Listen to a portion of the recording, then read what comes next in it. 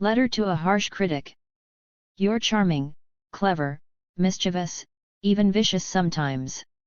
You might try to be a bit nicer. Because the letter you've sent me, turning sometimes on what people say, sometimes on what you yourself think, or a mixture of the two, is basically a sort of celebration of my supposedly sorry predicament. You tell me, on the one hand, that I'm trapped, completely trapped in my life, my teaching, politically that I've become a lousy celebrity, but not for long, and there's nothing I can do about it all. You tell me, also, that I've always just tagged along behind you, the real experimenters or heroes, sucking your blood, savoring your poisons, but keeping at a safe distance to watch and capitalize on what you're doing. That's not how I see it at all. Real and pretend schizophrenics are giving me such a hard time that I'm starting to see the attractions of paranoia. Long live paranoia! What's your letter supposed to inspire, apart from a bit of ressentiment? You're trapped, admit it, and a bit of guilt. You've got no SE1F respect, you're just tagging along. If that's all you've got, say why bother? You're getting your own back for having written a book about me. Your letter's full of false sympathy and a real thirst for revenge. In the first place, though, you might remember it wasn't my idea, this book. You say you did it for a laugh, for no good reason, for money, for social advancement. I'm not sure it's the best way to get. For all that. Then again, that's your business, and I told you from the start that your book was nothing to do with me, that I wasn't going to read it, or I would read it when it came out, as saying something about you. You came to see me asking for something or other you could put in it. And really just to be nice to you, I suggested an exchange of letters simpler and less tedious than a taped interview. On the understanding that the letters would be printed quite separately from your book, as a sort of appendix. You're already taking advantage of me by distorting our agreement somewhat, and complaining that I've behaved like some old duchesse de Guermantes saying ya will hear from me, like an oracle telling you to use the mail, or like Rilke refusing to give any advice to a young poet. Oh, patience! Being kind isn't, it must be said, your strong point. If I ever stopped liking and admiring people and some things, I'd feel deadened. But you lot, you seem to have been born thoroughly bitter, you sneer at everything, nobody fools me. I'm doing a book about you, but you'll see. Of all possible interpretations you generally choose the most base or spiteful. Example number 1, I like and admire Foucault. I wrote an article about him.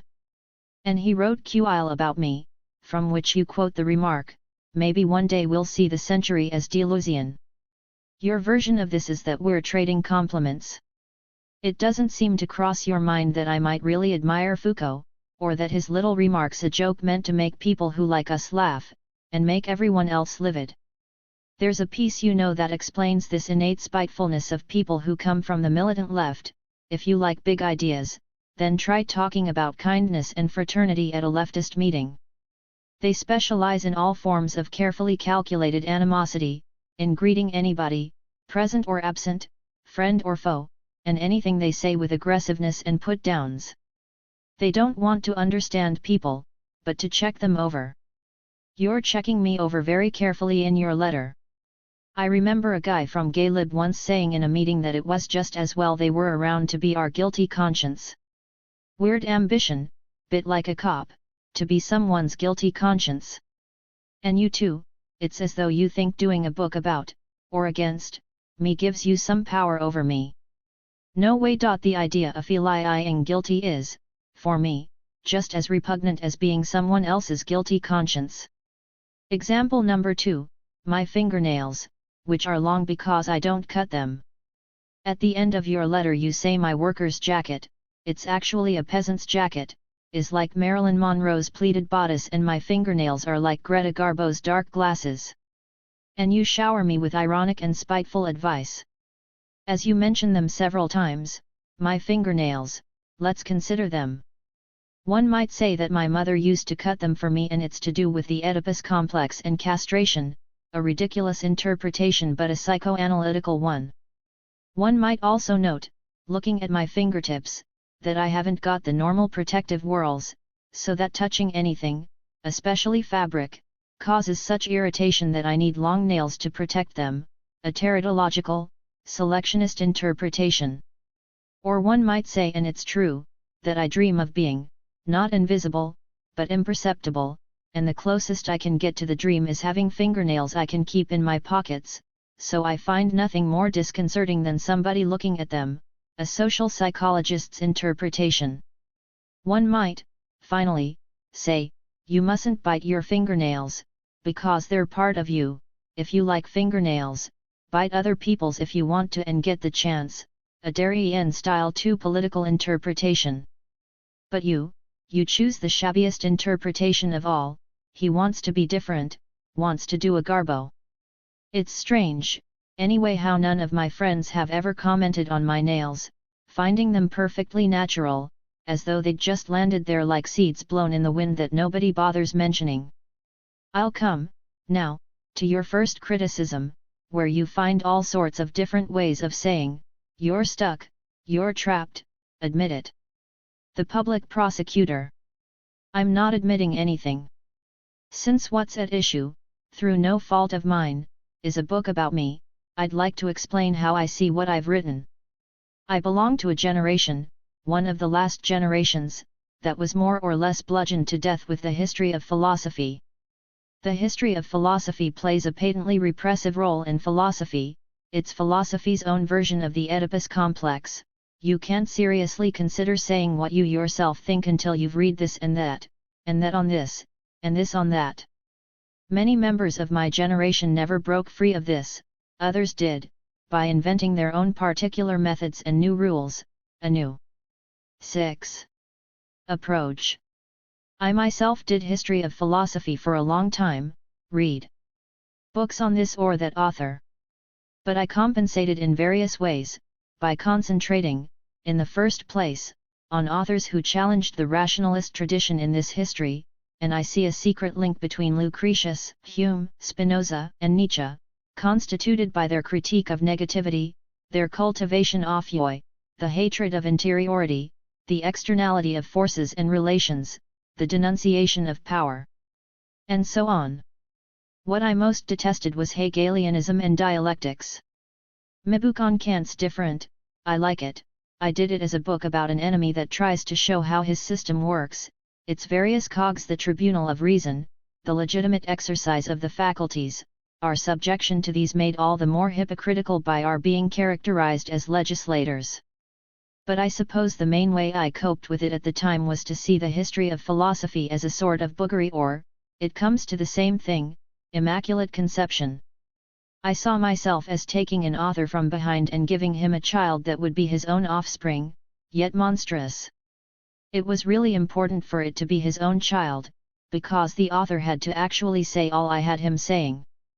But the child was bound to be monstrous too, because it resulted from all sorts of shifting, slipping, dislocations, and hidden emissions that I really enjoyed. I think my book on Bergson's a good example.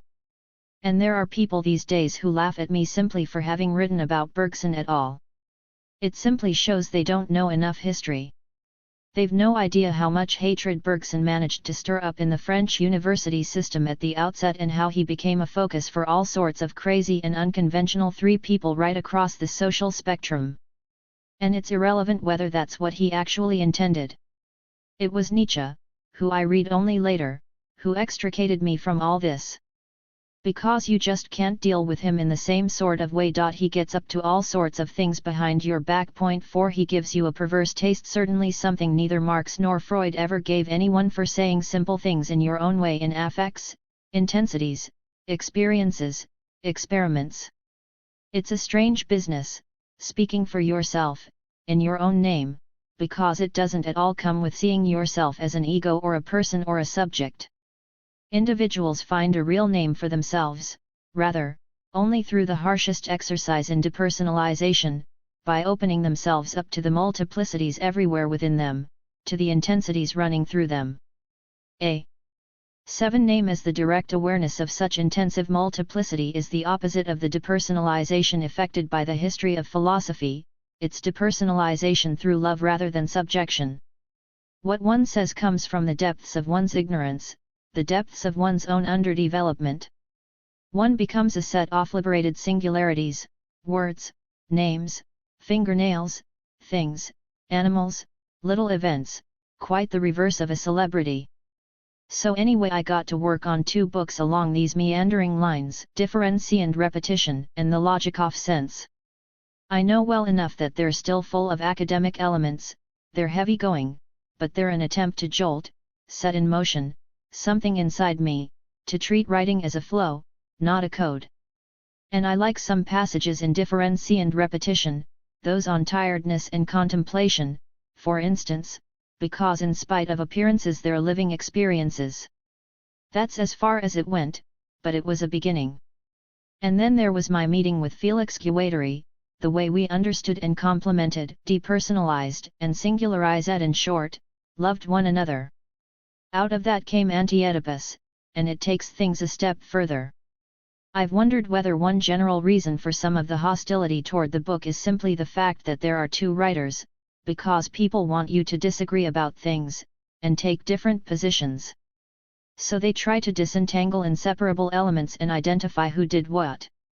But since each of us, like anyone else, is already various people, it gets rather crowded.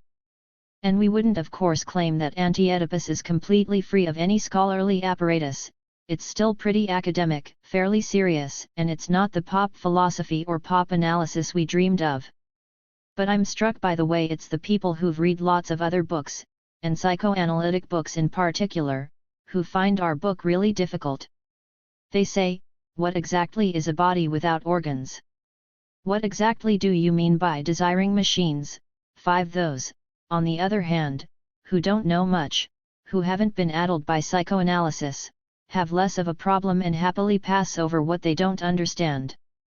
That's why we said that, in principle at least, the book was written for 15 to 20-year-olds. There are, you see, 2 ways of reading a book. You either see it as a box with something inside and start looking for what it signifies, and then if you're even more perverse or depraved you set off after signifiers. And you treat the next book like a box contained in the first or containing it. And you annotate and interpret and case 8. And write a book about the book, and so on and on. Or there's the other way, you see the book as a little non-signifying machine, and the only question is, does it work, and how does it work? How does it work for you? If it doesn't work, if nothing comes through, you try another book. This second way of reading's intensive, something comes through or it doesn't. There's nothing to explain, nothing to understand, nothing to interpret. It's like plugging into an electric circuit. I know people who've read nothing who immediately saw what bodies without organs were, given their own habits, their own way of being one. This second way of reading's quite different from the first, because it relates a book directly to what's outside. A book is a little cog in much more complicated external machinery. Writing is one flow among others, with no special place in relation to the others, that comes into relations of current, countercurrent, and eddy with other flows of shit, sperm, words, action, eroticism, money, politics, and so on. Take Bloom, writing in the sand with one hand and masturbating with the other. What's the relation between those 2 flows? Our outside, at least one of our outsides, was a particular mass of people, especially young people, who are fed up with psychoanalysis. They're trapped, to use your expression, because they generally continue in analysis even after they've started to question psychoanalysis, but in psychoanalytic terms. On a personal note, for example, how can boys from gay lib, and girls from women's lib, and plenty others like them, go into analysis? Doesn't it embarrass them? Do they believe in it? What on earth are they doing on a couch? The fact that this current is there made Anti-Oedipus possible. And if psychoanalysts, ranging from the most stupid to the most intelligent ones, have as a whole greeted the book with hostility, but defensively rather than aggressively, That's obviously not just because of its content but because of this growing current of people getting fed up listening to themselves saying daddy, mommy, Oedipus, castration, regression, and seeing themselves presented with a really inane image of sexuality in general and of their own sexuality in particular. Psychoanalysts are going to have to take account, in the old phrase, of the masses, off little masses. We get wonderful letters about this from a psychoanalytic lumpen proletariat that are much better than Critic's reviews. This intensive way of reading, in contact with what's outside the 9 book, as a flow meeting other flows, one machine among others, as a series of experiments for each reader in the midst of events that have nothing to do with books, as tearing the book into pieces, getting it to interact with other things, absolutely anything, is reading with love. That's exactly how you read the book. And the bit I like in your letter, the bit I think is rather wonderful in fact, is where you say how you read the book, what you yourself did with it. Why, oh why do you then have to rush straight back into the attack? There's no way out, we'll be waiting for your second volume, and we'll spot what you're up to straight away. No, you're quite wrong, we've already seen where to go next. We'll do the sequel because we like working together. Except it won't be anything like a sequel. With a bit of help from outside, it will be something so different in its language and thinking that anyone waiting for us will have to say we've gone completely crazy, or we're frauds, or we couldn't take it any further. It's a real pleasure to confound people. Not that we just want to play at being mad, but we'll go mad in our own way and in our own time, we won't be pushed into it. We're well aware that the first volume of Anti-Oedipus is still full of compromises, too full of things that are still scholarly and rather like concepts. So we'll change, we already have, it's all going wonderfully. Some people think we're going to continue along the same lines, some even thought we were going to set up a 5th psychoanalytic group. 6 Yuck. Our minds are on other things that are less public and more fun. We're going to stop compromising, because we don't need to anymore. And we'll always find the allies we want, or who want us. I'm trapped, am I? It's not true, neither Felix nor I have turned into little leaders of a little school. And we couldn't care less what people do with Anti-Oedipus, because we've already moved on. You see me as trapped politically, reduced to signing manifestos and petitions, a glorified social worker. It's not true, and Foucault's to be praised, among all sorts of other things, for being someone, the first person, who's disrupted the machinery of recuperation and freed intellectuals from the intellectuals' classic political predicament. All you can think of is provocation, publication, questionnaires, public confessions, admit it, admit it. I, on the other hand, sense that we're rapidly approaching an era of half-voluntary and half-enforced secrecy, the dawn of a desire that is, among other things, political. 10. See me as trapped professionally, because I went on talking for 2 years at Vincent's and now, they say I'm no longer doing anything there. You think that by continuing to talk I was in a contradictory position, refusing to play the professor, but stuck in teaching, still chugging along after everyone else had gone off the rails. I don't see any contradiction. I'm not some beautiful soul living out my tragic predicament. I went on talking because I really wanted to, and I was encouraged, attacked, interrupted by militants, people acting crazy and people who really were, idiots and really intelligent characters. Vincent's was a sort of ongoing party. It went on like that for 2 years, which is long enough, it couldn't go on indefinitely. And now that I'm not talking in that context anymore, you say or report people saying I'm doing nothing, that I'm impotent, a big old sterile queen.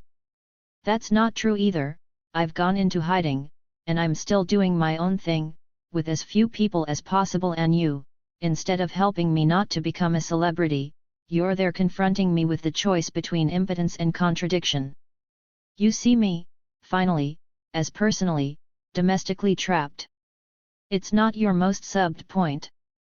You explain I've got a wife, and a daughter who plays with dolls and potters around the house. And you think that in the light of Anti-Oedipus this is a huge joke. You might have added, I've got a son who's almost old enough to go into analysis.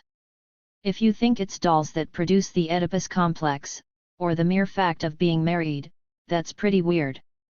The Oedipus complex is nothing to do with dolls, it's an internal secretion, a gland, and you can't fight Oedipal secretions except by fighting yourself, by experimenting on yourself, by opening yourself up to love and desire, rather than the whining need to be loved that leads everyone to the psychoanalyst. Non-Oedipal love is pretty hard work. And you should know that it's not enough just to be unmarried, not to have kids, to be gay, or belong to this or that group, in order to get round the Oedipus complex given all the group complexes, Oedipal gays, Oedipized women's libiers, and so on. Just look at the piece called Us and the Arabs, which is even more Oedipal than my daughter. So there's nothing to admit. The relative success of Anti-Oedipus doesn't compromise Felix or me, in a way it's nothing to do with us, because we're working on other things. So I'll move on to your other, more cruel and hurtful criticism, when you say I'm someone who's always just tagged along behind, taking it easy, capitalizing upon other people's experiments on gays, drug users, alcoholics, masochists, lunatics, and so on, vaguely savoring their transports and poisons without ever taking any risks. You turn against me a piece I wrote where I ask how we can avoid becoming professional lecturers on art thought or fashionable admirers of Fitzgerald. But what do you know about me, given that I believe in secrecy, that is, in the power of falsity, rather than in representing things in a way that manifests a lamentable faith in accuracy and truth? If I stick where I am, if I don't travel around, like anyone else, I make my inner journeys that I can only measure by my emotions, and express very obliquely and circuitously in what I write. And what do my relations with gays, alcoholics, and drug users matter, if I can obtain similar effects by different means? What's interesting isn't whether I'm capitalizing on anything, but whether there are people doing something or other in their lit corner, and me in mine, and whether there might be any points of contact, chance encounters and coincidences rather than alignments and rallying points, all that crap where everyone's supposed to be everyone else's guilty conscience and judge. I owe you lot nothing, nothing more than you owe me. I don't need to join you in your ghettos, because I've got my own. The question's nothing to do with the character of this or that exclusive group, it's to do with the transversal relations that ensure that any effects produced in some particular way, through homosexuality, drugs, and so on, can always be produced one other means.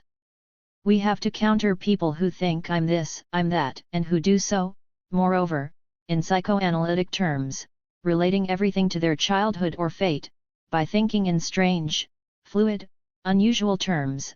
I don't know what I am. I'd have to investigate and experiment with so many things in a non-narcissistic, non-Oedipal way. No gay can ever definitively say I'm gay.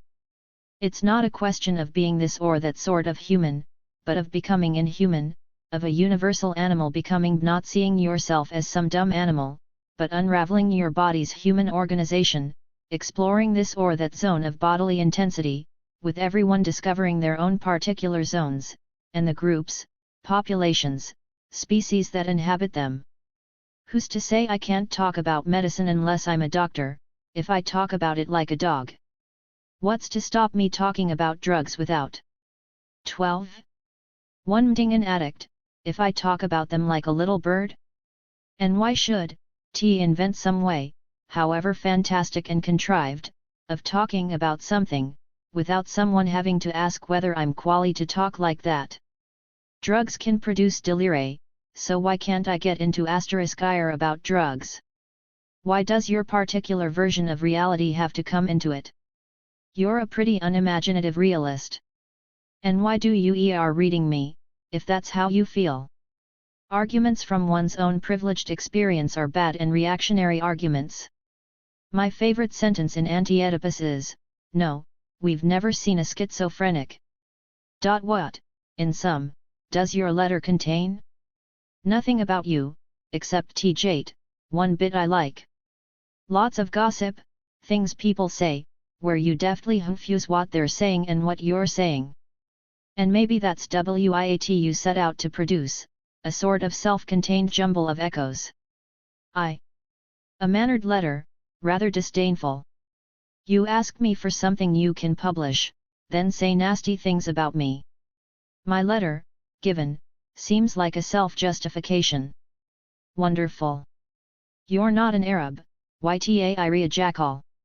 You're doing all you can to turn me into what you complain I'm becoming, a little celebrity, rara. I can do without jelp, but I do like you to put an end to the gossip. Gilles Deleuze and Felix Guattari. On Anti-Oedipus. One of you is a psychoanalyst, the other's a philosopher. Your book sets out to question both psychoanalysis and philosophy, and to introduce something different, schizoanalysis. So what's the overview frame of the book? How did you conceive this project, and how has it affected each of you? Gilles Deleuze. I suppose I should tell you a story, like a little girl. First of all we met each other, then such and such happened. 2.5 years ago I met Felix. He thought I'd gone further than he had and he could learn something from me. I'd neither a psychoanalyst's feeling of responsibility nor an analysand's conditioning, no feelings of guilt, that is. I'd no particular place in the institution, so I didn't have to take it too seriously and found it rather funny that psychoanalysis was such a sad business. But I was working solely with concepts, rather timidly in fact. Felix had talked to me about what he was already calling desiring machines. He had a whole theoretical and practical conception of the unconscious as a machine, of the schizophrenic unconscious. So I myself thought HD gone further than I had. But for all his unconscious machinery, he was still talking in terms of structures, signifiers, the phallus, and so on. That was hardly surprising, since he owed so much to Lacan, just as I did. But I felt it would all work even better if one found the right concepts, instead of using notions that didn't even come from Lacan's. 14. A tiv side but from an orthodoxy built up round him.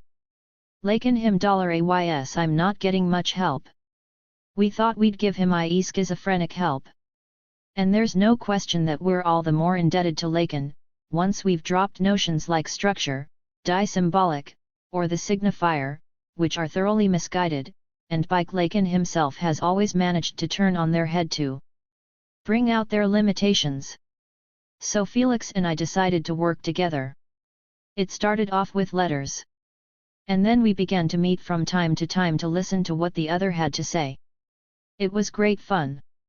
But it could be really tedious too. One of us always talked too much.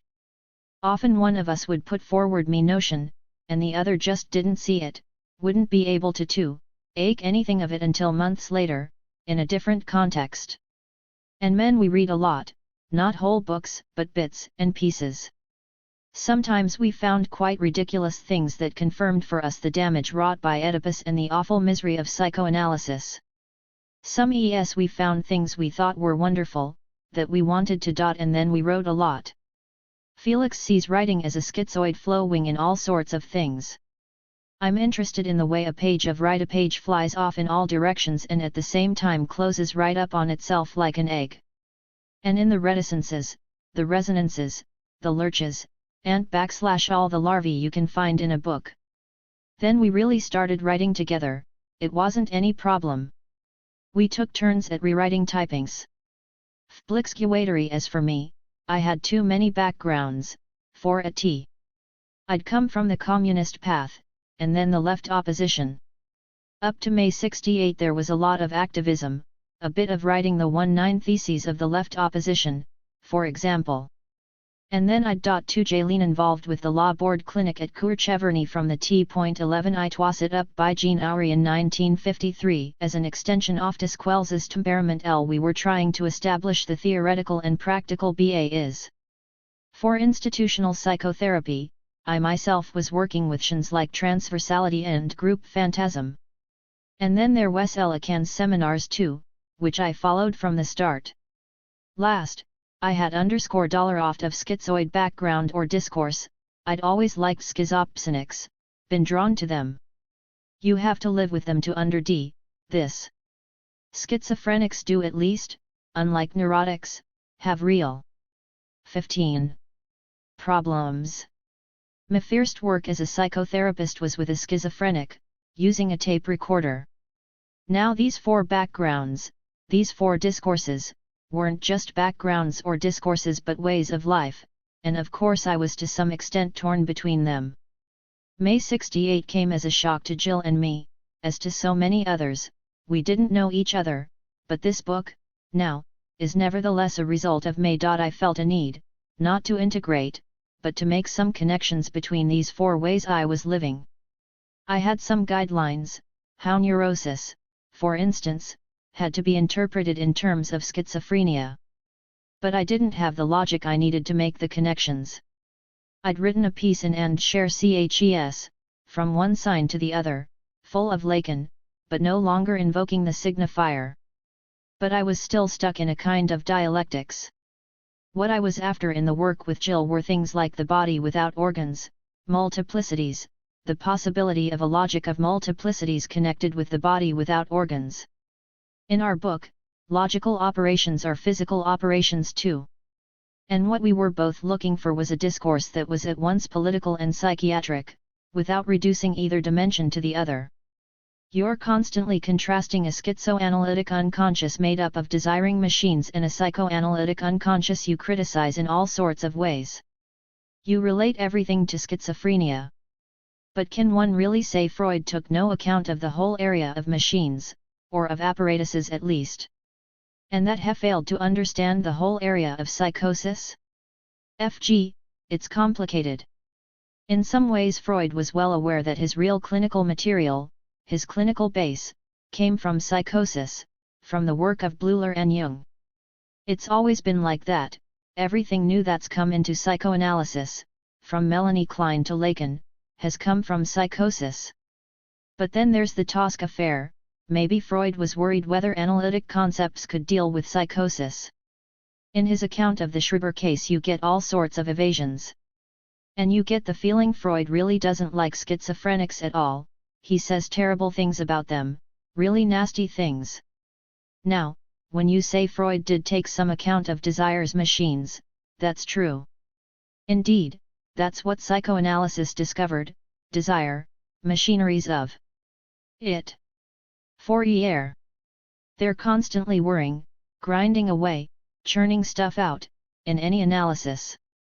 And analysts are always starting up machines, or NL carting them, on a schizophrenic basis. But they may be doing or setting in motion things they're not fully aware of. What they do in TIS may involve working with sketchy ideas of processes that ain't fully explained in their theory. There's no question that psychoanalysis has shaken up the whole area of mental health. It's been like a bomb smuggled inside. The way it's been compromised from the start doesn't really matter. It's shaken things up, it's forced people to organize things differently, it's uncovered desire. You yourself cite Freud's analysis of psychical apparatuses. There's the whole aspect of machinery, the production of desire, production lines.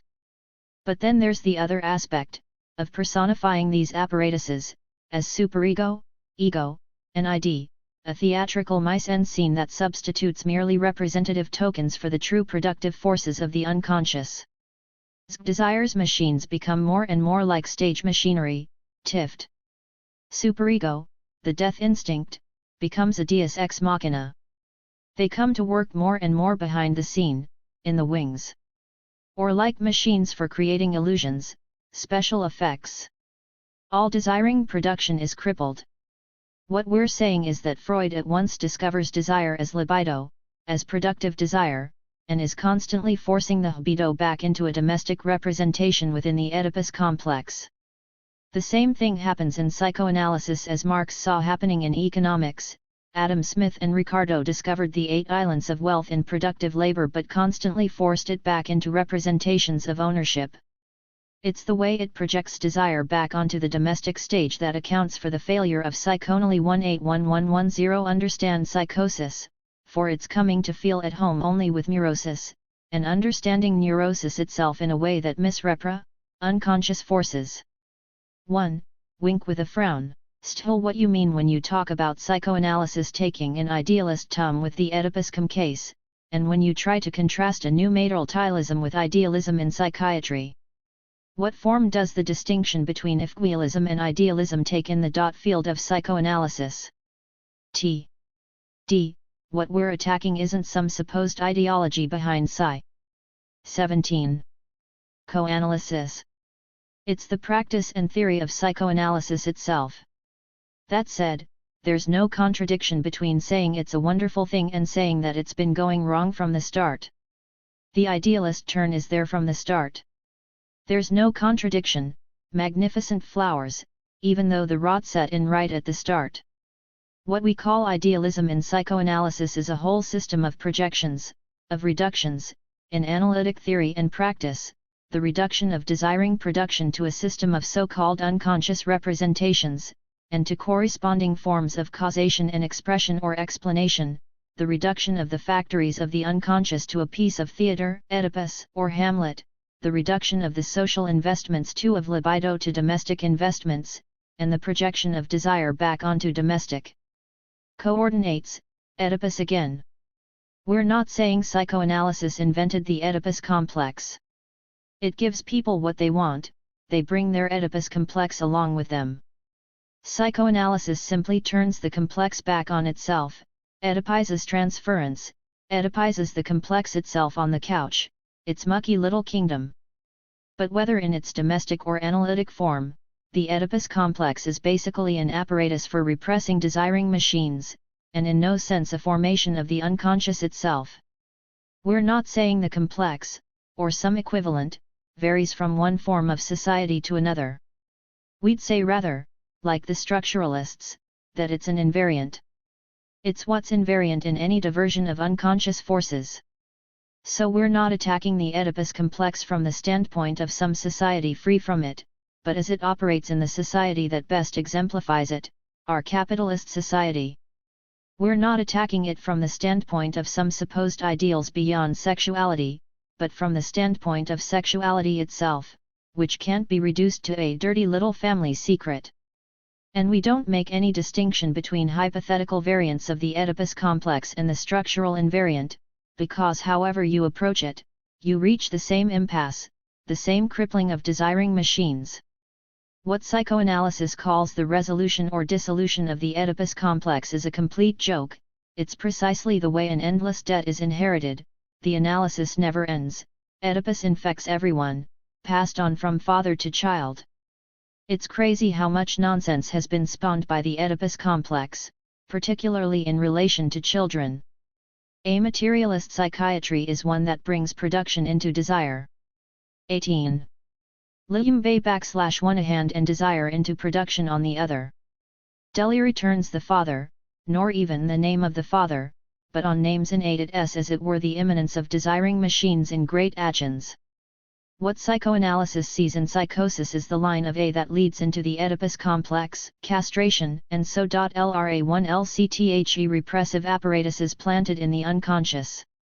But it will make nothing at all of the schizophrenic basis of delire, the line of isoliphrenia tracing out its undomesticated pattern.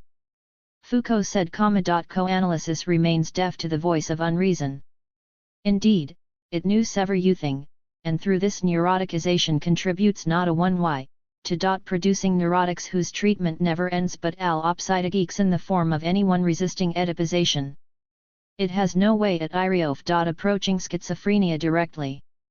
And in its idealism, its esthetic and theatrical idealism, it completely misses the unconscious character of sexuality. J.T. Dollar. Book has a psychiatric and psychoanalytic side, also a political, echo $IDE. How do you yourselves see the unity of these two sides? Are you in taking up Reich's approach? You talk about fascist investments, both in RTWTION.TO desire and to the social field. That's certainly one thing that relates T/JQE politics and psychoanalysis. But it's difficult to see how you propose to enter fascist investments. What is there to stop fascism?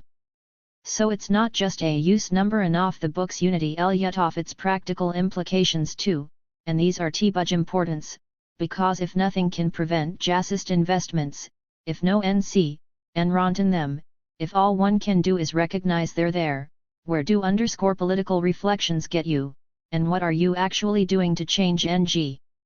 J. Like lots of other people, we're signaling the rise of a comprehensive fascism. We can see nothing, no reason, to stop its spread. 19J.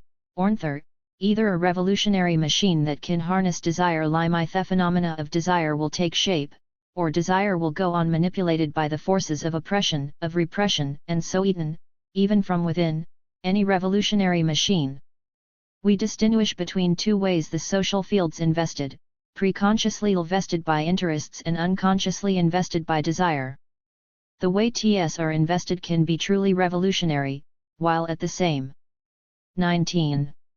time leaving in place unconscious investments of desire that aren't revolutionary, that may even be fascistic.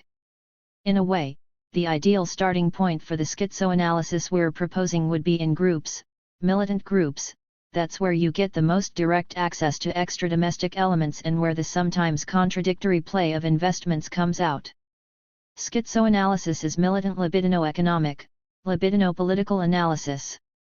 By contrasting the two different types of social investment, we're not contrasting desire, as some romantic luxury, with interests that are merely economic and political. We think, rather, that interests are always found and articulated at points predetermined by desire. So there can't be any revolution that serves the interests of oppressed classes until desire itself takes on a revolutionary orientation that actually brings into play unconscious formations. Because however you look at it, desire is part of the infrastructure. We don't have any time for concepts like ideology, which are really no help at all. There are no such things as ideologies. The constant threat to revolutionary apparatuses comes from taking a puritanical view of interests, so the only people who ever gain anything are a small section of the oppressed class, and this section then just produces one more thoroughly oppressive caste and hierarchy. The higher you go up a hierarchy, even a pseudo-revolutionary one, the less scope there is for the expression of desire, but you always find it, however distorted, at the basic level of organization. We set against this fascism of power active, positive lines of flight, because these lines open up desire, desire's machines, and the organization of a social field of desire. It's not a matter of escaping personally, from oneself, but of allowing something to escape, like bursting a pipe or a boil. Opening up flows beneath the social codes that seek to channel and block them. Desire never resists oppression, however local and tiny the resistance, without the challenge being communicated to the capitalist system as a whole, and playing its part in bursting it open. One thing we reject is all talk of a conflict between man and machine, of men being alienated by machines, and so on.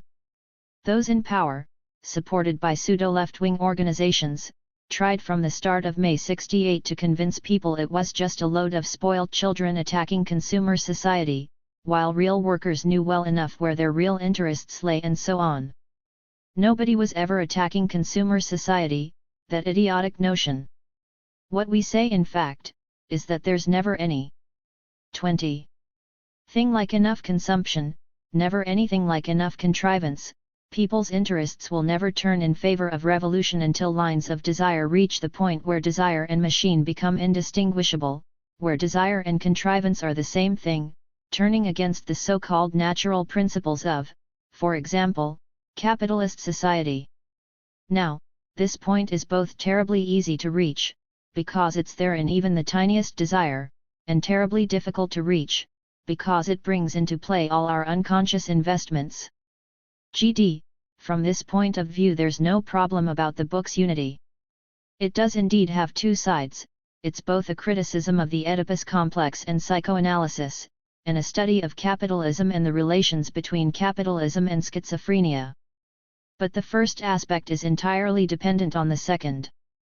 We attack psychoanalysis on the following points, which relate to its practice as well as its theory, its cult of Oedipus, the way it reduces everything to the libido and domestic investments, even when these are transposed and generalized into structuralist or symbolic forms. We're saying the libido becomes unconsciously invested in ways that are distinct from the ways interests are preconsciously invested but that impinge on the social field no less than invested interests. And then there's delire. People have asked us if we've ever seen a schizophrenic. we might ask psychoanalysts whether they've ever listened to Deleuze. Deleuze is world historical, nothing to do with the family. It fastens on the Chinese, the Germans Joan of Arc and the Great Mogul, Aryans and Jews, money, power, and production, not on mommy and daddy at all. Or rather, the tired old family drama depends entirely on the unconscious social investments that come out in Deleuze, rather than the other way round. We try to show how this is true even for children. We're proposing schizoanalysis as opposed to psychoanalysis. Just look at the two things psychoanalysis can't deal with. It never gets through to anyone's desiring machines, because it's stuck in Oedipal figures or structures. It never gets through to the social investments of the libido, because it's stuck in its domestic investments. This comes out very well in the classic test tube psychoanalysis of President Schreiber. We're interested in something that's of no interest to psychoanalysts. What are your desiring machines like? How does your Deleuze invest the social field? The / Lee 1 idea of our book comes from the way we see the deficiencies of Psy. 21. Coanalysis as equally linked to its deep roots in capitalist society and its failure to grasp its own schizophrenic basis. Psychoanalysis is like capitalism, although it tends toward the limit of schizophrenia, it's constantly evading this limit, and trying to get round it. There are lots of references in your book, texts cheerfully pressed into service both in and out of context, but it is nonetheless a book rooted in a very specific intellectual culture. Within that culture, though, you attach great importance to ethnology, and not much to linguistics, great importance to certain English and American novelists, but hardly any to contemporary theories of writing. Why, in particular, do you attack the notion of syphilifier, and what are your reasons for rejecting that approach? Fg, we've no use for signifiers. We're not the only people, or the first, to reject all that. Look at Foucault, or Lyotard's recent book Discours, Figure, 1971. If our criticism of the signifier isn't terribly clear, it's because the signifier's a sort of catch-all that projects everything back onto an obsolete writing machine. The all-embracing but narrow opposition of signifier and signified is permeated by the imperialism of the signifier that emerges with the writing machine. Everything comes to turn on the letter. That's the very principle of despotic overcoding. What we're suggesting is this: it's the sign of the great despot, in the age of writing, that, as it withdraws, leaves in its wake a uniform expanse that can be broken down into minimal elements and ordered relations between those elements. The suggestion does at least account for the tyrannical, terrorizing, castrating character of the signifier. It's an enormous archaism that harks back to the great empires. We're not even convinced they tell us much about language, these signifiers. That's why we turned to Hjelmslev. Quite some time ago he worked out a sort of Spinozist theory of language in which the flows of content and expression don't depend on signifiers, language as a system of continuous flows of content and expression, intersected by machinic arrangements of discrete discontinuous figures. One thing we didn't pursue in the book was a conception of collective agents of utterance that would supersede the distinction between the uttering subject and the subject of an utterance. 5 We're strict functionalists. What we're interested in is how something works, func. 22. Schon's finding the machine. But the signifier's still stuck in the question, what does it mean? Indeed.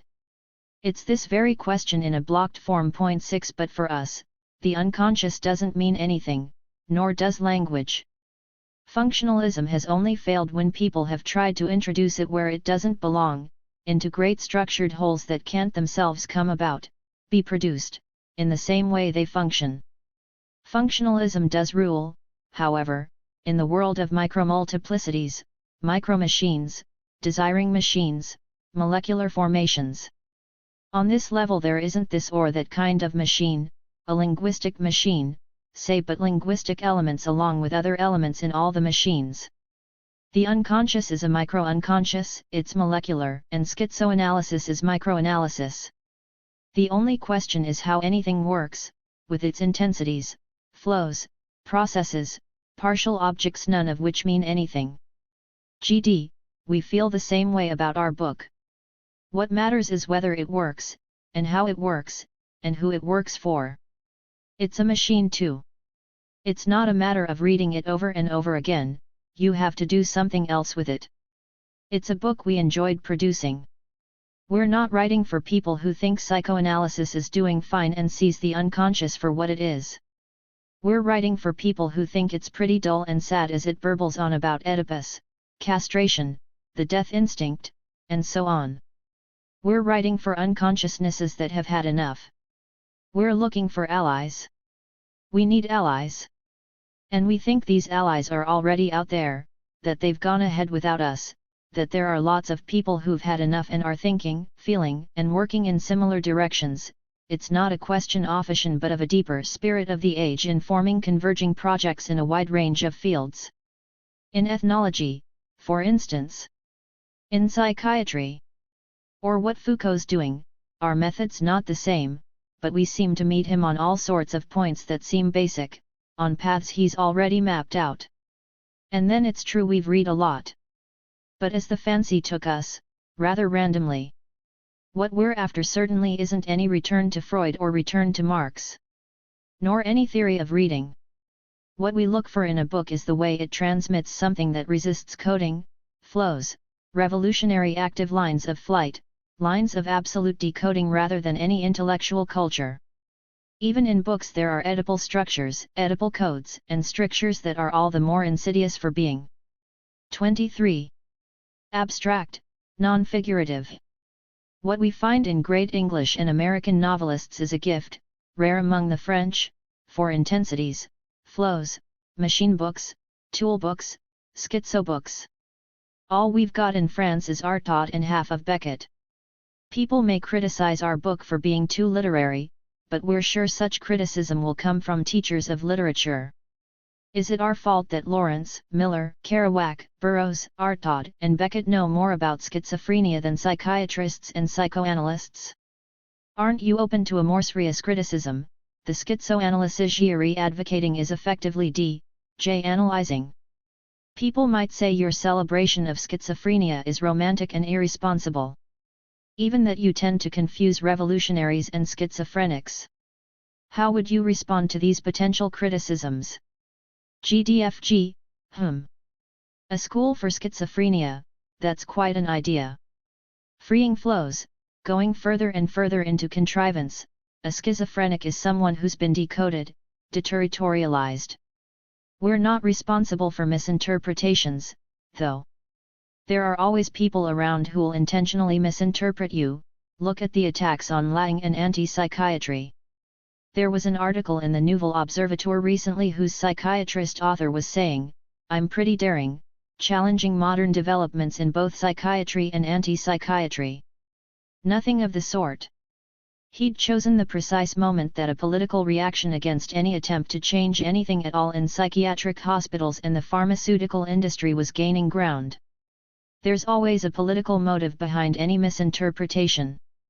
We're considering a very simple problem, like Burroughs with drugs.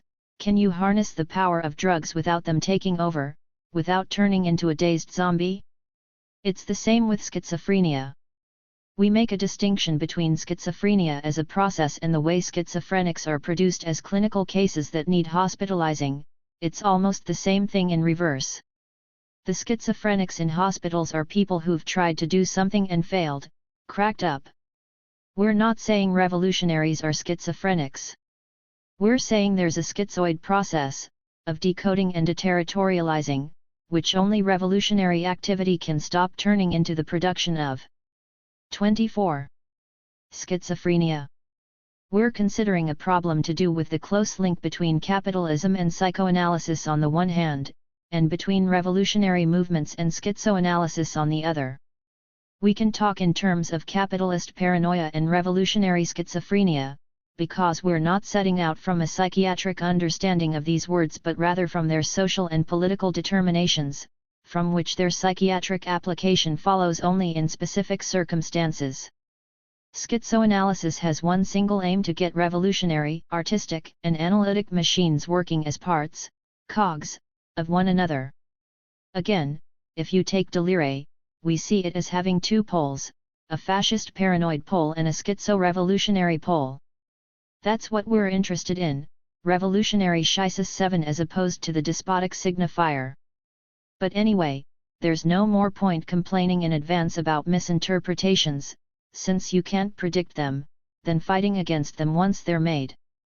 It's better to get on with something else, to work with people going in the same direction. As for being responsible or irresponsible, we don't recognize those notions, they're for policemen and courtroom psychiatrists. Conversation with Catherine Bacchus Clement L. Arc 49, 1972. On A Thousand Plateaus. Christian de Camps. So how are our Thousand Plateaus arranged? It's not just a book for specialists, it seems to be composed in various modes, in the musical sense of the term. It's not organized in chapters that each unfold the essence of something. Look at the table of contents, it's full of things happening. 1914 is the war, but the Woy man's analysis too. 194.7 is the point where Artaud comes upon the body without organs. I-847 is the point where Barbie d'Oriviui produces a theory of the novi. 227 is the death of Genghis Khan. 1:837 Schumann's. The dates here are events, marks, freed from any inevitable chronological progression. Your plateaus are highly accident 1. Gilles Deleuze, it's like a set of split rings. You can fit any one of them into any other. Each ring, or each plateau, ought to have its own climate, its own tone or timbre. It's a book of concepts. Philosophy has always dealt with concepts, and doing philosophy is trying to invent or create concepts. But there are various ways of looking at concepts. For ages people have used them to determine what something is, its essence.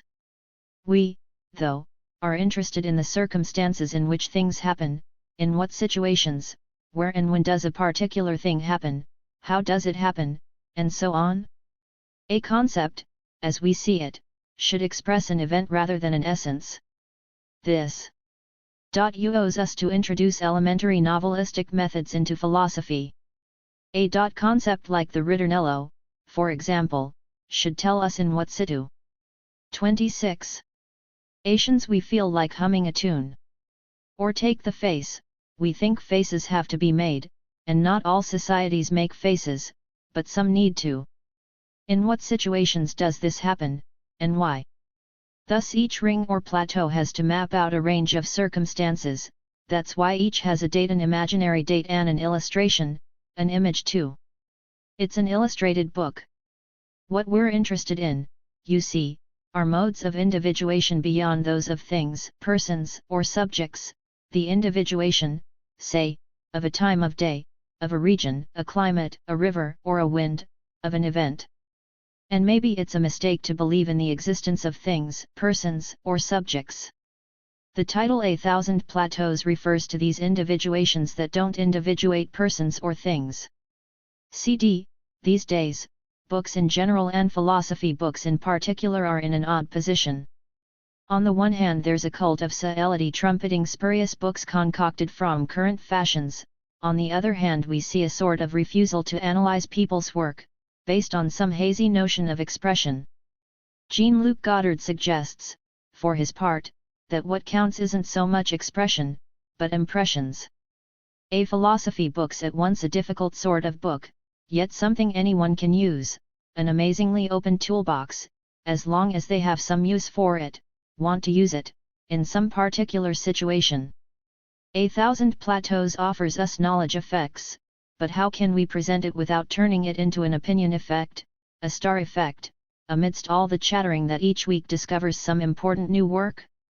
The way the opinion makers talk, you'd think we didn't need any concepts at all. That we could get reused as well with some vague subculture of magazines and reviews. Philosophy as an institution is under threat. Vincennes, that wonderful laboratory has been carted away. Too, but this book, full of scientific, literary, musical, and ethological ritornellos, sets out to work with concepts. It actually embodies with great force a gamble that philosophy can resurface as a gay science. It's a complicated question. In the first place, philosophy isn't just the preserve of philosophy teachers. You're a philosopher by becoming one, that is, by engaging in a very special form of creation, in the realm of concepts. Guattari's an amazing philosopher, particularly when he's talking about politics, or about music. But you want me to talk about the possible place or role of this sort of book these days. More generally, you want me to talk about what's happening in the field of books these days. We've been going through a period of c. 27. in all fields for several years. There's no reason for it not to have affected books. People are setting up a literary space, along with a legal space, and an economic and political space, that's completely reactionary, artificial, and crippling. I think it's a systematic process, which liberation should have investigated. The media play an essential part in the process, but they're not the only factor. It's fascinating. How can we resist the establishment of this European literary space? What part can philosophy play in resisting a terrible new conformism? Sartre played an outstanding part, and his death's a sad event in all sorts of ways. M'ter Sartre, the generation to which I belong was, I think, a strong one, with Foucault, Althusser, Derrida, Lyotard, Serres, Fay, Châtelet, and others. What now seems problematic is the situation in which young philosophers, but also all young writers who are involved in creating something, find themselves. They face the threat of being stifled from the outset. It's become very difficult to do any work, because a whole system of acculturation and anti-creativity specific to the developed nations is taking shape. It's far worse than censorship. Censorship produces a ferment beneath the surface, but reaction seeks to make everything impossible.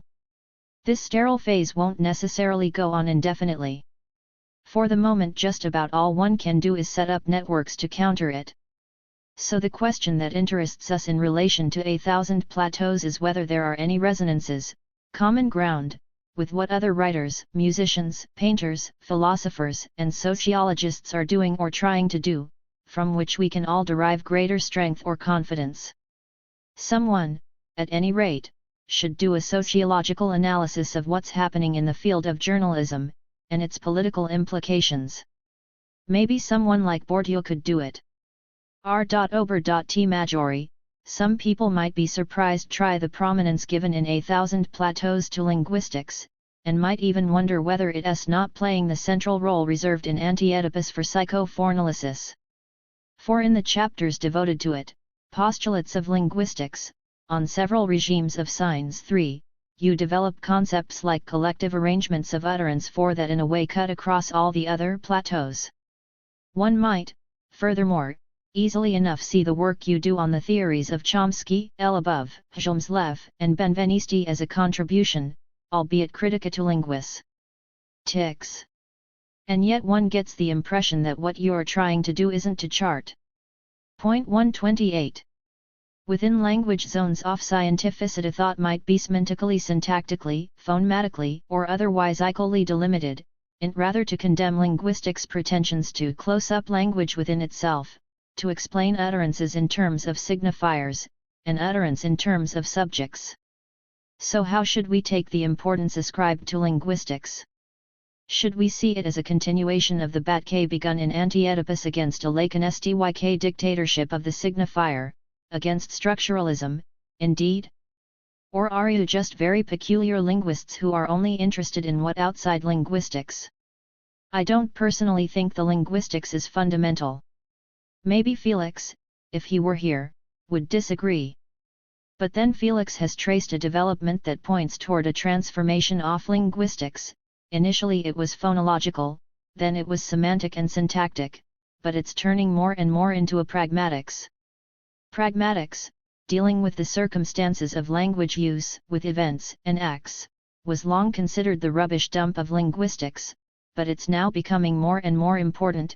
Language is coming to be seen as an activity, so the abstract units and constants of language use are becoming less and less important. It's a good thing, this current direction of research, precisely because it makes possible convergences and collaborations between novelists, linguists, philosophers, vocalists. And so on. Vocalists are what I call anyone doing research into sound or the voice in fields as varied as theatre, song, cinema, audio-visual media. The potential here is enormous. I'd like to cite some recent examples.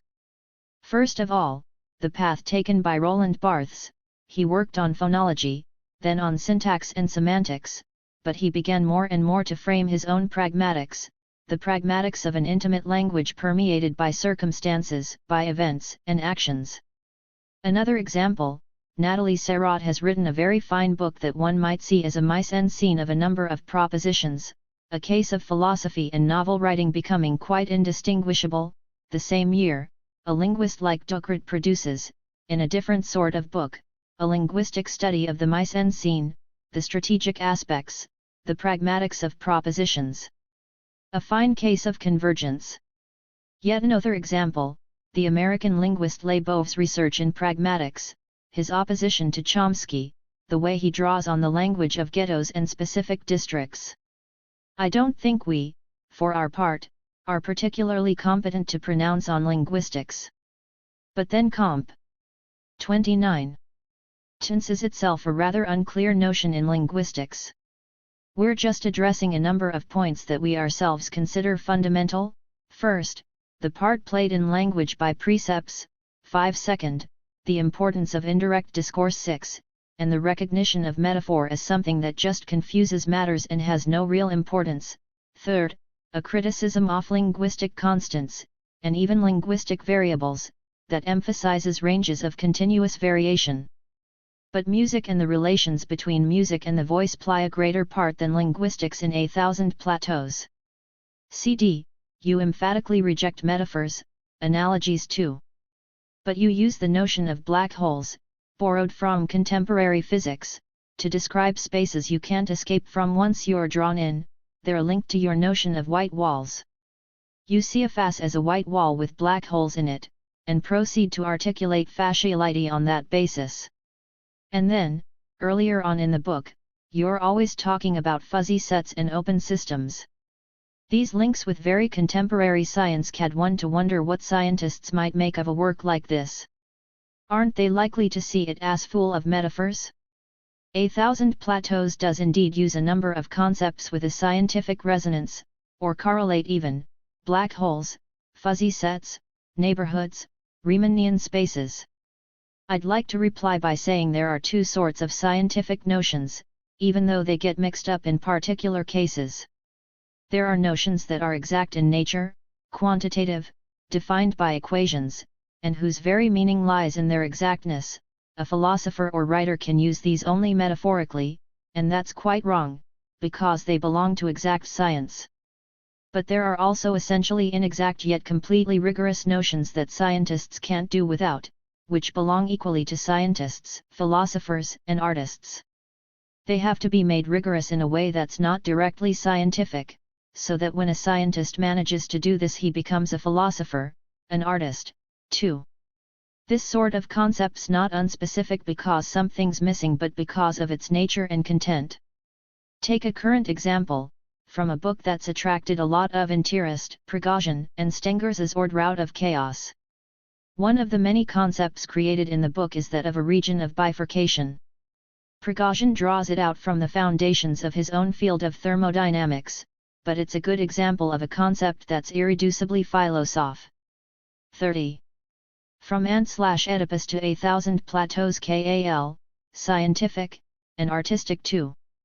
Conversely, it's not impossible for a philosopher to create concepts that can be used in science. This has often happened. To cite only one fairly recent but forgotten example, Bergson profoundly influenced psychiatry, and what's more, his work was closely linked to Riemannian spaces in mathematics and physics. It's nothing to do with setting up some specious unity of no particular interest to anyone. Here once more, it's to do with the way someone's own work can lead to unexpected convergences, and new implications, new directions, in other people's work. And no special status should be assigned to any particular field, whether philosophy, science, art, or literature. Didier Eribon, although you draw on the work of historians, on Braudel in particular, but then we know how interested he is in landscape. You don't, to say the very least, give history any decisive role. You're happier doing geography, you make space fundamental, and say we should map out a cartography of becomings. But isn't history one way of getting from one plateau to another? History's certainly very important. But if you take any line of research, for part of its course, at certain points, it's historical, but it's also ahistorical, transhistorical. Becomings are much more important than history in A Thousand Plateaus. They're two quite different things.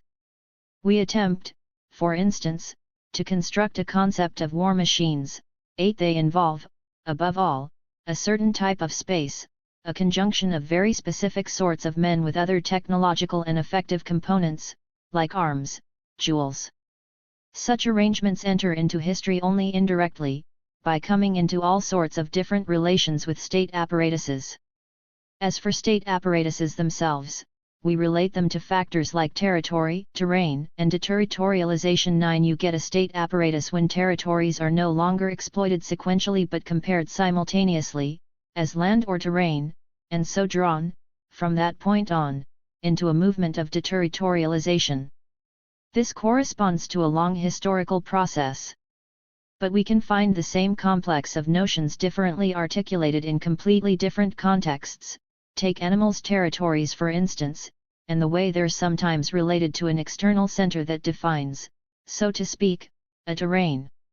Or leader, say where there's a territory, but also a land or homeland. 10. Fa. 31. And then an opening onto something else too, leaving it all behind for something cosmic. From this viewpoint, I think the section on ritornellos in A Thousand Plateaus is the converse of the section on state apparatuses, though they deal with two different things. That's how one plateau is linked to another. To take another example, we try to define a very specific system of signs that we call passionate. It corresponds to a series of trials. Now you find this system in certain historical processes, typified by crossing a desert, but you find it in other contexts too, in the dealers studied by psychiatry, in literary works, in Kafka, for instance. It's not a matter of bringing all sorts of things together under one concept but rather of relating each concept to variables that explain its mutations. RM, the exploded form of A Thousand Plateaus, its non-chronological yet dated organization, the multiplicity and multivocity of its references, the interplay of conceptual schemes taken from the most varied and seemingly disparate types and fields of theory, do at least allow one to see it as an anti-system. A Thousand Plateaus don't make a mountain, but they spawn 1,000 paths that, unlike Heidegger's, lead everywhere. LL A Thousand Plateaus as ultimate anti-system, as patchwork, absolute dispersion. But I see it quite differently. In the first place, because A Thousand Plateaus, as you yourself told Lark, number 49, in the new edition of I980, is a purely philosophical enterprise, philosophy in the traditional sense of the term.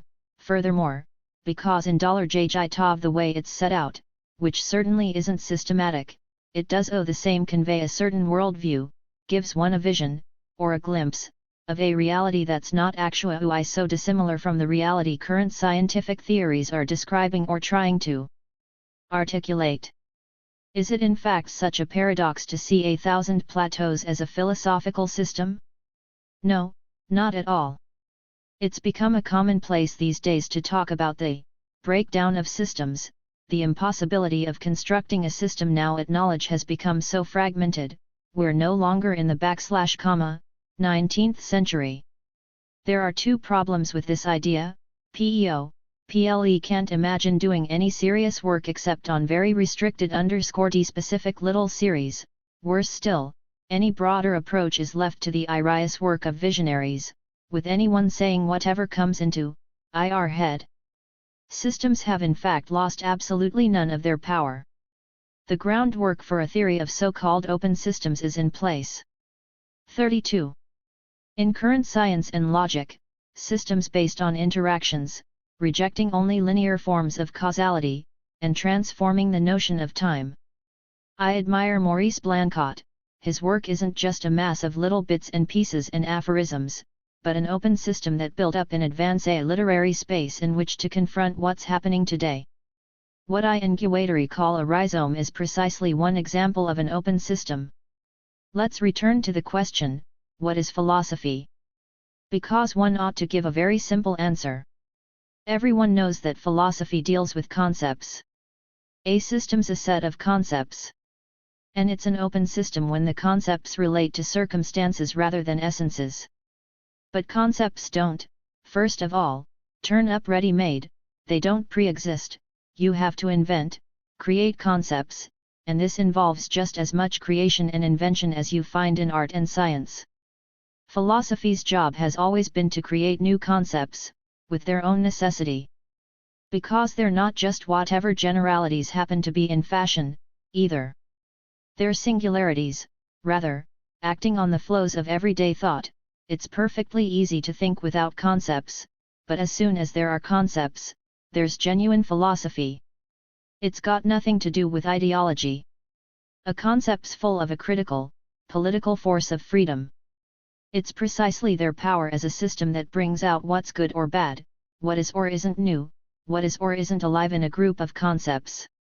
Nothing's good in itself, it all depends on careful systematic use. In A Thousand Plateaus we're trying to say you can never guarantee a good outcome, it's not enough just to have a smooth space, for example, to overcome striations and coercion, or a body without organs to overcome organizations. People sometimes criticize us for using complicated words to be trendy. That's not just malicious, it's stupid. A concept sometimes needs a new word to express it, sometimes it uses an everyday word that it gives a singular sense. I think, anyway, that philosophical thinking has never been more important than it is today, because there's a whole system taking shape, not just in politics but in culture and journalism too.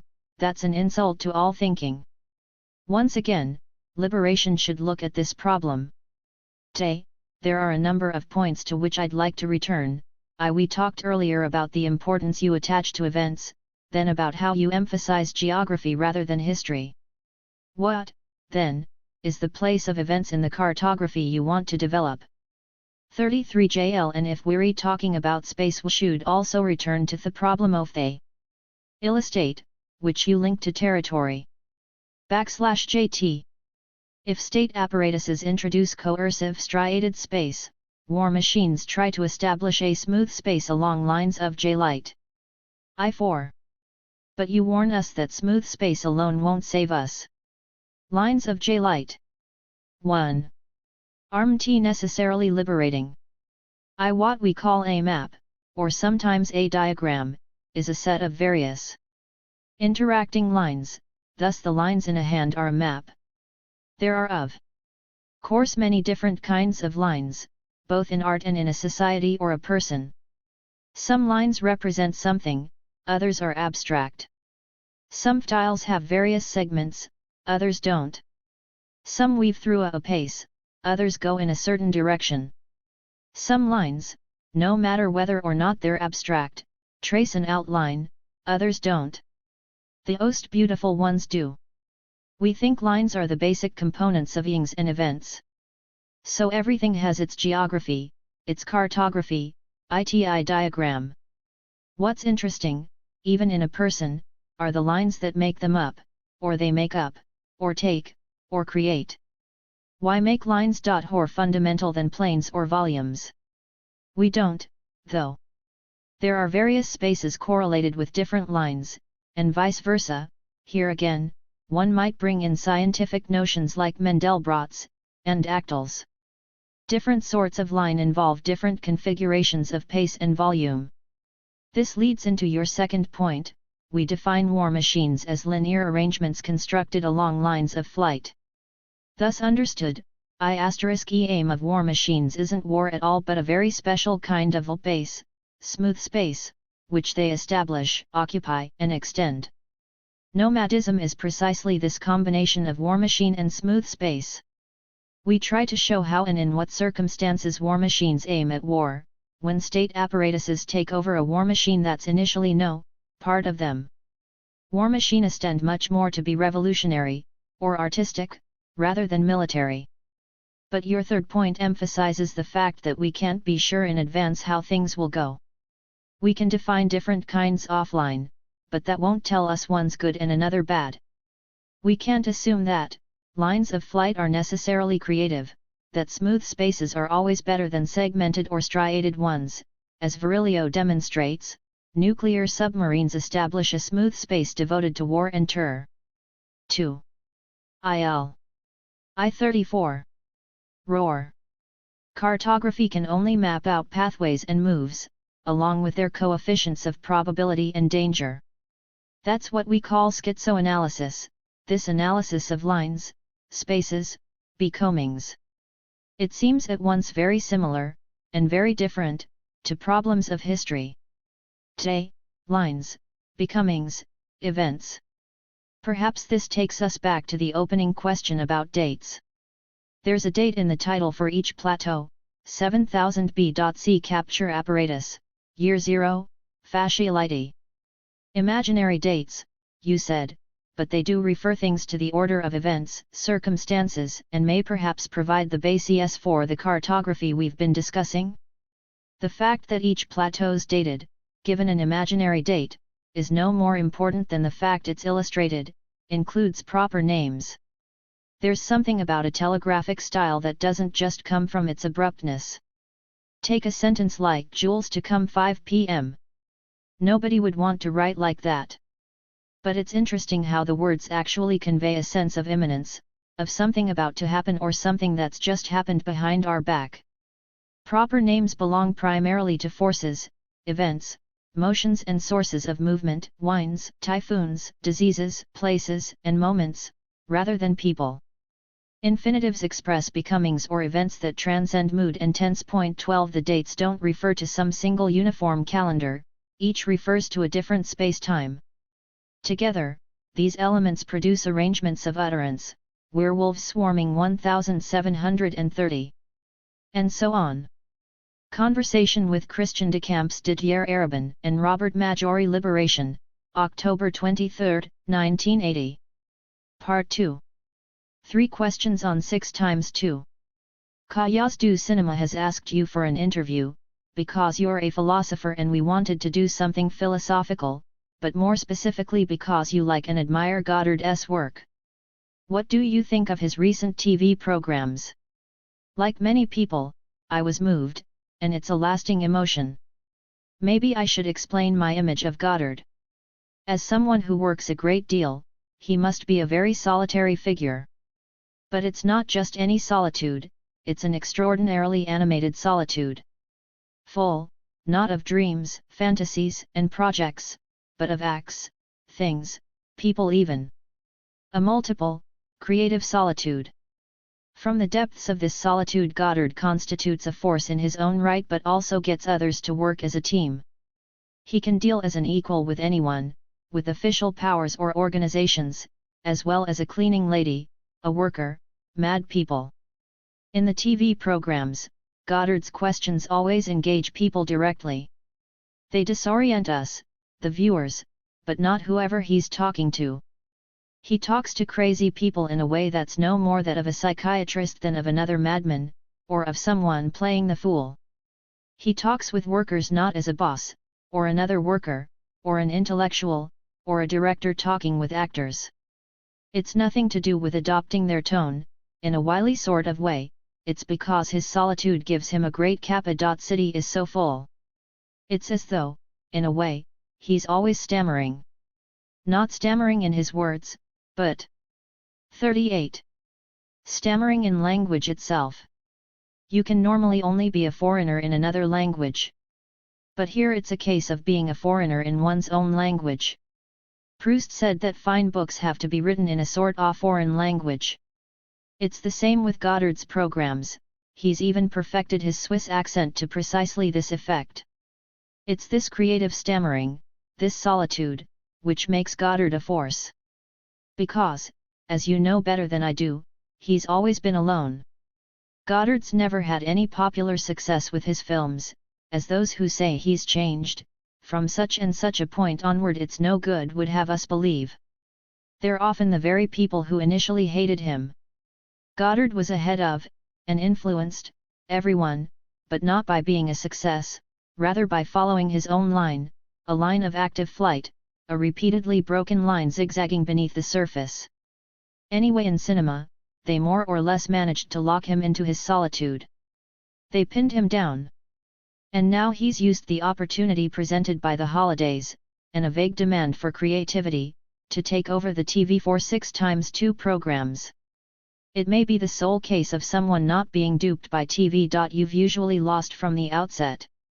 People wouldn't have minded him promoting his films, but they can't forgive him for making this series that changes so many things at the heart of TV, questioning people, making them talk, showing images from a variety of sources, and so on. Even now it's over, even if it's been stifled. Many groups and associations were bound to get annoyed. The statement from the Union of Photographic Journalists and Cameramen is a good example. Goddard has at the very least stirred up hatred. But he's also shown that a differently animated TV is possible. You haven't answered our question. Say you had to give a course on these programs. What ideas did you see, or sense in them? How would you try to explain your enthusiasm? We can always talk about everything else afterward, even if it's what's most important.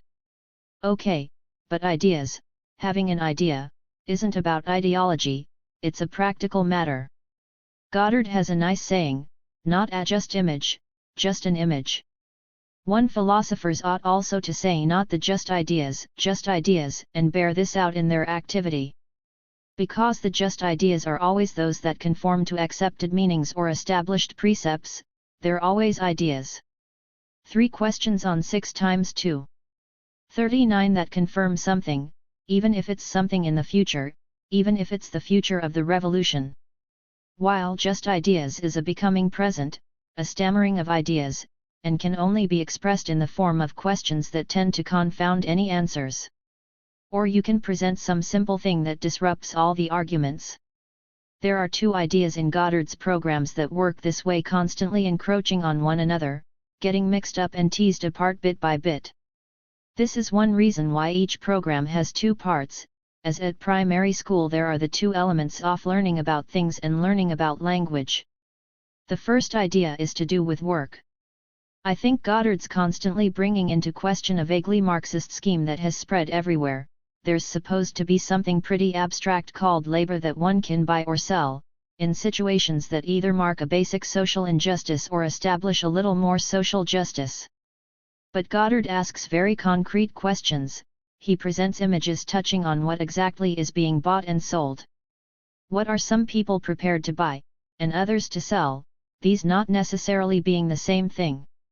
A young welder is prepared to sell his work as a welder, but not his sexuality by becoming an old woman's lover.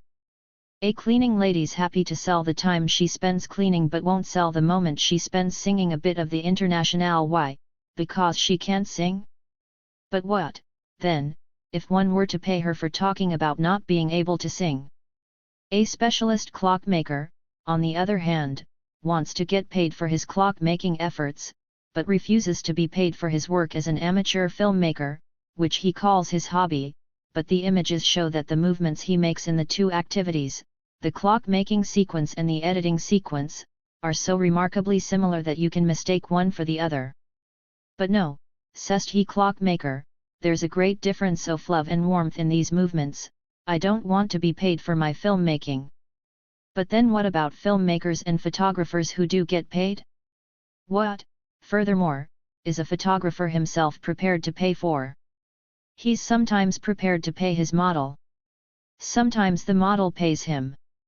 But when he photographs torture or an execution, he pays neither the victim nor the executioner. And when he photographs children who are sick, wounded, or hungry, why doesn't he pay them? Guattari once suggested at a psychoanalytical congress that analysts should be paid as well as analysts, since the analyst isn't exactly providing a service, it's more like a division of labor, 2 distinct kinds of work going on. There's the analyst's work of listening and sifting, but the analysand's unconscious is at work too. Nobody seems to have taken much notice of Guattari's suggestion. Goddard's saying the same thing: why not pay the people who watch television, instead of making them pay, because they're engaged in real work and are themselves providing a public service? The social division of labor means it's not only work on the shop floor that gets paid but work in offices and research laboratories too. Otherwise we'd have to think about the workers themselves having to pay the people who design the things they make. I think all these questions and many others, all these images and many others, tear apart the notion of labor. In the first place, the very notion of labor arbitrarily sets one area of activity apart, cuts work off from its relation to love, to creativity, to production even. It makes work a kind of maintenance, the opposite of creating anything, because on this notion it's a matter of reproducing goods that are consumed and reproducing its own productive force, within a closed system of exchange. From this viewpoint it doesn't much matter whether the exchange is fair or unfair, because there's always selective violence in an act of payment, and there's mystification in the very principle of talking in terms of labor. It's to the extent that work might be distinguished from the productive pseudo-force of labor that very different flows of production, of many disparate kinds, might be brought into direct relation with flows of money, independently of any mediation by an abstract force. I'm even more confused than Goddard. Just as I should be, since the key thing is the questions Goddard asks and the images he presents and a chance of the spectator feeling that the notion of labor isn't innocent, isn't at all obvious even, and particularly, from the viewpoint of social criticism. It's this, quite as much as the more obvious things, that explains the reactions of the Communist Party and some unions to Goddard's programs. He's dared to question that sacrosanct notion of labor. And then there's the second idea, to do with information. Because here again, language is presented to us as basically informative, and information as basically an exchange. Once again, information is measured in abstract units.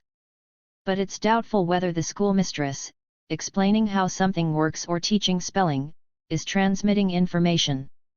She's instructing, she's really delivering precepts. And children are supplied with syntax like workers being given tools, in order to produce utterances conforming to accepted meanings. We should take him quite literally when Goddard says children are political prisoners. Language is a system of instructions rather than a means of conveying information. TV tells us, now we'll have a bit of entertainment, then the news. We ought in fact to invert the scheme of information theory. The theory assumes a theoretical maximum of information, with pure noise, interference, at the other extreme, and in between there's redundancy, which reduces the information but allows it to overcome noise. But we should actually start with redundancy as the transmission and relaying of orders or instructions.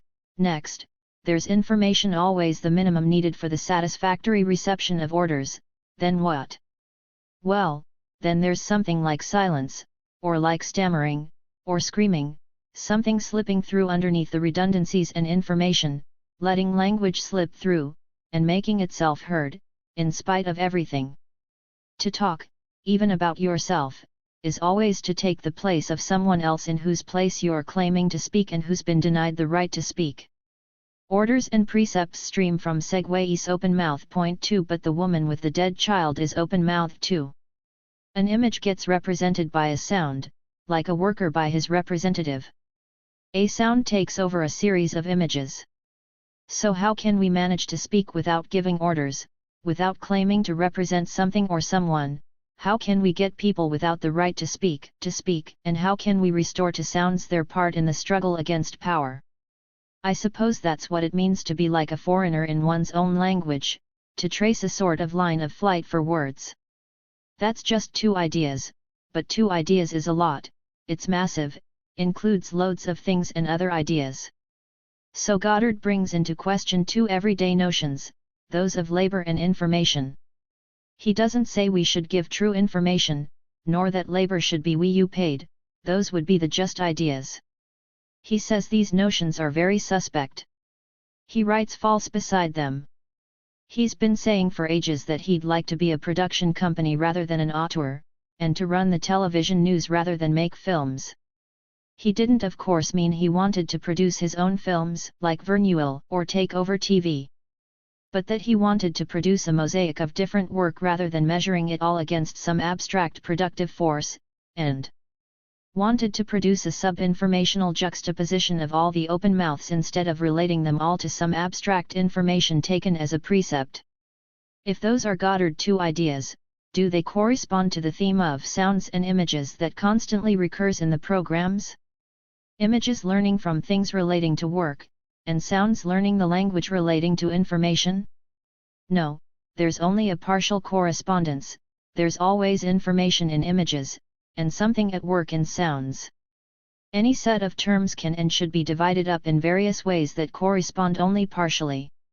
To try and articulate the relation between sounds and images as Goddard understands it, you'd have to tell a very abstract story, in several episodes, and then finally see that this abstract story corresponds to a single episode of something terribly simple and concrete. 1.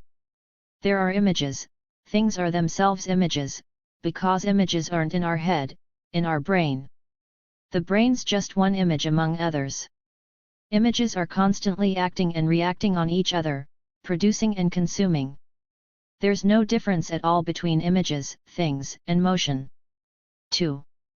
But images also have an inside, or certain images have an inside and are experienced from inside. They're subjects. D. Goddard's remarks on Tour Threa Things I Know About Her in Godard and Goddard, pages 239-42. And there's a gap between actions upon these images and the reactions they produce. It's this gap that enables them to store up other images, that is to perceive. But what they store is only what interests them in other images. Perceiving is subtracting from an image what doesn't interest us. There's always less in our perception. We're so full of images we no longer see those outside us for what they are. 3. There are also oral images, which don't seem to have any priority. Yet these oral images, or some of them, have an other side you can call whatever you like: ideas, meaning, language, expressive aspects, and so on.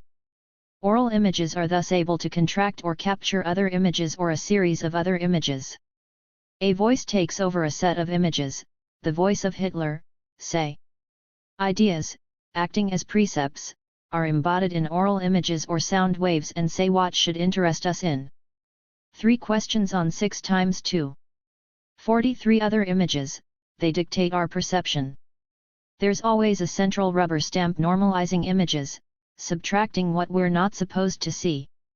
So, given the earlier gap, we can trace out as it were 2 converse currents, one going from external images to perceptions, the other going from prevailing ideas to perceptions. 4. So we're caught in a chain of images, each of us in our own particular place, each ourself an image, and also in a network of ideas acting as precepts. And so what Goddard's doing with his words and images goes in 2 directions at once. On the one hand, he's restoring their fullness to external images, so we don't perceive something less, making perception equal to the image, giving back to images all that belongs to them, which is in itself a way of challenging this or that power and its rubber stamps.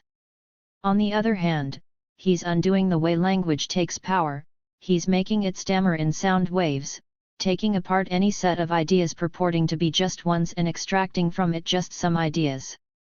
These are perhaps 2 reasons among others why Goddard makes such novel use of the static shot 3 at S, rather like what some contemporary musicians do by introducing a fixed oral plane so that everything in music is heard. And when Goddard puts a blackboard on the screen and writes on it, he's not making it something he can film but making the blackboard and writing into a new televisual resource, a sort of expressive material with its own particular current in relation to the other currents on the screen. This whole abstract story in 4 episodes sounds a bit like science fiction. But it's our social reality these days. The strange thing is that the story corresponds in various ways to what Bergson said in the first chapter of Matter and Memory. Bergson's seen as a sedate old philosopher who's no longer of any interest. It would be good if cinema or television revived interest in him. He should be on the IDEC 4 syllabus, maybe he is. The first chapter of Matter and Memory develops an amazing conception of the relations between photography and cinematic motion, and things, photography, if there is such a thing as photography, is caught from the outset in, drawn from the start right into the interior of things, and this at every point in space, and so on. That's not to say Goddard's a Bergsonian. It's more the other way around, Goddard's not even reviving Bergson, but finding bits of Bergson along his way as he revivifies television. 44. But why does everything in Goddard come in twos? You need two to get three. Fine, but what are these twos and threes you about? Oh, come on, you know better than anyone it's not like that. Goddard's not a dialectician. What counts with him isn't two or three or however many, it's n, the conjunction n. The key thing is Goddard's use of n.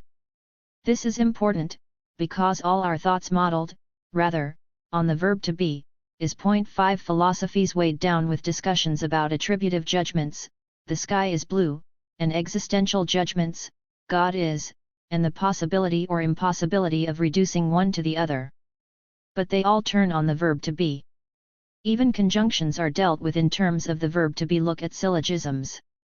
The English and the Americans are just about the only people who've set conjunctions free, by thinking about relations.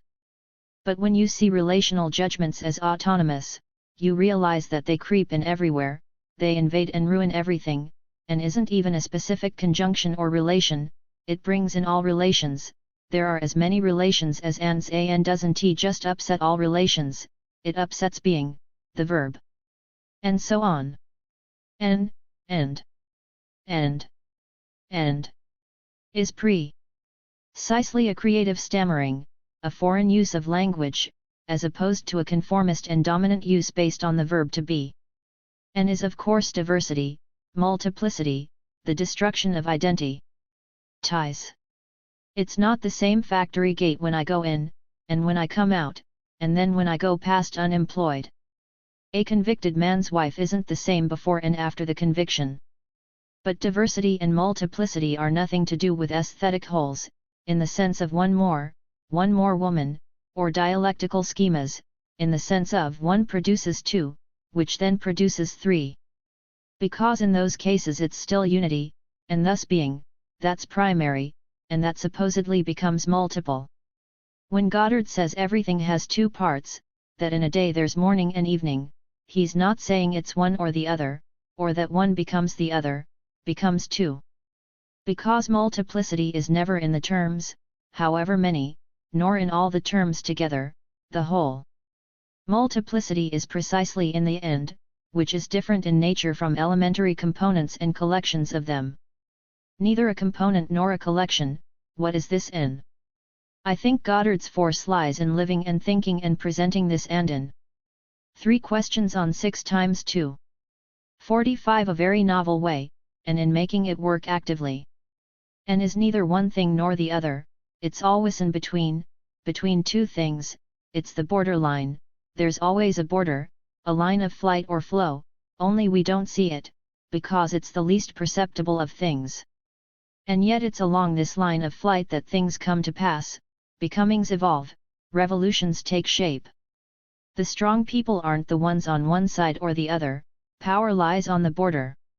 Giscard d'Estaing made a sad observation in the lecture on military geography he recently gave the army: the more that things become balanced at the level of the largest groups, between West and East, US and USSR with planetary consensus, link UPS in space, global policing, and so on, the more they become destabilized between North and South. Giscard cites Angola, the Near East, the Palestinian resistance, but also all the unrest that produces a regional destabilization of security.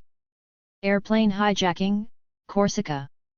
Between North and South we'll keep on finding lines that derail the big groups, and which each time marks a new threshold, a new direction of the broken line, a new course for the border.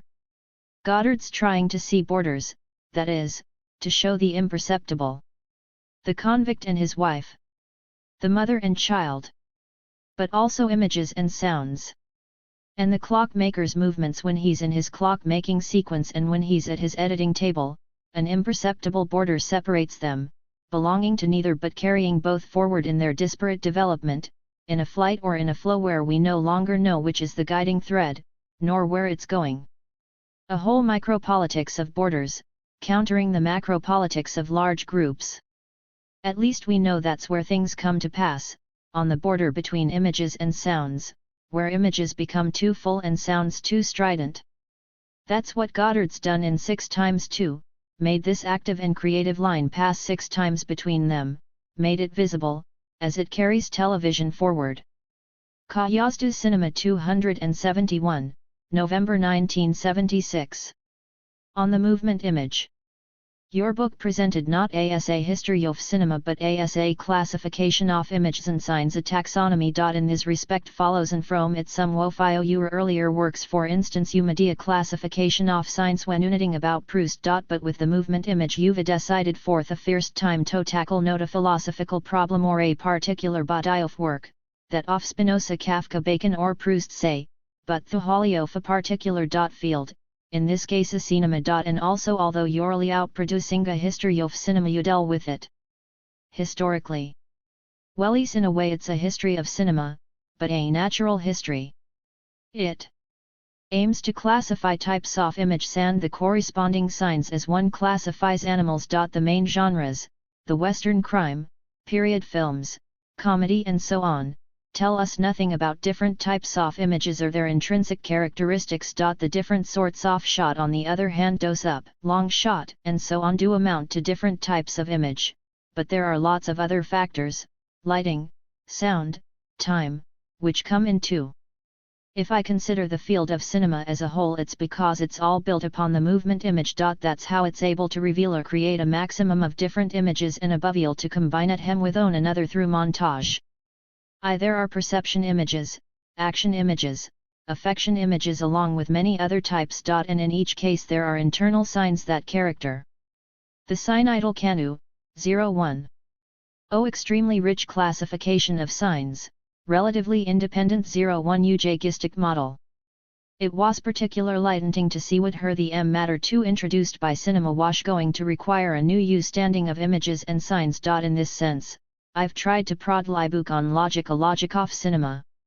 It seems you'll sountos try to kind of find justice in ito cinemalosophy. You'll criticize a phenomenology particular for in having misand one cinema fm having minimized its significance be comparing and contun it with natural perception. And thou think Bergson hate of everything hen to understand it, hate anticipate that even boot couldn't or wouldn't seeth allel between his own conceptions and cinema. As though he were ascertaining away from the art.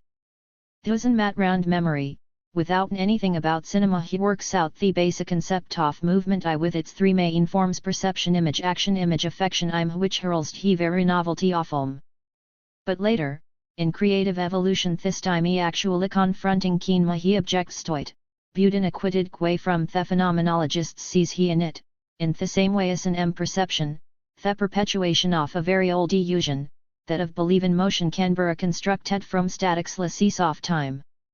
It's very odd.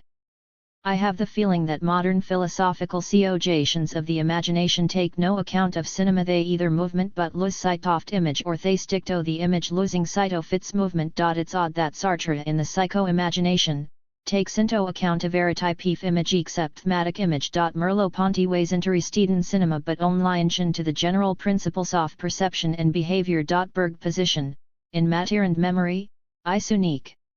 Or matter and memory, and isa unique, extraordinary book among Bergson's work. He no puts motion in the realm of duration, but on the one hand pos, absolute identity of motion matter image, and on the other hand covers time. That's the coexistency of all levels of duration, 2 being only the lowest level.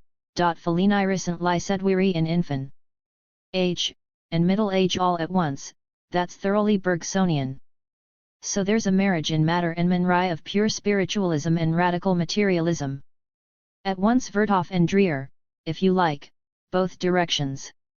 But Bergson didn't continue along this path. He relinquished these 2 basic advances touching the movement image and the time image. Why? I think it's because Bergson was here working out new philosophical concepts relating to the theory of relativity.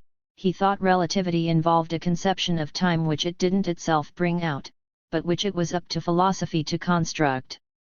Only what happened was that people thought Bergson was attacking relativity, that he was criticizing the physical theory itself. Bergson considered the misunderstanding too basic to dispel. So he went back to a simpler conception. Still, in Matter and Memory, 1896, he'd traced out a movement image and a time image that he could, subsequently, have applied to cinema. Isn't this just what you get in a filmmaker like Dreyer, who inspires some very fine passages in your book? I recently saw Gertrude again, which is going to be re-released after 20 years.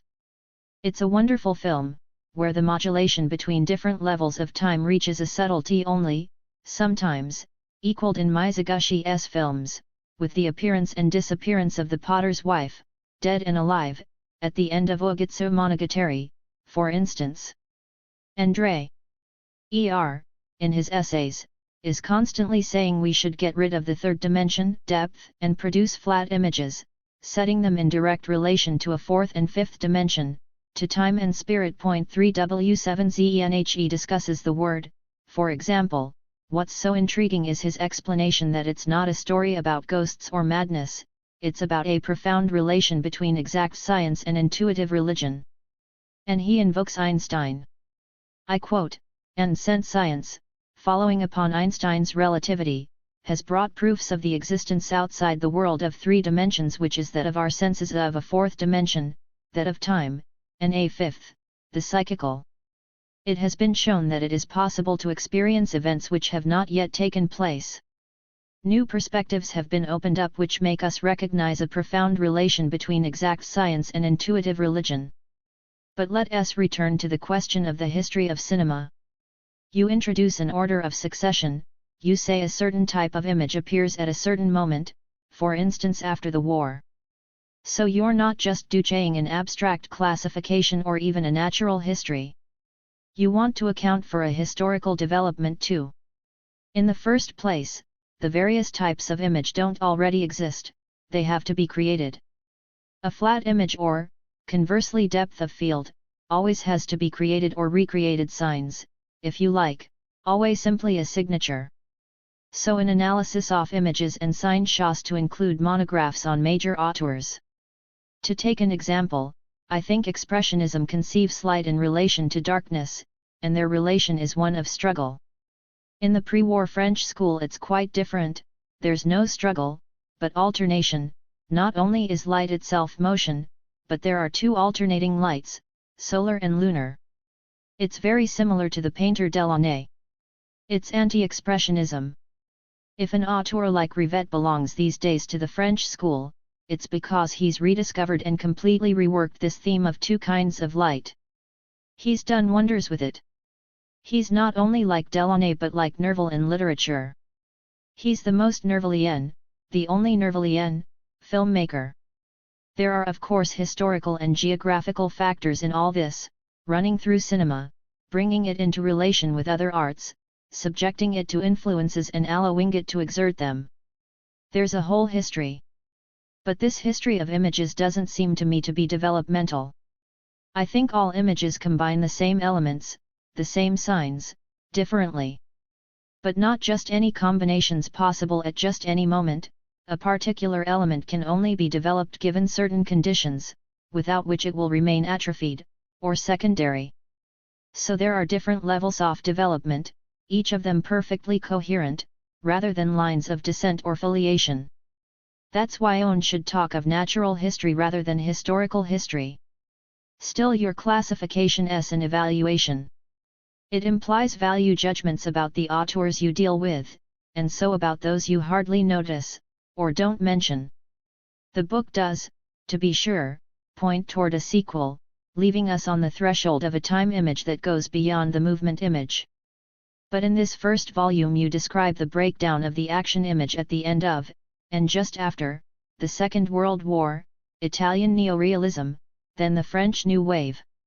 Aren't some of the features by which you characterize the cinema of this crisis, a taking into account of reality as fragmentary and dispersive, a feeling that everything's become a cliché, constant permutations of what is central and peripheral, new articulations of sequences, a breakdown of the simple link between a given situation and a character's action. Isn't that already? 50. They're into pre-war films, The Rules of the Game and Citizen Kane, generally considered to be founding works of modern cinema, which you don't mention. I don't, first of all, claim to have discovered anyone, and all the auteurs I cite are well-known people I really admire. For example, on the monographic side, I consider Losey's world. I try to define it as a great sheer cliff dotted with huge birds, helicopters, and disturbing sculptures, towering over a little Victorian city at its foot. It's Losey's own way of recreating the naturalist framework. A framework of which you get different versions in Stroheim, in Beowulf. I take someone's work as a whole. I don't think there's anything bad in a great body of work. In Losey's case the trout was disparaged, even by Kayas, because people didn't take enough account of its place in his work as a whole. It's a reworking of Eva. Then you say there are gaps. Wells, Renoir, tremendously important auteurs. That's because I can't in this volume deal with their work as a whole. Renoir's work seems to me dominated by a certain relation between theatre and life, or, more precisely, between actual and virtual images. I think Wells was the first to construct a direct time image, a time image that's no longer just derived from movement. It's an amazing advance, later taken up by René. But I couldn't discuss these things in the first volume, whereas I could discuss naturalism as a whole. Even with neorealism and the New Wave, I only touch on their most superficial aspects, right at the very end. One gets the impression, all the same, that what really interests you is naturalism and spiritualism, say Beowulf, Stroheim, and Losey on the one hand, Bresson and Dreyer on the other, that is, naturalism's descent and degradation, and the Elah, the ascent of spirit, the fourth dimension. They're vertical motions. You don't seem so interested in horizontal motion, in the linking of actions, in American cinema for example. And when you come to neorealism and the New Wave, you talk sometimes about the action image breaking down, and sometimes about the movement image in general breaking down. Are you saying that at that point it's the movement image as a whole that begins to break down, producing a situation where another type of image that goes beyond movement can appear, or just the action image, leaving in place, or 51. Even reinforce EFTG, the other two aspects of the movement image, pure perceptions and affections? It's not enough just to say that modern cinema breaks with narrative. That's only an effect whose cause lies elsewhere. The cinema of action depicts sensory-motor situations. There are characters, in a certain situation, who act, perhaps very violently, according to how they perceive the situation. Actions are linked to perceptions and perceptions develop into actions. Now, suppose a character finds himself in a situation, however ordinary or extraordinary, that's beyond any possible action, or to which he can't react. It's too powerful, or too painful, too beautiful. The sensory-motor link's broken. He's no longer in a sensory-motor situation, but in a purely optical and oral situation. There's a new type of image. Take the foreign woman in Rossellini's Stromboli. She goes through the tuna fishing, the tuna's agony, then the volcano's eruption. She doesn't know how to react, can't respond, it's too intense, I've had it, I'm afraid, it's so strange, so beautiful, God. Or the posh lady, seeing the factory in Europa 5R, they looked like convicts. That, I think, is neorealism's great innovation. We no longer have much faith in being able to act upon situa-ons or react to situations, but it doesn't make us at all passive. It allows us to catch or reveal something intolerable, unbearable, even in the most everyday things. It's a visionary cinema. As Rob Grillett says, descriptions replace objects. Now, when we find ourselves in these purely optical and oral situations, not only does action and thus narrative break d-degree YIL, but the nature of perceptions and affections channel, es, because they ent a completely different SJSM-sensory motor system of. What's more, we're no longer in the same type of space, having lost its motor connections, becomes a disconnected or vacant space. Modern cinema constructs extraordinary spaces. Sensory motor signs have given way to op signs and sound signs. There's still movement, of course. But the movement image as a whole comes into question. And here again, obviously, the new optical and oral image involves external factors.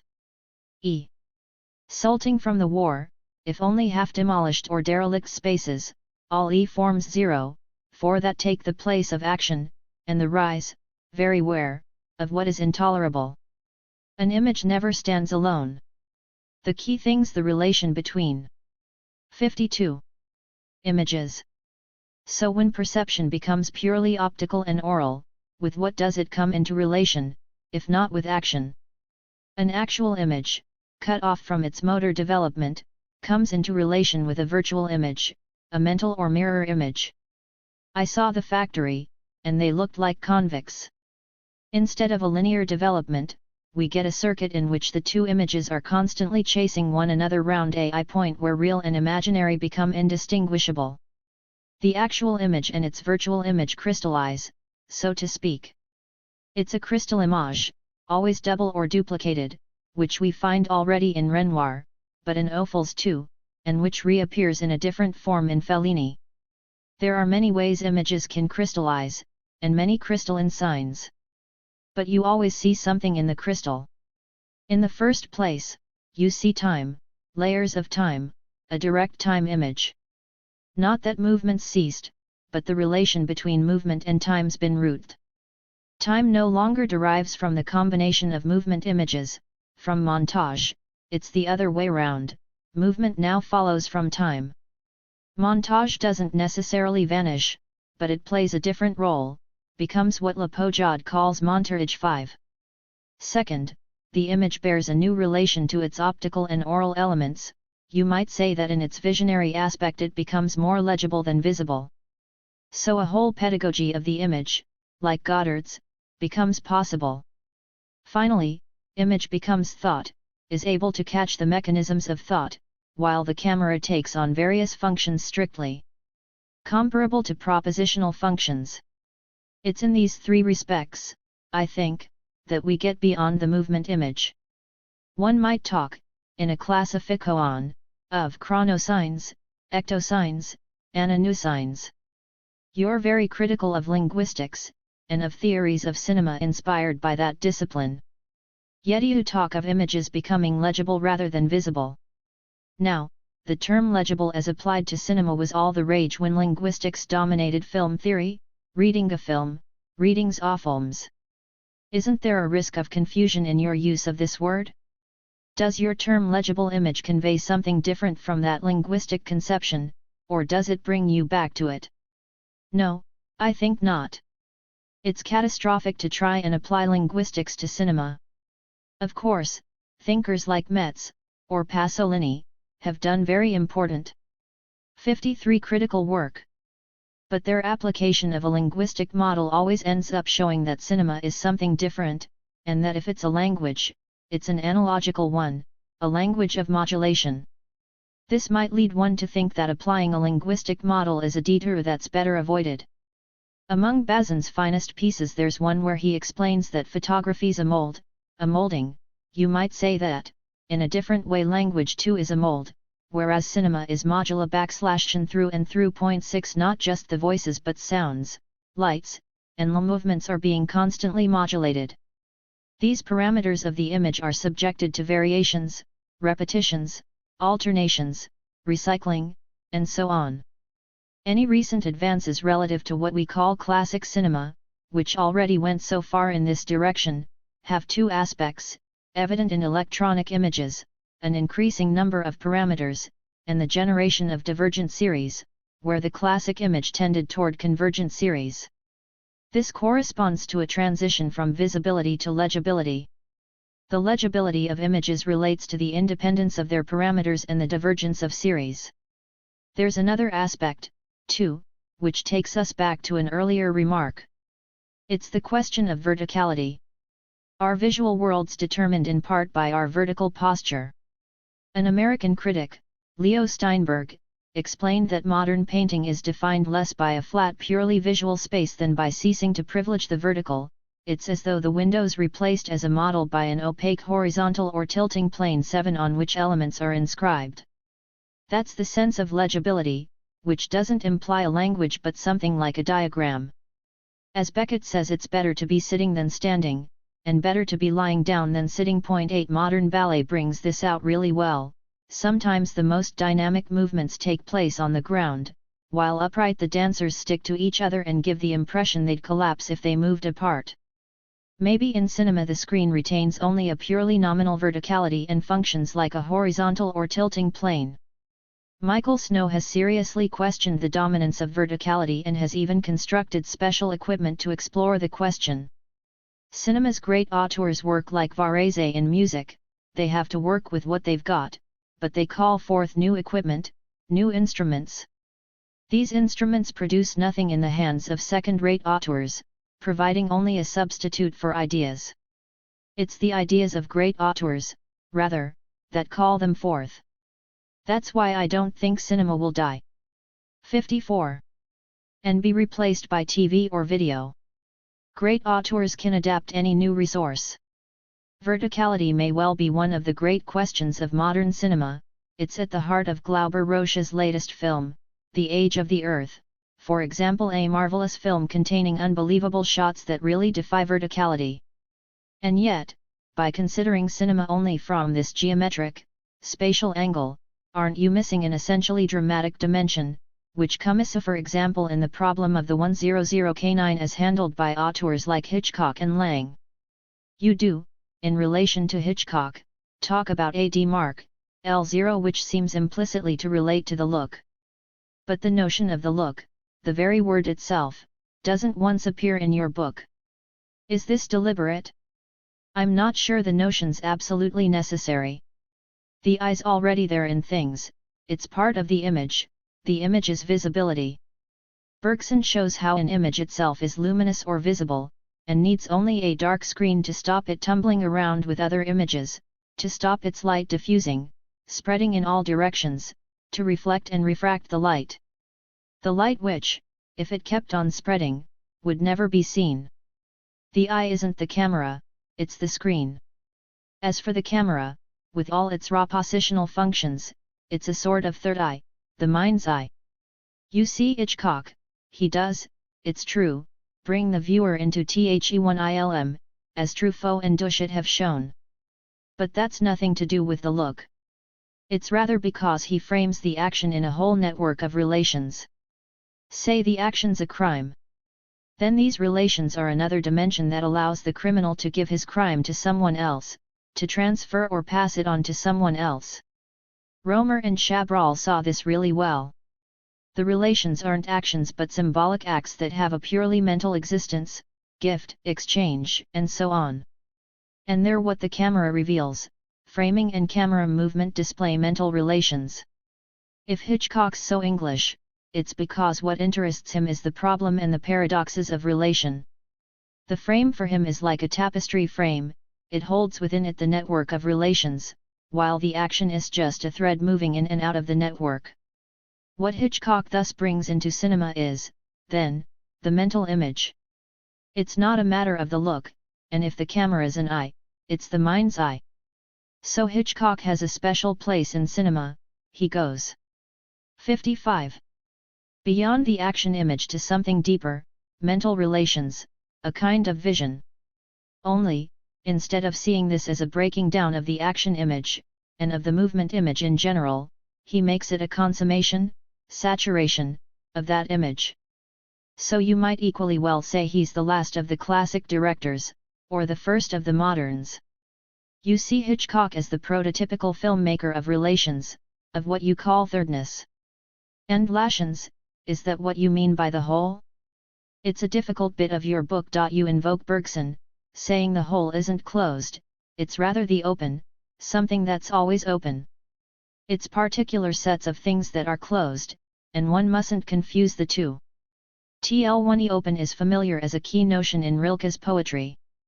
But it's a notion in Bergson's philosophy too. The key thing is to distinguish between particular sets of things and the whole. Once you confuse them, the whole makes no sense and you fall into the famous paradox of the set of all sets. A set of things may contain very diverse elements, but it's nonetheless closed, relatively closed, or artificially limited. I say artificially because there's always some thread, however tenuous, linking the set to another larger set, to infinity. But the whole is of a different nature, it relates to time, it ranges over all sets of things, and it's precisely what stops them fulfilling their own tendency to become completely closed. Bergson's always saying that time is the open, is what changes is constantly changing in nature each moment. It's the whole, which isn't any set of thing, but the ceaseless passage from one set to another, the transformation of one set of things into another. It's very difficult to think about, this relation between time, the whole, and openness. But it's precisely cinema that makes it easier for us to do this. There are, as it were, three coexisting levels in cinematography: framing, which defines a provisional artificially limited set of things; cutting, which defines the distribution of movement or movements among the elements of the set, and then this movement reflects a change or variation in the whole, which is the realm of montage. The whole ranges over all sets and is precisely what stops them becoming wholly closed. By talking about off-screen space, we're saying on the one hand that any given set of things is part of another larger two- or three-dimensional set, but we're also saying 56. That all sets are embedded in a whole that's different in nature, a fourth or fifth dimension, constantly changing across all the sets, however large, over which it ranges. In the first case we have spatial and material extension, but in the other, the spiritual order we find in Dreyer or Bresson.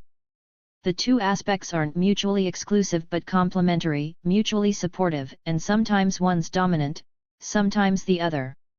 Cinema's always played upon these coexisting levels, each great auteur has his own way of conceiving and using them. In a great film, as in any work of art, there's always something open. And it always turns out to be time, the whole, as these appear in every different film in very different ways. Conversation off September 13, 1983, with Pascal Benitz around Jean Narboni, as set down and amplified by the participants Cahiers du Cinéma 352, October 1983. On the time image. 100 years of cinema. And only now does a philosopher have the idea of setting out concepts specific to cinema. What should we make of this blind spot of philosophical reflection? It's true that philosophers haven't taken much notice of cinema, even though they go to cinemas. Yet it's an interesting coincidence that cinema appeared at the very time philosophy was trying to think motion. That might even explain why philosophy missed the importance of cinema. It was itself too involved in doing something analogous to what cinema was doing. It was trying to put motion into thought while cinema was putting it into images. The two projects developed independently before any encounter became possible. Yet cinema critics, the greatest critics anyway, became philosophers the moment they set out to formulate an aesthetics of cinema. They weren't trained as philosophers, but that's what they became. You see it already in Bazin. How do you see the place of film criticism these days? What role should it play? Film criticism faces twin dangers. It shouldn't just describe films, but nor should it apply to them concepts taken from outside film. The job of criticism is to form concepts that aren't of course given in films. 58. But nonetheless relate specifically to cinema, and to some specific genre of film, to some specific film or other. Concepts specific to cinema, but which can only be formed philosophically. They're not technical notions, like tracking, continuity, false continuity, 1DEPTH or flatness of field, and so on, because technique only makes sense in relation to ends which it presupposes but doesn't explain. It's these ends that constitute the concepts of cinema. Cinema sets out to produce self-movement in images, auto-temporalization even, that's the key thing, and it's these two aspects I've tried to study. But what exactly does cinema thereby show us about space and time that the other arts don't show? A tracking shot and a pan give two very different spaces. A tracking shot sometimes even stops tracing out a space and plunges into time in Visconti, for instance. I've tried to analyze the space of Kurosawa's and Mizoguchi's films, in one it's an encompassing two in the other, a world line. They're very different. What happens along a world line isn't the same as what happens within an encompassing. Technical details are subordinate to these overall finalities. And that's the difficulty. You have to have monographs on auteurs, but then these have to be grafted onto differentiations, specific determinations, and reorganizations of concepts that force you to reconsider cinema as a whole. How can you exclude, from the problematic of body and thought that runs right through your reflection, psychoanalysis and its relation to cinema? Or linguistics for that matter. That is, concepts taken from outside film? It's the same problem again. The concepts philosophy introduces to deal with cinema must be specific, must relate specifically to cinema. You can of course link framing to castratio il, or close UPS to partial objects, but I don't see what that tells us about cinema. It's questionable whether the notion of the imaginary, even, has any bearing on cinema. Cinema produces reality. It's all very well psychoanalyzing Dreer, but here as elsewhere it doesn't tell us much. It makes more sense to compare Dreer and Kierkegaard, because already for Kierkegaard the problem was to make a movement, and he thought only choice could do this, then cinema's proper object becomes spiritual choice. On the time image. 59. A comparative psychoanalysis of Kierkegaard. D. Dreer won't help us with the philosophico-cinematic problem of how this spiritual dimension becomes the object of cinema. The problem returns in a very different form in Bresson, in Romer, and pervades their films, which aren't at all abstract but very moving, very engaging. It's the same with linguistics. It also provides only concepts applicable to cinema from outside, the symptom for instance. But that immediately reduces the cinematic image to an utterance, and its essential characteristic, its motion, is left out of consideration. Narrative in cinema is like the imaginary. It's a very indirect product of motion and time, rather than the other way around. Cinema always narrates what the image's movements and times make it narrate. If by a sensory-motor scheme, if it shows a character reacting to a situation, then you get a story. If, on the other hand, the sensory-motor scheme breaks down to leave disoriented and discordant movements, then you get other patterns, becomings rather than stories. That's the whole importance, which you examine in your book, of neorealism. A crucial break, obviously connected with the war, Renescuini and Visconti in Italy, Ray in America. And yet Ozu before the war and then Wells prevent one taking too historicist an approach. Yes, if the major break comes at the end of the war, with neorealism, it's precisely because neorealism registers the collapse of sensory-motor schemes. Characters no longer know how to react to situations that are beyond them, too awful, or too beautiful, or insoluble. So a new type of character appears. But, more important, the possibility appears of temporalizing the cinematic image, pure time, little bit of time in its pure form, rather than motion. This cinematic revolution may have been foreshadowed in different contexts by Wells and, long before the war, by Ozu. In Wells there's a depth of time, coexisting layers of time, which the depth of field develops on a truly temporal scale. 3 And if Ozu's famous still lives are thoroughly cinematic, it's because they bring out the unchanging pattern of time in a world that's already lost its sensory-motor connections. 60. But what are the principles behind these changes? How can we assess them, aesthetically or otherwise? In short, on what basis can we assess films? I think one particularly important principle is the biology of the brain, a microbiology. It's going through a complete transformation, and coming up with extraordinary discoveries. It's not to psychoanalysis or linguistics but to the biology of the brain that we should look for principles, because it doesn't have the drawback, like the other two disciplines, of applying ready-made concepts. We can consider the brain as a relatively undifferentiated mass and ask what circuits, what kinds of circuit, the movement image or time image trace out, or invent, because the circuits aren't there to begin with. Take René's films for example, a cinema of the brain, even though, once again, they can be very entertaining or very moving. The circuits into which René's characters are drawn, the waves they ride, are cerebral circuits, brain waves. The whole of cinema can be assessed in terms of the cerebral circuits it establishes, simply because it's a moving image.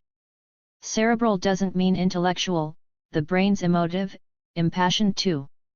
You have to look at the richness, the complexity, the significance of these arrangements, these connections, disjunctions, circuits and short circuits. Because most cinematic production, with its arbitrary violence and feeble eroticism, reflects mental deficiency rather than any invention of new cerebral circuits. What happened with pop videos is pathetic. They could have become a really interesting new field of cinematic activity, but were immediately taken over by organized mindlessness. Aesthetics can't be divorced from these complementary questions of cretinization and cerebralization. Creating new circuits in art means creating them in the brain too. Cinema seems, on the face of it, more a part of civic life than does philosophy. How can we nudge that gap? What can we do about it? That may not be right. I don't think people like the Straubs, for example, even considered as political filmmakers, fit any more easily than philosophers into civic life.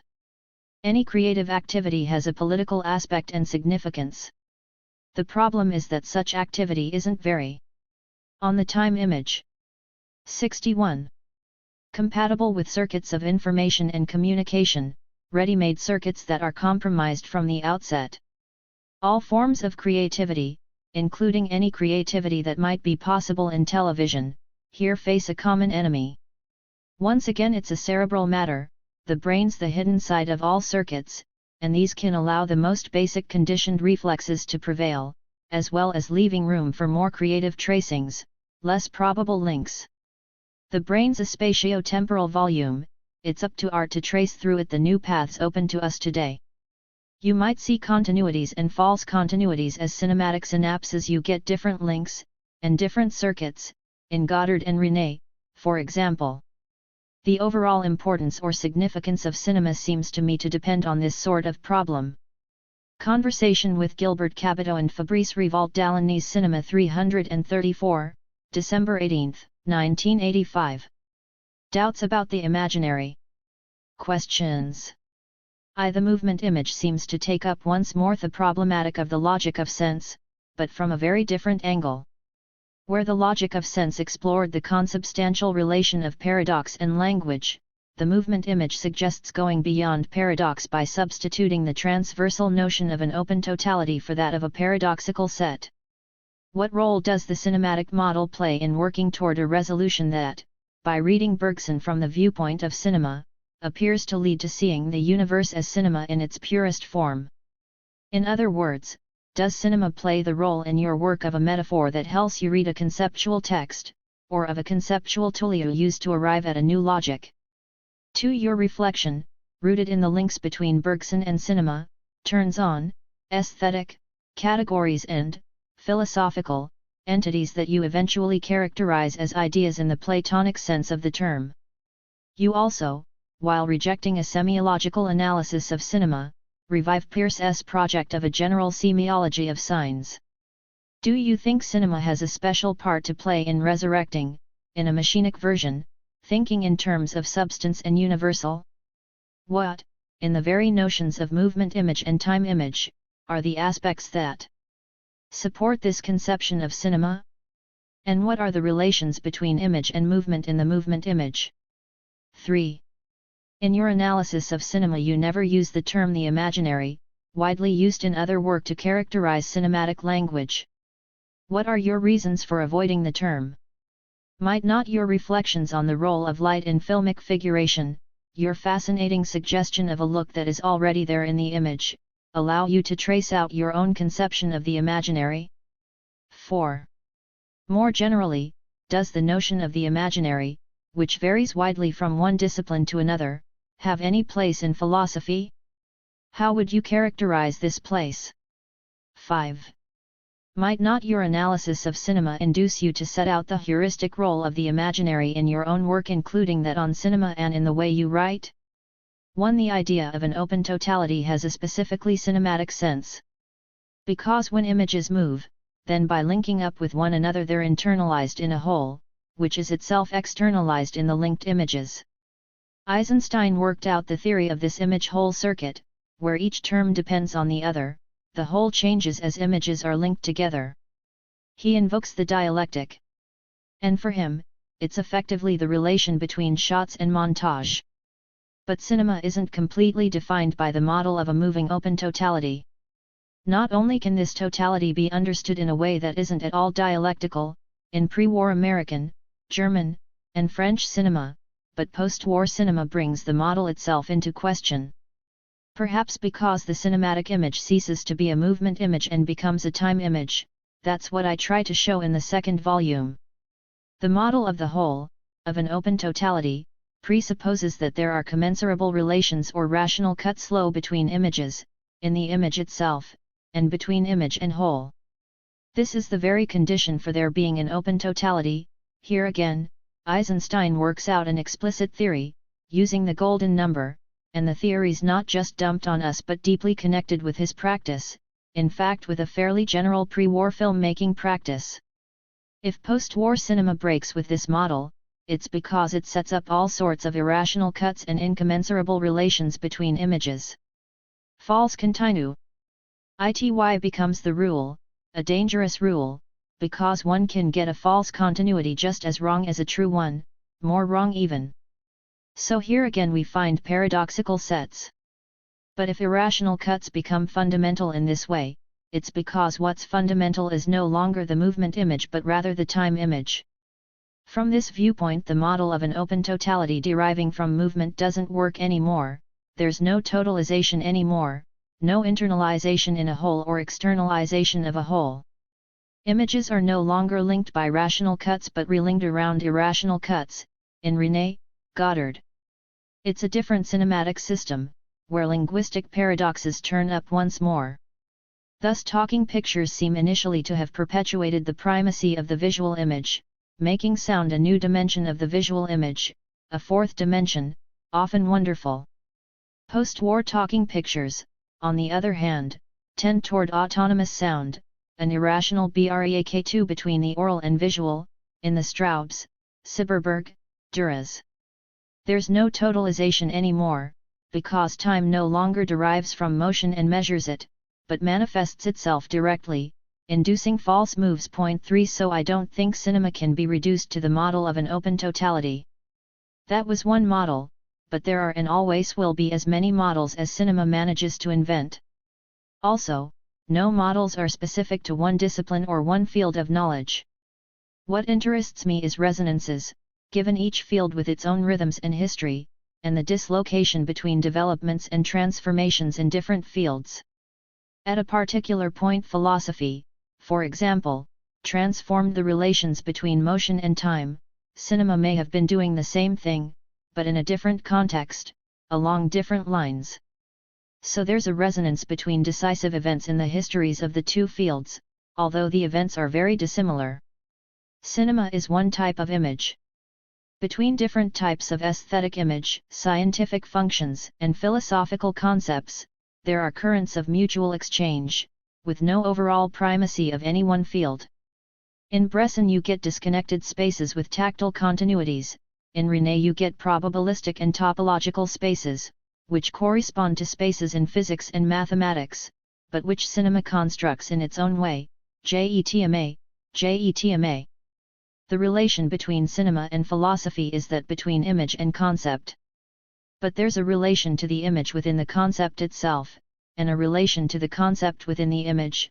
Cinema, for example, has always been trying to construct an image of thought, of the mechanisms of thought. And this doesn't make it abstract, quite the reverse. 2.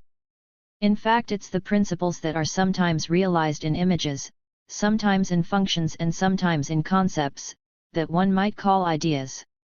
It's signs that realize ideas. Images, in cinema, are signs.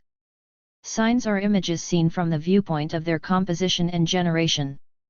I've always been interested in the notion of a sign. Cinema has given rise to its own particular signs, whose classification is specific to cinema, but once it produces them they turn up elsewhere, and the world starts turning cinematic for. If I've used Peirce, it's because in Peirce there's a profound mirroring of images and signs. If, on the other hand, a semiotics based on linguistics worries me, it's because it does away with both the image and the notion of sign. It reduces the image to an utterance, which seems very bizarre, and then of course finds in it the linguistic components of utterances, symptoms, paradigms, the signifier. It's a sleight of hand that makes us forget about movement. Cinema begins with the movement image, not with any relation between image and movement even. Cinema creates a self-moving image. Then, when cinema goes through its Kantian revolution, that's to say when it stops subordinating time to motion, when it makes motion depend on time, with false moves manifesting temporal relations, the cinematic image becomes a time image, an auto-temporalization of the image. So the question isn't whether cinema can aspire to universality. It's not a question of universality but of singularity. What are the image's singularities? The image is a figure characterized not by any way it universally represents anything but by its internal singularities, the singular points it connects, the rational cuts whose theory Eisenstein worked out for the movement image, for example, or irrational cuts in the case of the time image. 3,4,5. There's actually a real philosophical problem here. Is the imaginary a good concept? We might begin with the terms real and unreal, defining them the way Bergson does, reality as connection according to laws, the ongoing linkage of actualities, and unreality as what appears suddenly and discontinuously to consciousness, a virtuality in the process of becoming actualized. Then there's another pair of terms, true and false. The real and the unreal are always distinct, but the distinction isn't always discernible. You get falsity when the distinction between real and unreal becomes indiscernible. But then, where there's falsity, truth itself becomes undecidable. Falsity isn't a mistake or confusion, but a power that makes truth undecidable.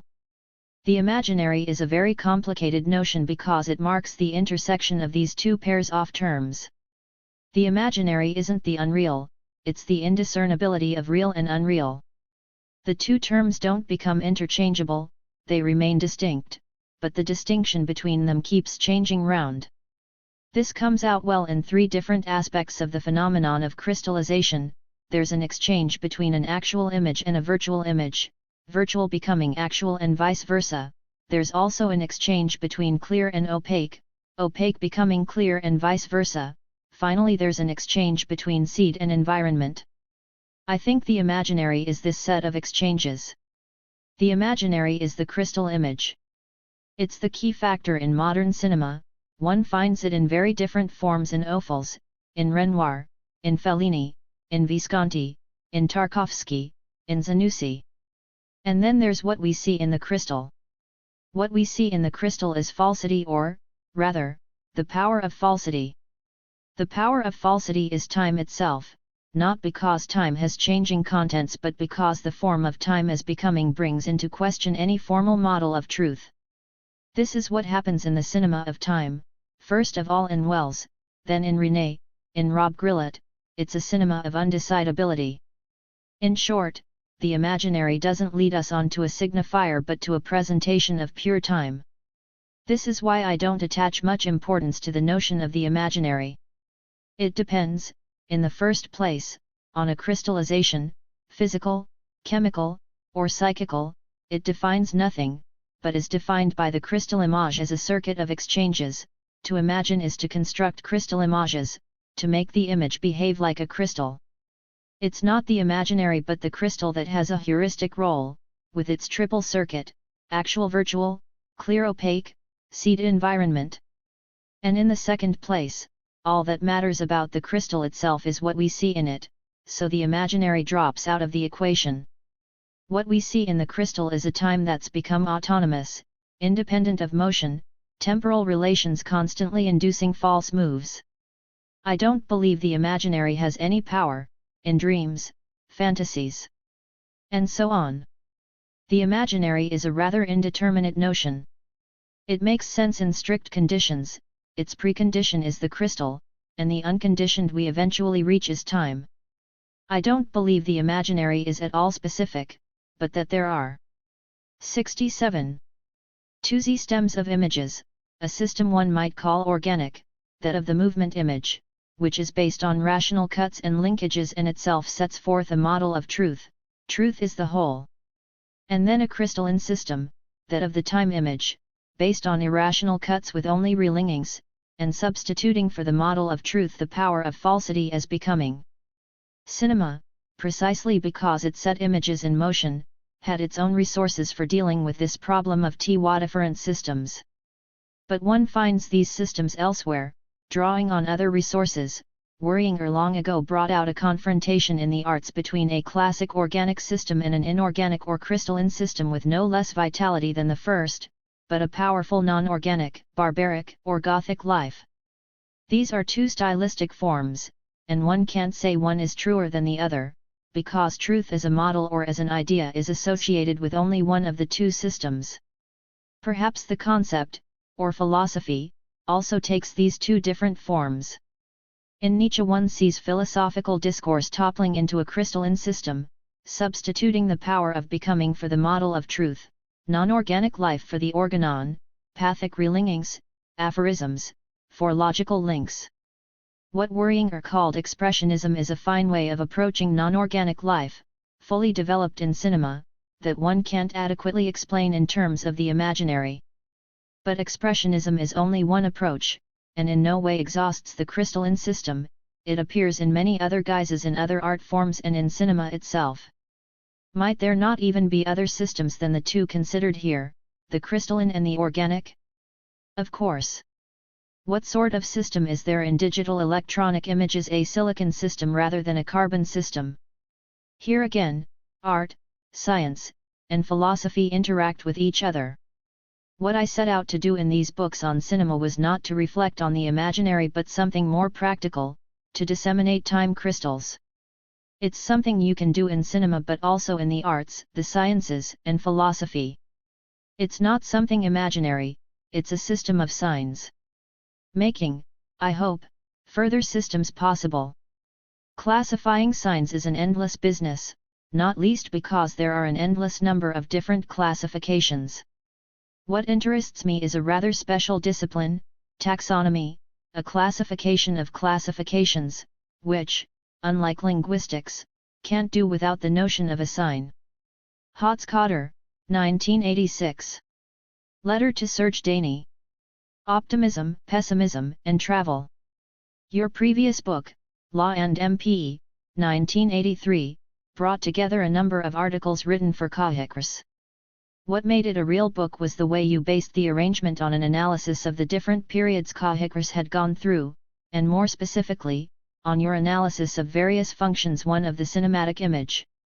An eminent earlier analyst of the plastic arts, Riegel, distinguished three tendencies in art: the beautification of nature, the spiritualization of nature, and competition with nature, and he took beautification, spiritualization, and competition as historically and logically fundamental factors.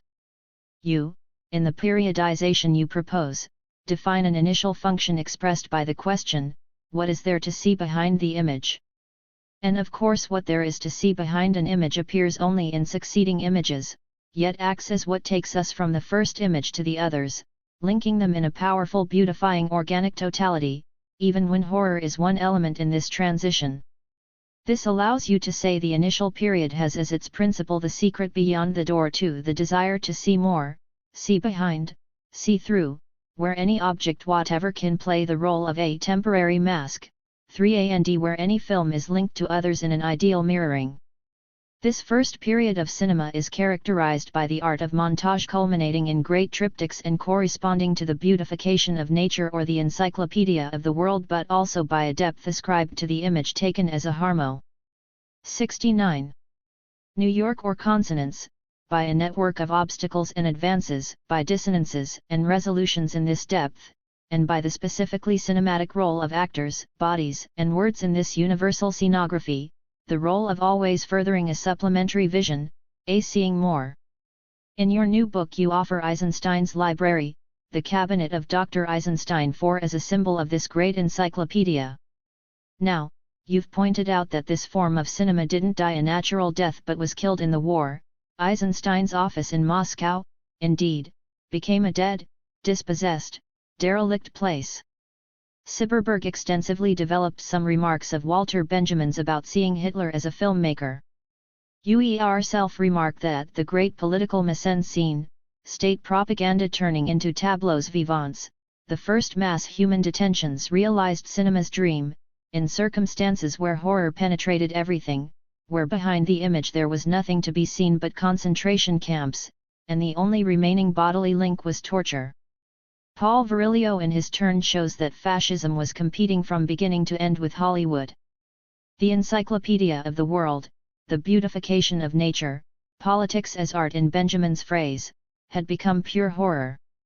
The organic whole was simply totalitarianism, and authoritarian power was no longer the sign of an auteur or metteur en scene but the materialization of Caligari and Mabius. The old business of directing, you said, would never again be an innocent business. And if cinema was to revive after the war, it would have to be based on new principles, a new function of the image, a new politics, a new artistic finality. René's work is perhaps the greatest, the most symptomatic example of this. He brings cinema back from the dead. From the outset, through to his recent Love Unto Death, René has considered only one cinematic subject, body or actor, a man returning from the dead. Thus in this book itself you compare René to Blanquat, writing the disaster. After the war, then, a second function of the image was expressed by an altogether new question: what is there to see on the surface of the image? No longer what there is to see behind it, but whether I can bring myself to look at what I can't help seeing which unfolds on a single plane. This changed all the relations between cinematic images. Montage became secondary, giving way not only to the famous sequence shot, but to new forms of composition and combination.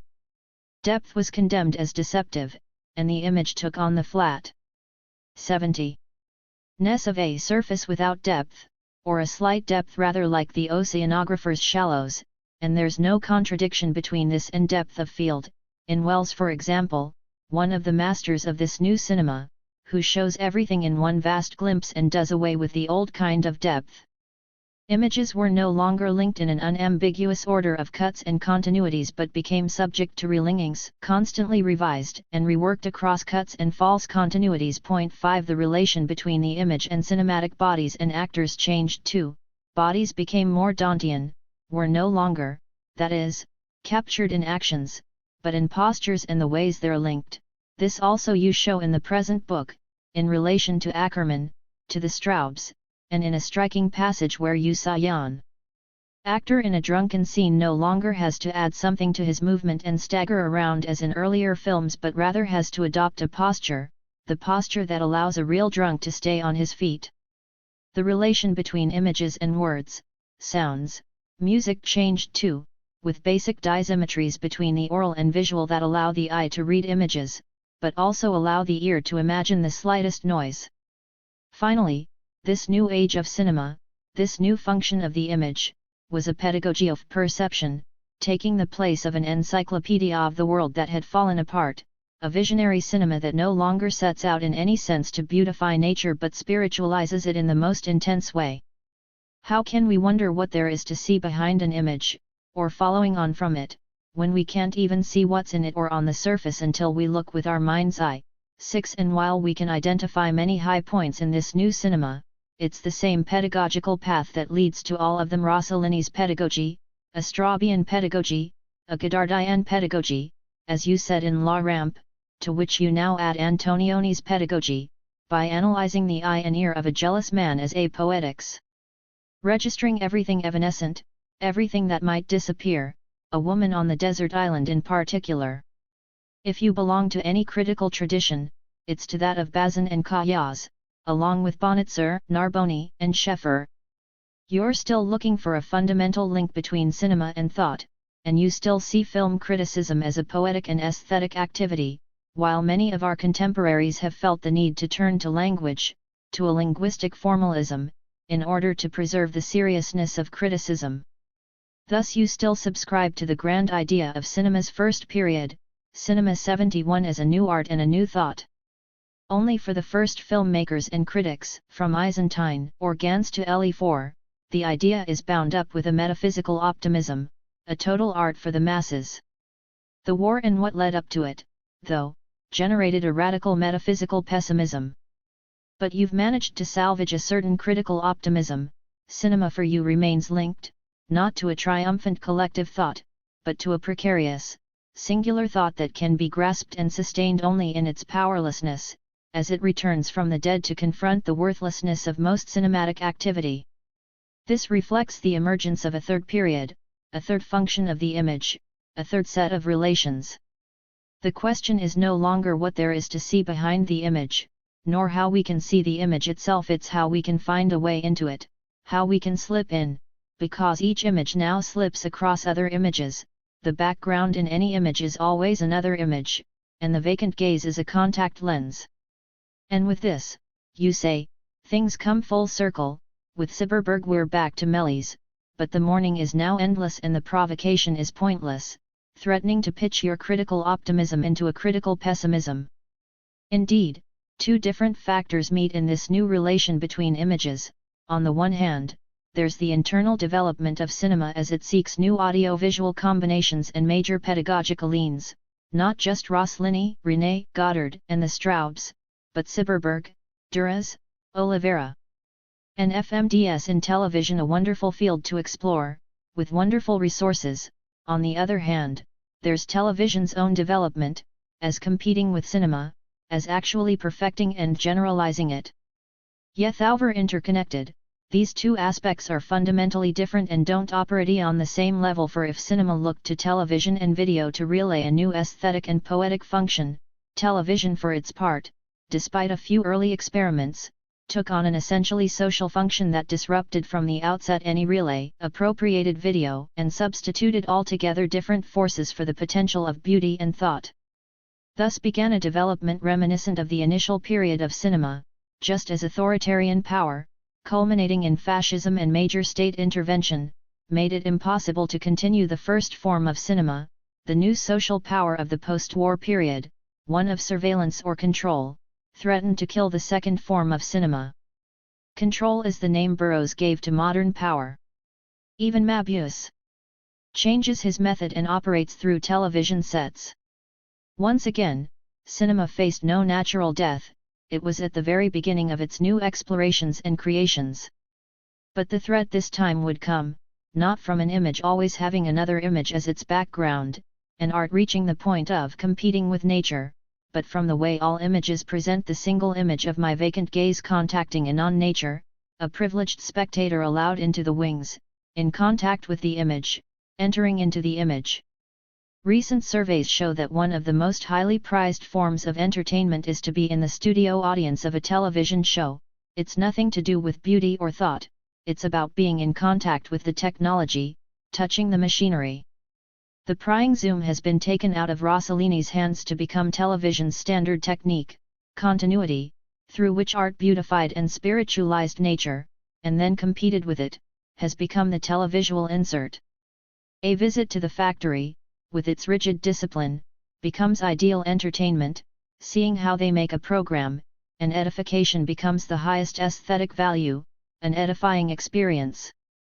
The encyclopedia of the world and the pedagogy of perception collapse to make way for a professional training of the eye, a world of controllers and controlled communing in their admiration for technology, mere technology. The contact lens everywhere. This is where your critical optimism turns into critical pessimism. Your new book leads on from the first one. It's a question, now, of taking up this confrontation of cinema and television on their two different levels. And, although you often allude to such matters in your book, you don't inscribe the problem within some abstract comparison of the cinematic image with newer kinds of image. Your functionalism fortunately rules this out.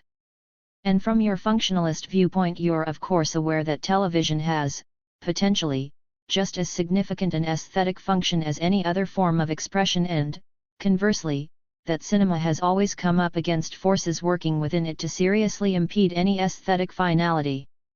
But what I find so interesting in Cinejournal is that you try to establish two facts, along with their determinants. The first is that television, despite significant efforts, often made by great filmmakers, hasn't sought its own specific identity in an aesthetic function but in a social function, a function of control and power, the dominance of the medium shot which denies any exploration of perception, in the name of the profession. Ally. Thus any innovation that does occur may appear in some unexpected corner, some unusual situation. You cite Giscard producing an empty shot on TV by walking off the set, or a brand of lavatory paper reviving American comedy. The second fact, on the other hand, is that cinema, despite all the forces it has served, and even launched, has always preserved an aesthetic and noetic function, however fragile and misunderstood. We shouldn't, then, compare different types of homages, but cinema's aesthetic function and television's social function. You say the comparison not only is asymmetric but has to be asymmetric, only makes sense in an asymmetric way. We must, then, determine how cinema comes to embody this aesthetic function. Here, by asking yourself what it means to be a film critic, you come up with things I find very intriguing. You take the example of a film like Verneuil's The Vultures, which does without any press viewing, rejects criticism as thoroughly pointless, and seeks direct contact with the social consensus as its audience. This is perfectly reasonable, because this type of cinema doesn't need critics to fill, not only the cinemas, but the whole range of its social functions. If criticism has any point, then, it's to the extent that a film bears in it something supplementary, a sort of gap between it and a still virtual audience, so we have to play for time and preserve the traces as we wait. This notion of supplement seems to have various resonances. Perhaps you take it from Derrida. Reinterpreting it in your own way, the supplement turns out to be a film's aesthetic function, a tenuous thing that can, however, be isolated in some cases and some circumstances, with a bit of skill and thought. Thus Henri Langlois and André Bazin are for you two key figures. For one of them was obsessed with showing that film should be preserved, and the other had the same obsession, in reverse, to show that film preserved things, preserved everything that mattered, a strange mirror whose silvering retains images. How can one claim that such a fragile material preserves anything? And what does it mean to preserve things, which seems a fairly humble function? It's nothing to do with the material, it's something to do with the image itself. You show that the cinematic image in itself preserves the one time in his life that a man cries, in Dreyer's Gertrude, preserves the wind, not great storms with their social function but moments where the camera plays with the wind, runs ahead of it, turns back into it in Sjöström. 74. Or the Straubs, preserves or watches over whatever can be watched: children, empty houses, plain trees, as in Varda's Vagabond, and throughout Ozu's work, preserving, but always out of step with things, because cinematic time isn't a time that flows on but one that endures and coexists with other times.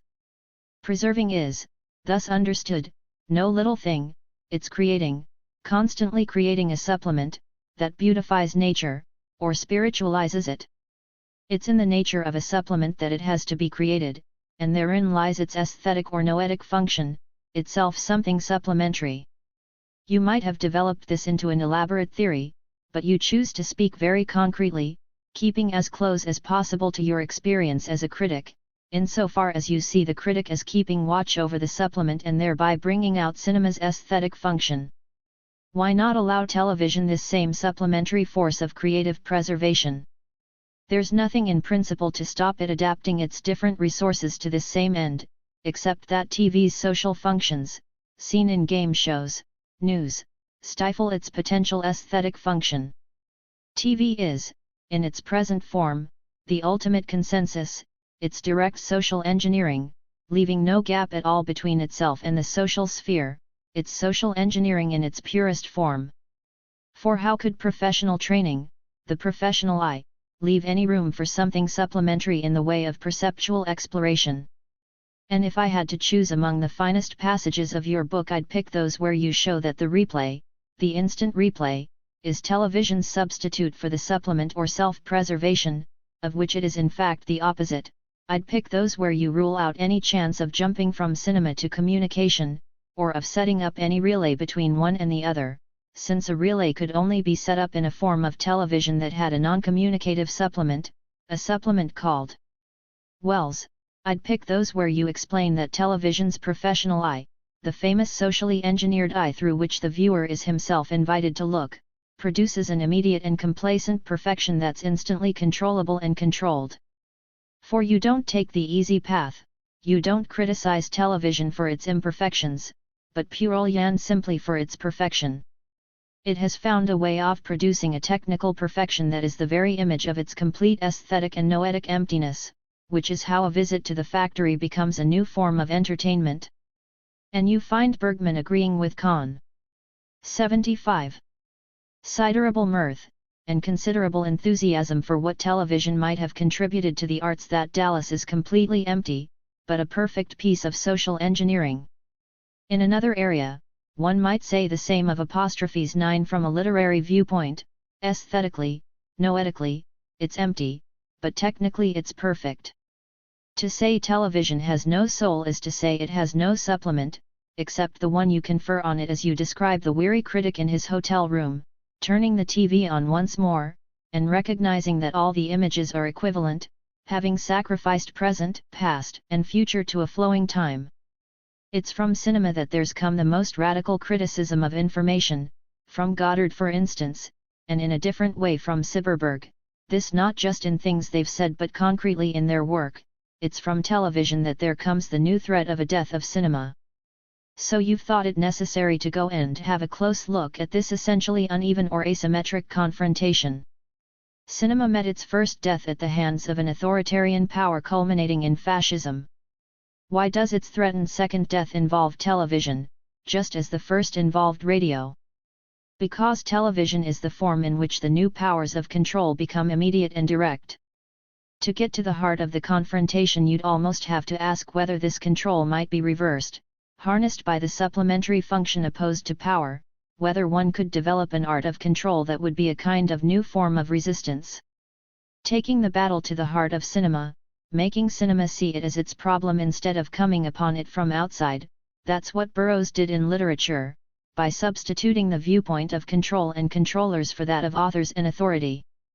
But isn't this, as you suggest, what Coppola has in his turn attempted to do in cinema, with all his hesitations and ambiguities, but really fighting for something nonetheless? And you give the apt name of mannerism to the tense, convulsive form of cinema that leans, as it tries to turn round, on the very system that seeks to control or replace it. Loyhudi already, in La Rampe, characterized the image's third phase as mannerism, when there's nothing to see behind it, not much to see in it or on the surface, but just an image constantly slipping across pre-existing, presupposed images, when the background in any image is always another image, and so on endlessly, and that's what we have to see. This is the stage where art no longer beautifies or spiritualizes. 76. Nature but competes with it, the world is lost, the world itself turns to film, Joughin film et al., and this is what television amounts to, the world turning to any film at all, and, as you say here, nothing happening to human beings anymore, but everything happening only to images. One might also say that bodies in nature or people in a landscape are replaced by brains in a city, the screen's no longer a window or door, behind which, nor a frame or surface, in which, but a computer screen on which images as data slip around. How, though, can we still talk of art, if the world itself is turning cinematic, becoming just an act directly controlled and immediately processed by a television that excludes any supplementary function? Cinema ought to stop being cinematic, stop play acting, and set up specific relationships with video, with electronic and digital images, in order to develop a new form of resistance and combat the televisual function of surveillance and control. It's not a question of short-circuiting television, how could that be possible, but of preventing television subverting or short-circuiting the extension of cinema into the new types of image. For, as you show, since television has scorned, marginalized, repressed the potential of video, its only chance of taking over from post-war modern cinema. Taking over its urge to take images apart and put them back together, its break with theater, its new way of seeing the human body, bathed in images and sound sown, has to hope the development of video art will itself threaten TV. Here we see in outline the new art of city and brain, of competing with nature. And one can already see in this mannerism many different directions or paths, some blocked, others leading tentatively forward, offering great hopes. A mannerism of video previsualization in Coppola, where images are already assembled without a camera. And then a completely different mannerism, with its strict, indeed austere, method in Cyberberg, where puppetry and front projection produce an image unfolding against a background of images. Is this the same world we see in pop videos, special effects, and footage from space? Maybe pop video, up to the point where it lost its dreamlike quality, might have played some part in the pursuit of new associations proposed by Cyberberg, might have traced out the new cerebral circuits of a cinema of the future, if it hadn't immediately been taken over by marketing jingles, sterile patterns of mental deficiency, intricately controlled epileptic fits, rather as, in the previous period, CIN. 77. IMA was taken over by the then hysterical spectacle of large-scale propaganda.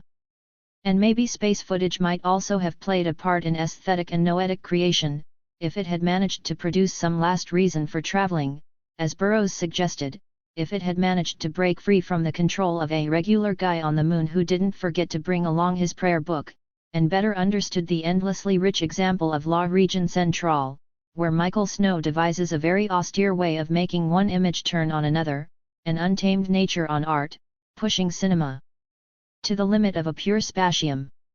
And how can we tell where the experimentation with images, sounds, and music that's just beginning in the work of René Goddard, the Straubs, and Duras will lead? And what new cum-dill will emerge from the mannerism of bodily postures? Your concept of mannerism is particularly convincing, once one understands how far all the various mannerisms are different, heterogeneous, above all how no common measure can be applied to them, the term indicating only a battlefield where art and thought launch together with cinema into a new domain, while the forces of control try to steal this domain from them, to take it over before they do, and set up a new clinic for social engineering. Mannerism is, in all these conflicting ways, the convulsive confrontation of cinema and television, where hope mingles with the worst of all possibilities. You had to go and have a look at this. So you became a journalist, at Liberation, without giving up your connection with Kayas.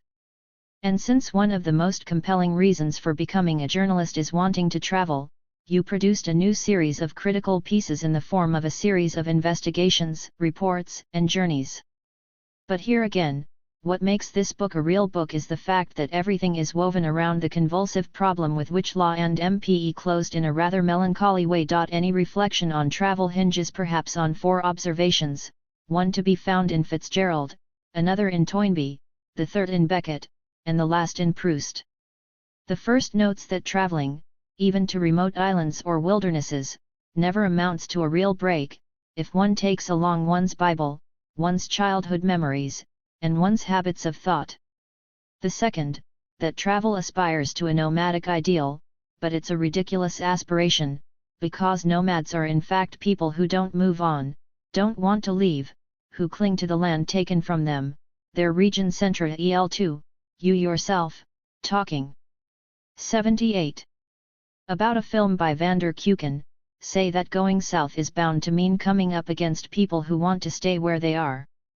Because, according to the third observation, the most profound, Beckett's, we don't travel, as far as I know, for the pleasure of traveling, we're dumb, but not that dumb. 1-3 So what reason is there, ultimately, except seeing for ourself, going to check something, some inexpressible feeling deriving from a dream or nightmare, even if it's only finding out whether the Chinese are as yellow as people say, or whether some improbable color, a green ray, some bluish, purplish air, really exists somewhere, out there. The true dreamer, said Proust, is someone who goes to see something for himself.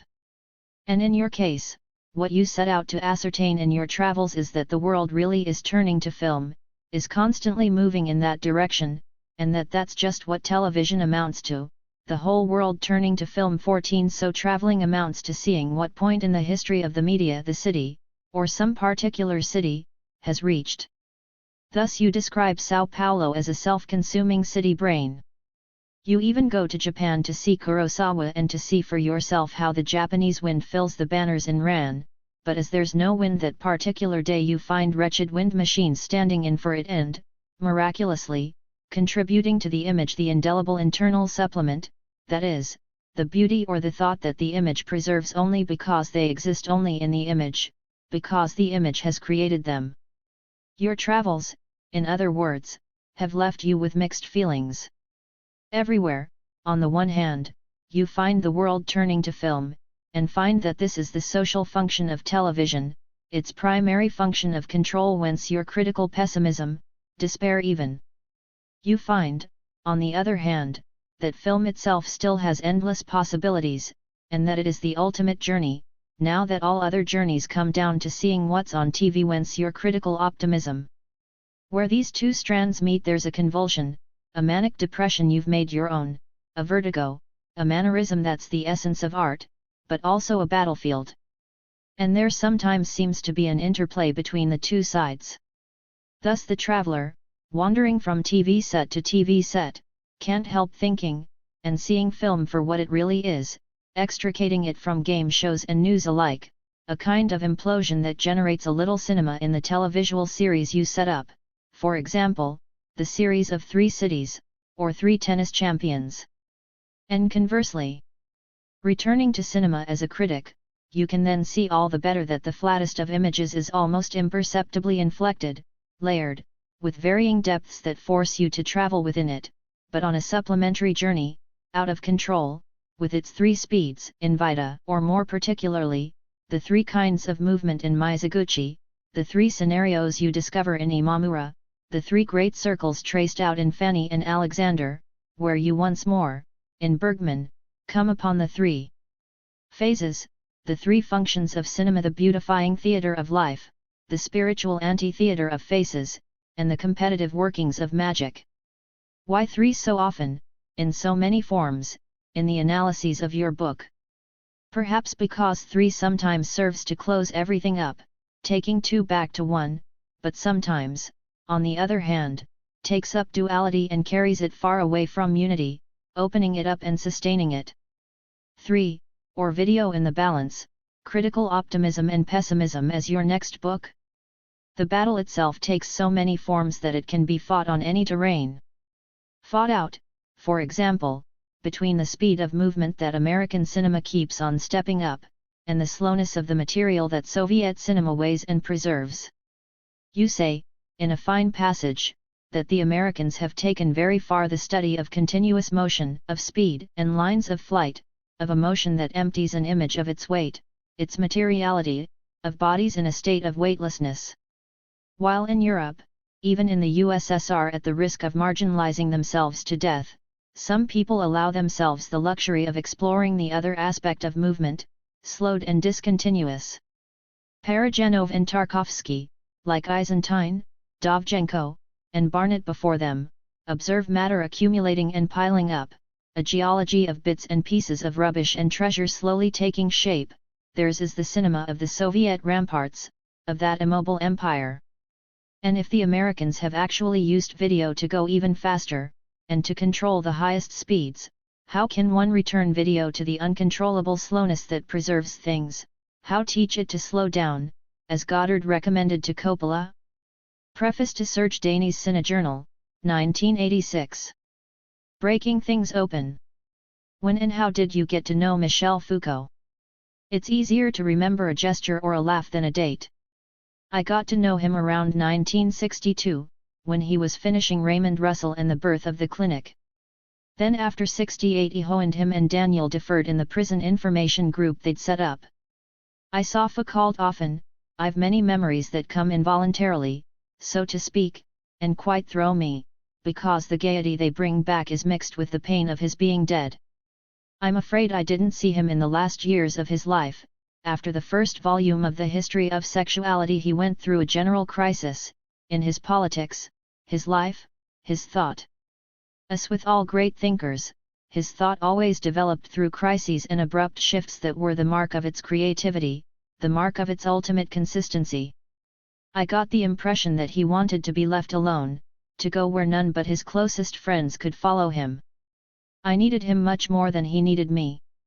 In the course of his life Michel Foucault wrote several articles about you. You yourself wrote about him many times. But it's hard not to see something symbolic in the fact that now, after Foucault's death, you're publishing a Foucault. It prompts all sorts of conjectures should one see it as the outcome of UWVROJ mourn me one's it a way of replying 10 are both of you to the criticisms of anti-humanism that have recently been coming from both left and right 7 a way of closing the circle and marking the end of a certain philosophical era 7 or rather a call to carry on along the same lines 7 or none of these things 7. The book is, above all, something I had to do. It's very different from the articles dealing with particular themes. Here I'm trying to see Foucault's thought as a whole. By the whole, I mean what drives him on from one level of things to another, what drives him to discover power behind knowledge, and what drives him to discover modes of subjectification beyond the confines of power.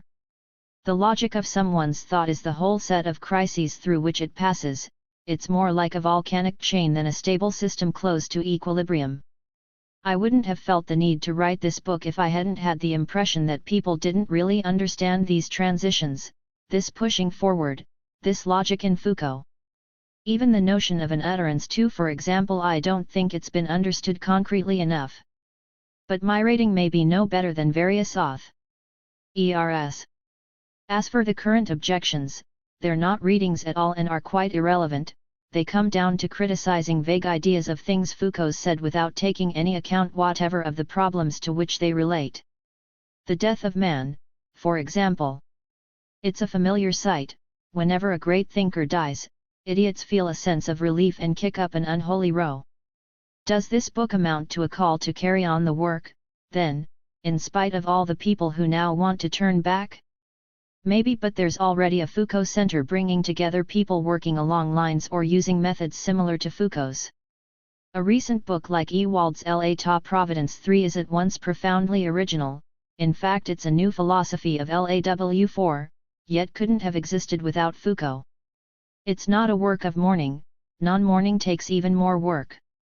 To characterize my book yet another way, I'd bring in one of Foucault's constant themes, that of the double. Foucault's haunted by the double and its essential otherness.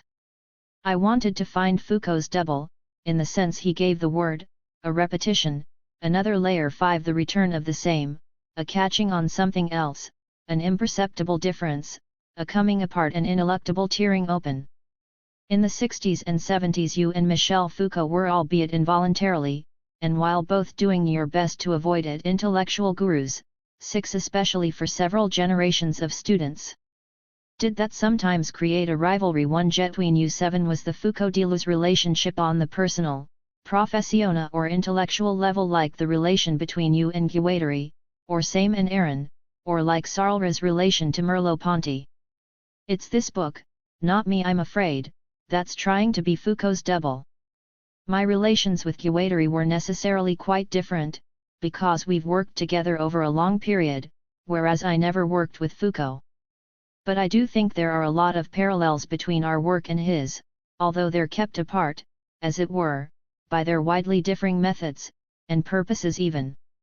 This makes the parallel all the more important to me, invaluable. There was something more than a common purpose, there was a common cause. I'll say his, the fact Foucault existed, with such a strong and mysterious personality, the fact he wrote such wonderful books, with such style, never caused me anything but delight. In a remarkable text, which is just the record of a conversation, Foucault contrasts passion and love. By his definition, my relation to him was some sort of passion. It has strong phases and weak phases, phases when it becomes incandescent and everything wavers for an unstable moment we cling to for obscure reasons, perhaps through inertia. How could I feel rivalry or jealousy, since I admired him? When you admire someone you don't pick and choose, you may like this or that book better than some other one, but you nevertheless take them as a whole, because you see that some element that seems less convincing than others is an absolutely essential step in his exploration, his alchemy, and that he wouldn't have reached the new revelation you find so astonishing if he hadn't followed the path on which you hadn't initially seen the need for this or that detour. I dislike people who say of someone's work that up to that point it's okay but from there on it's not much good, though it gets better again later on. You have to take the work as a whole, to try and follow rather than judge it, see where it branches out in different directions, where it gets bogged down, moves forward, makes a breakthrough. You have to accept it, welcome it, as a whole. Otherwise you just won't understand it at all. Does following Foucault through the problems he confronts, the shifts and detours he has to make, before presuming to pronounce on his solutions, amount to taking him as an intellectual guru? You talk as though that notion's self-explanatory, generally accepted. I find it suspect and puerile. When people follow Foucault, when they're fascinated by him, it's because they're doing something with him, in their own work, in their own independent lives. It's not just a question of intellectual understanding or agreement, but of intensity, resonance, musical harmony. 7 Good lectures, after all, are more like a concert than a sermon, like a soloist accompanied by everyone else. And Foucault gave wonderful lectures. In his Chronique des Idées Perdues 8 Francois Châtelet, describing his very long friendship with you, with Guattari, Screr and Lyotard, writes that you were all on the same side and all had perhaps the sign of true complicity, the same enemies. Would you say the same of Michel Foucault? Were you on the same side? I think so. Châtelet had a strong sense of all that. Being on the same side also means laughing at the same things, or sharing a silence, not needing to explain. It was so nice not having to explain things. Perhaps we all had the same conception of philosophy too. We had no taste for abstractions, unity, totality, reason, subject. We set ourselves the task of analyzing mixed forms, arrangements, what Foucault called apparatuses. 9 We set out to follow and disentangle lines rather than work back to points, a cartography, involving microanalysis, what Foucault called the microphysics of power, and Guattari the micropolitics of desire. We looked for foci of unification, nodes of totalization, and processes of subjectification in arrangements, and they were always relative, they could always be dismantled in order to follow some restless line still further. We weren't looking for origins, even lost or deleted low ones, but setting out to catch things where they were at work, in the middle, breaking things open, breaking words open. We weren't looking for something timeless, not even the timelessness of time, but for new things being formed, the emergence of what Foucault calls actuality.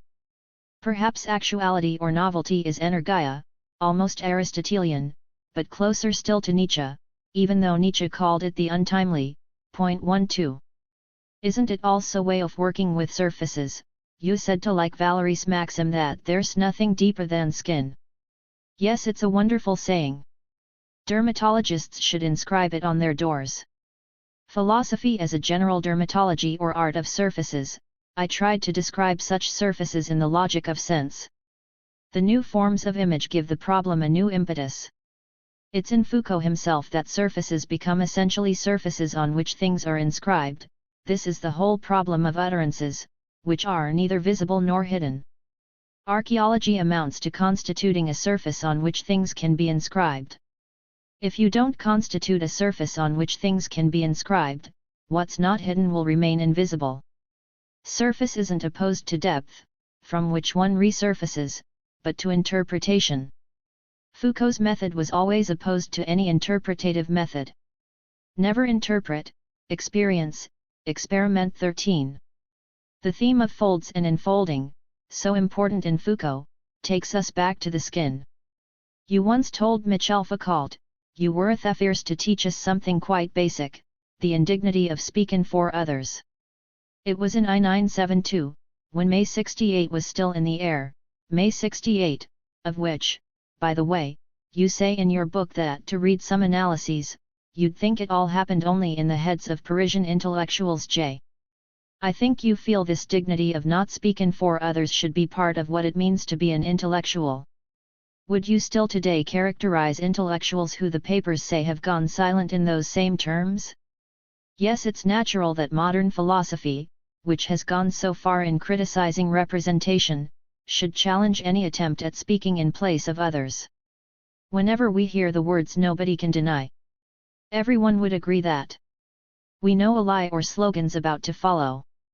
Even after 68 it was normal, in a TV program about prisons, for example, to get the views of everyone, judges, prison warders, visiting wives, men in the street, everyone except prisoners or former prisoners. It's become more difficult to do that now, and that's one positive result of 68, letting people speak for themselves. This applies to intellectuals too. Foucault said intellectuals had stopped being universal and become specific, that is, they were no longer spokesmen for universal values but for their own particular expertise and situation. Foucault fixed the change at the point where physicists spoke out against the atom bomb. When doctors no longer have the right to speak on behalf of patients, and when they also have a duty to speak as doctors about political, legal, industrial, and ecological problems, then you need the sort of groups envisaged in 68, bringing together for example doctors, patients, and nurses. They're multivocal groups. The Prison Information Group, as organized by Foucault and Defert, was one such group. It embodied what Guattari called transversality as opposed to the hierarchical groups in which one person speaks on behalf of everyone else. Defert set up this sort of group for AIDS, organizing at once support, information, and struggle. Now, what does it mean to speak for oneself rather than for others?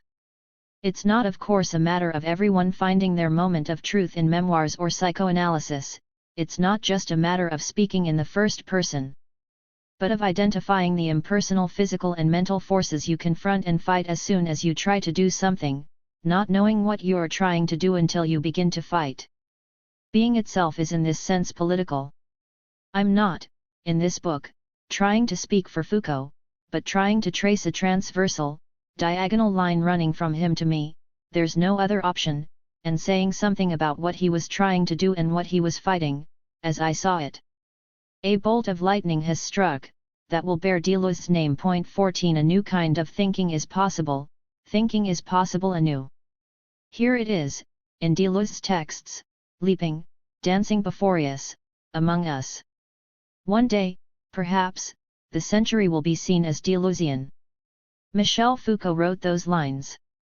I don't think you've ever commented on them. I don't know what Foucault meant, I never asked him.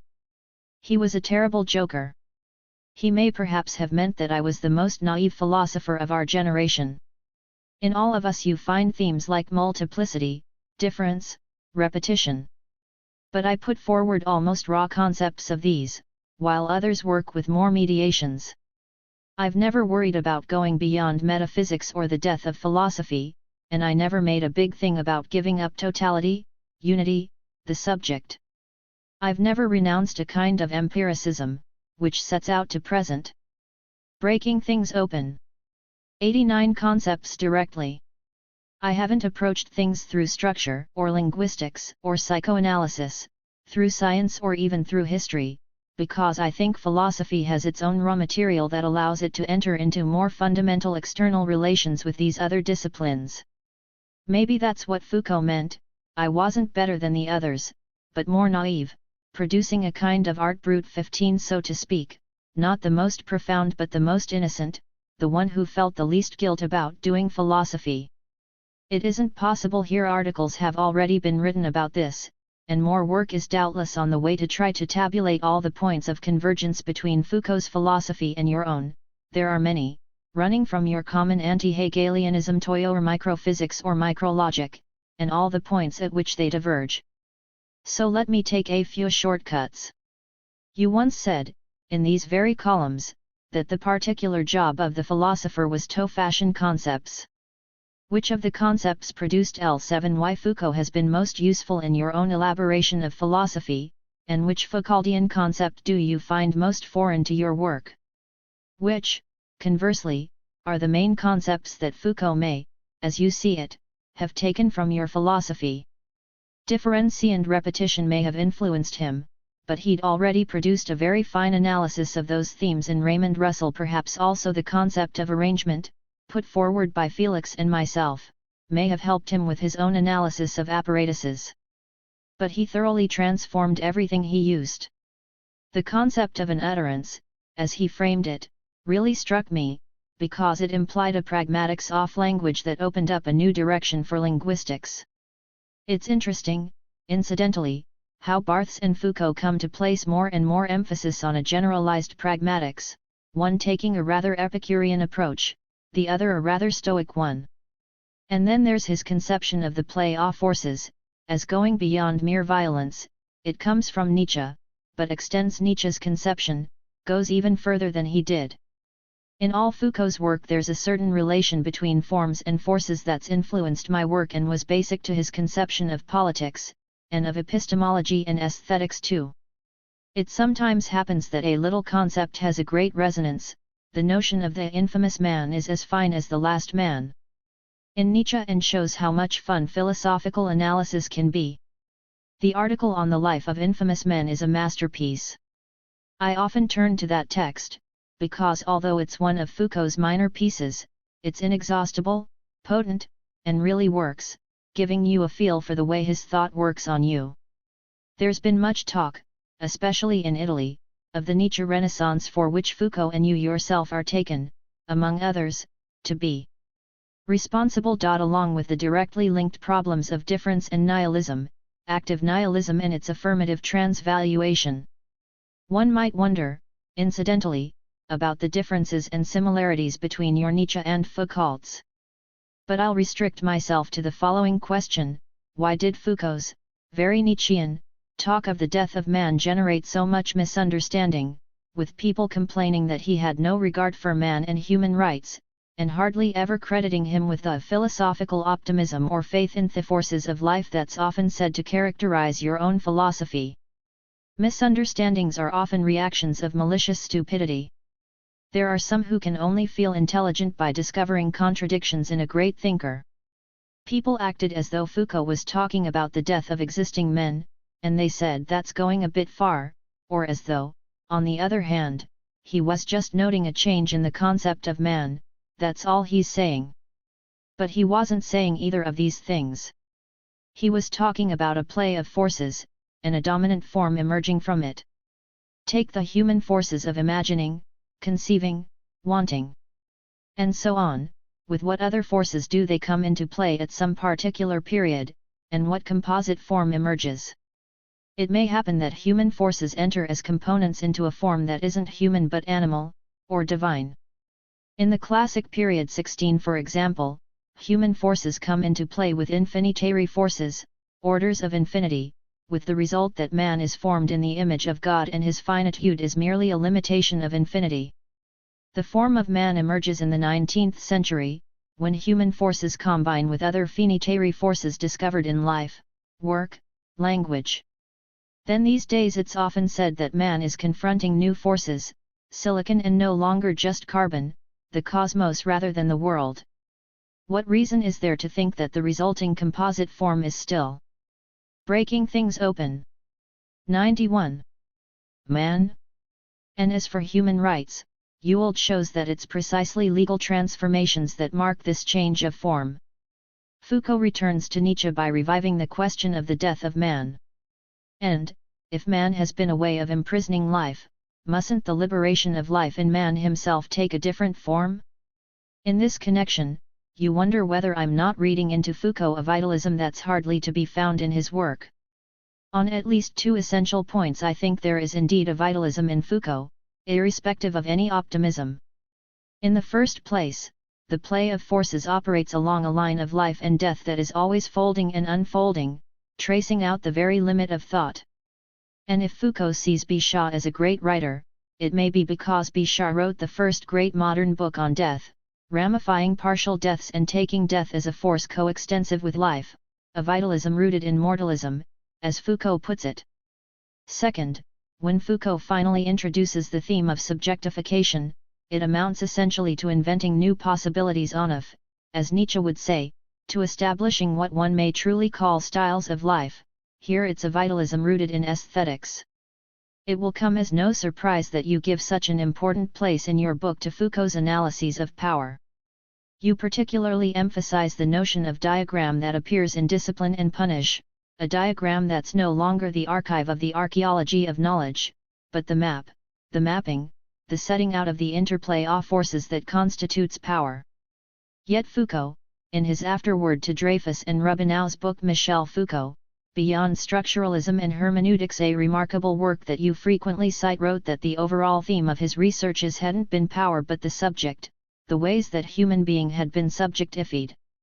Was Foucault the cartographer making carts? De-identite 17, which you say lack any identity, rather than identifying anything? Doesn't understanding Foucault come down, in other words, to understanding the passage from discipline and punish to the care of the self and the question who am I are? It's difficult, all the same, to call Foucault's philosophy a philosophy of the subject. The most one can say is that that's what it came to be when Foucault came upon subjectivity as a third dimension. The thing is, his thought consists of tracing out and exploring one dimension after another in a way that has its own creative necessity, but no one dimension is contained in any other. It's like a broken line whose various orientations reflect unforeseeable, unexpected events. Foucault was always surprising his readers.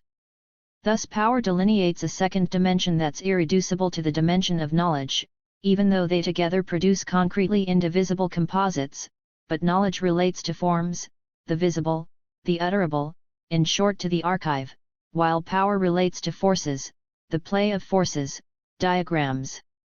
You can say why he passes from knowledge to power, as long as you see that he's not passing from one to the other as from some overall theme to some other theme, but moving from his novel conception of knowledge to an equally inventive new conception of power.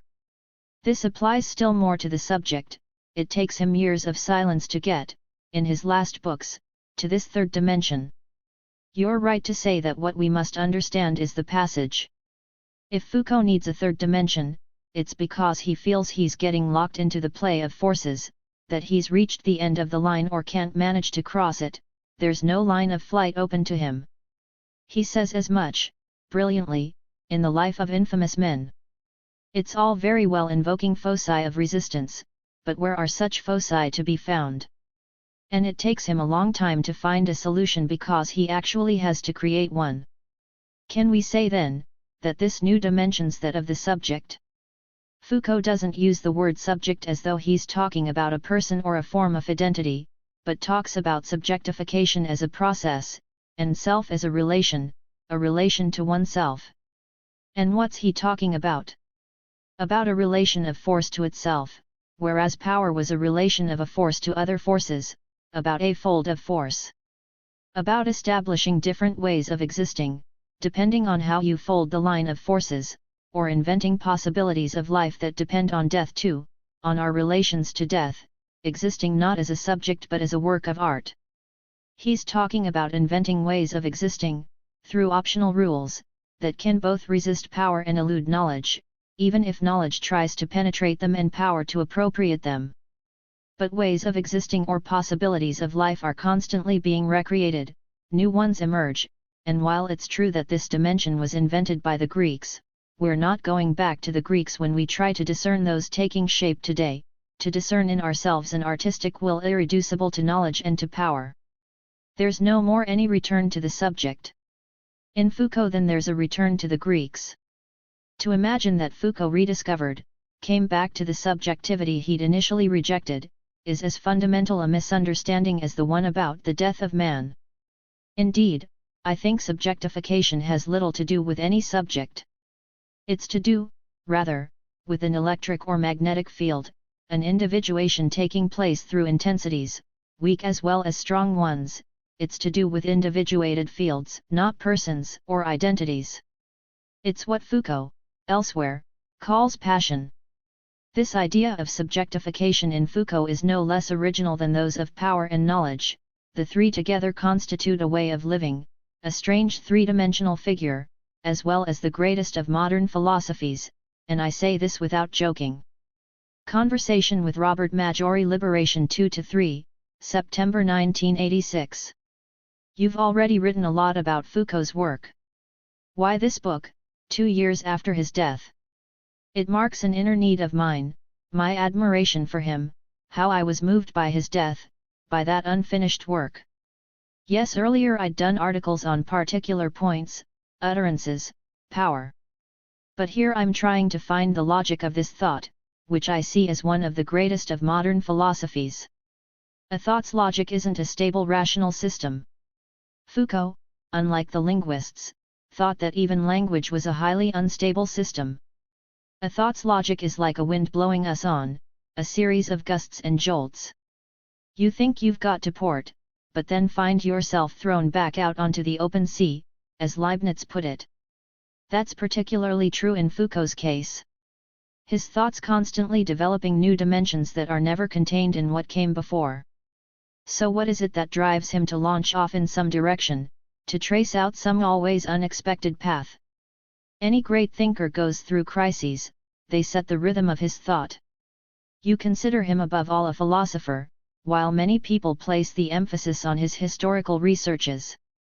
History's certainly part of his method.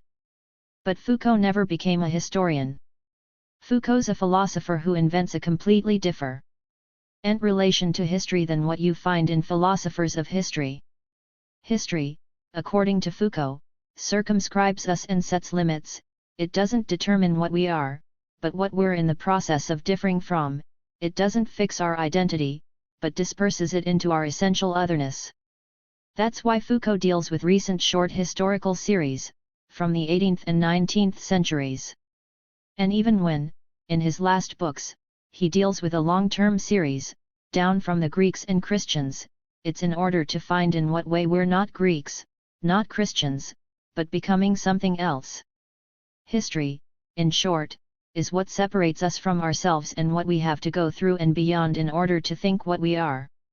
As Paul Vane says, our actuality's something distinct from both time and eternity. Foucault is the most actual too of contemporary philosophers, the one who's most radically broken away from the 19th century, which is why he's able to think the 20th century. Actuality is what interests Foucault, though it's what Nietzsche called the inactual or the untimely. It's what is inactual, philosophy as the act of thinking. Is this what leads you to say that what's basic for Foucault is the question, what is it to think? 3. Yes, thinking as a perilous act, he says. It's definitely Foucault, along with Heidegger, but in a quite different way, who's most profoundly transformed the image of thought. And this image has various levels, corresponding to the successive layers or areas of Foucault's philosophy. Thinking is in the first place seeing and talking, but only once the eye goes beyond things to visibilities, and language goes beyond words or sentences to utterances. That's thought as archive.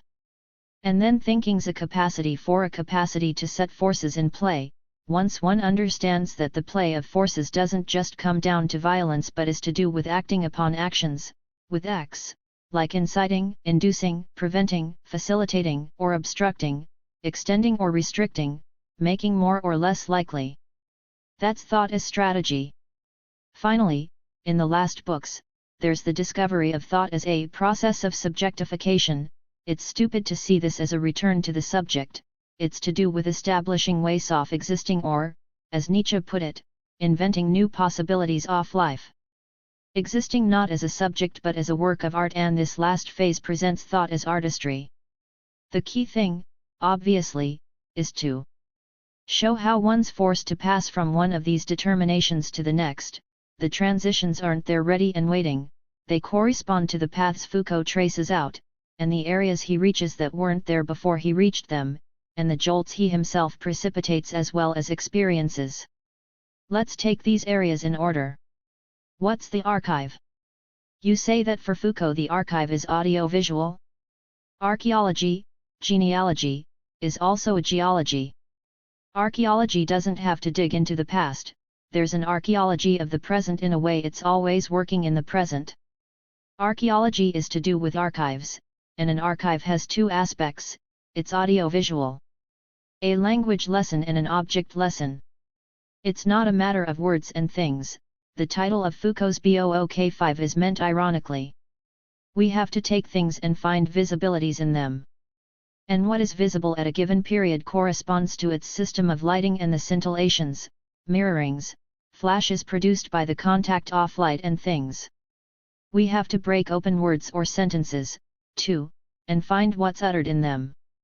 And what can be uttered at a given period corresponds to its system of language and the inherent variations it's constantly undergoing, jumping from one homogeneous scheme to another. Language is always unstable. Foucault's key historical principle is that any historical formation says all it can say and sees all it can see. Take madness in the 17th century, for instance. In what light can it be seen, and in what utterances can it be talked of? And take us today. What are we able to say today, what are we able to see? For most philosophers, their philosophy's like a personality they haven't chosen, a third person.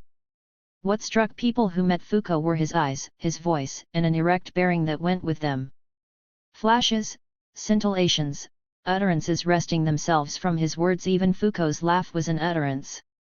And if there's a dislocation between seeing and saying, if there's a gap between them, an irreducible distance, it only means you can't solve the problem of knowledge, or rather, of knowledge's six, by invoking a correspondence or conformity of terms.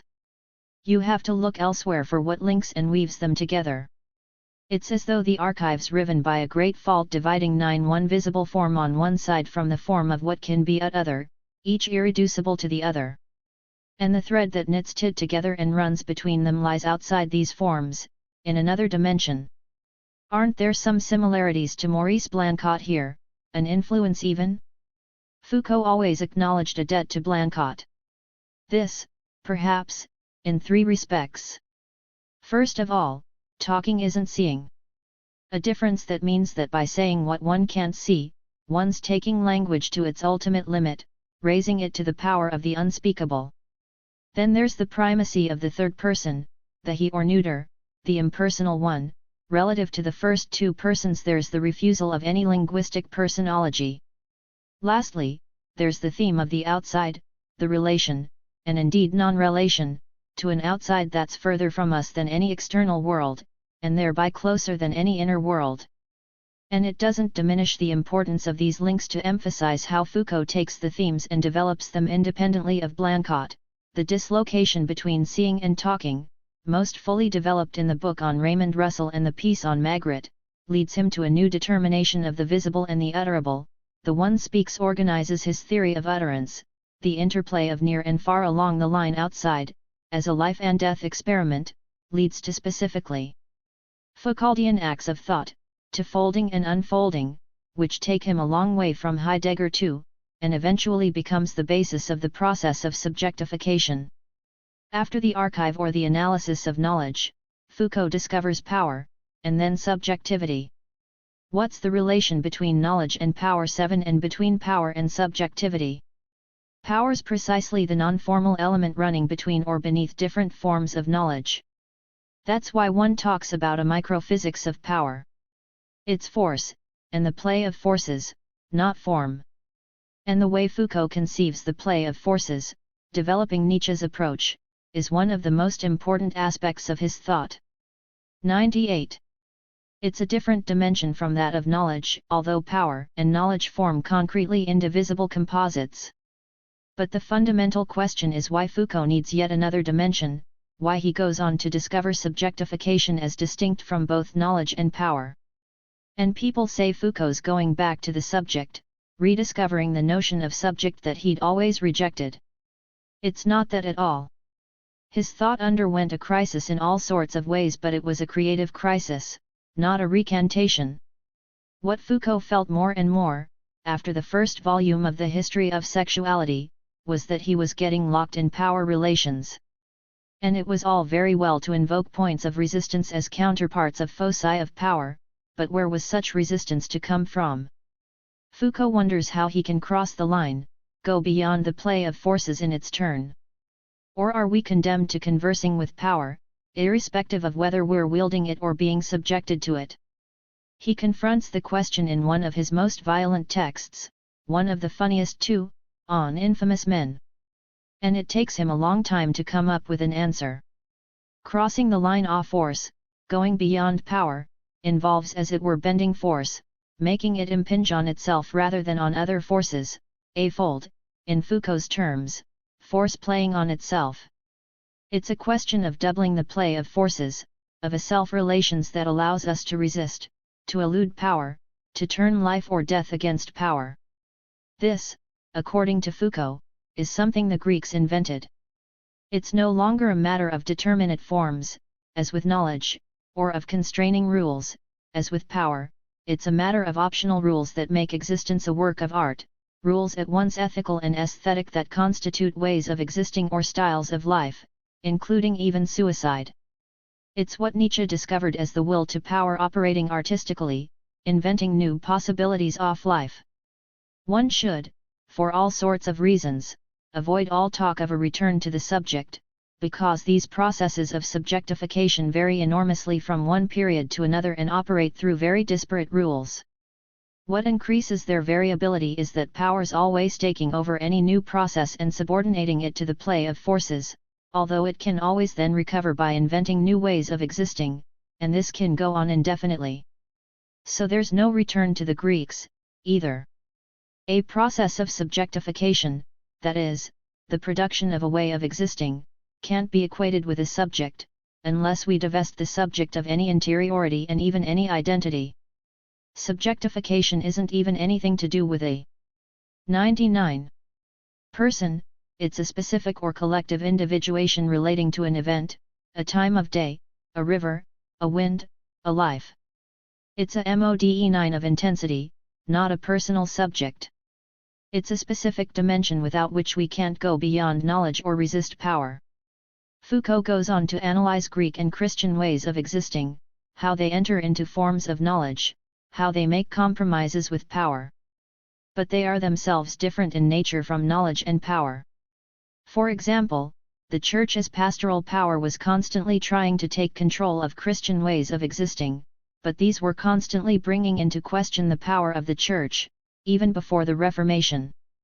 And Foucault, true to his method, isn't basically interested in returning to the Greeks, but in us today. What are our ways of existing, our possibilities of life or our processes of subjectification?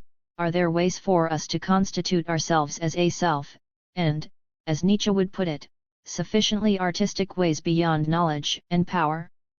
And are we up to it, because in a way it's a matter of life and death? Foucault had earlier developed the theme of the death of man, which caused such a stir. Is it compatible with the idea of creative human existence? The death of man is even worse than all the fuss about the subject.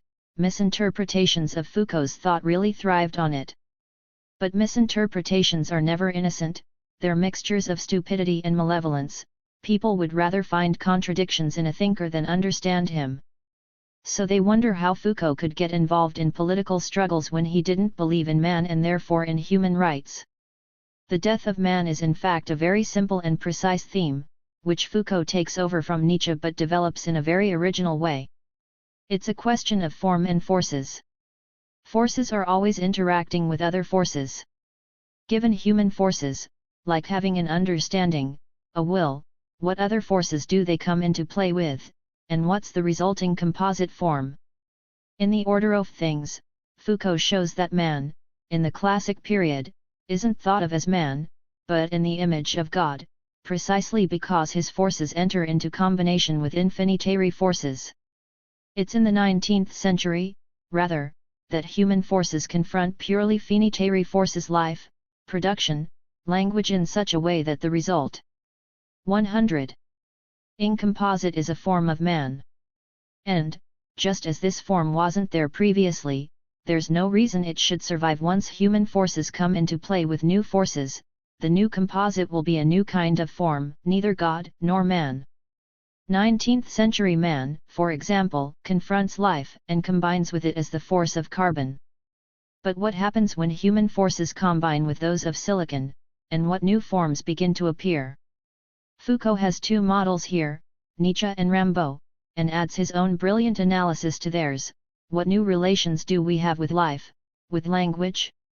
What new struggles with power? When he comes to consider modes of subjectification, it's a way of pursuing the same problem. In what you call ways of existing and Foucault called styles of life, there is, as you've pointed out, an aesthetics of life, life as a work of art. But there's an ethics too. Yes, establishing ways of existing or styles of life isn't just an aesthetic matter, it's what Foucault called ethics, as opposed to morality. The difference is that morality presents us with a set of constraining rules of a special sort, ones that judge actions and intentions by considering them in relation to transcendent values. This is good, that's bad. Ethics is a set of optional rules that assess what we do, what we say, in relation to the ways of existing involved. We say this, do that, what way of existing does it involve? There are things one can only do or say through mean-spiritedness, a life based on hatred, or bitterness toward life. Sometimes it takes just one gesture or word. It's the styles of life involved in everything that make us this or that.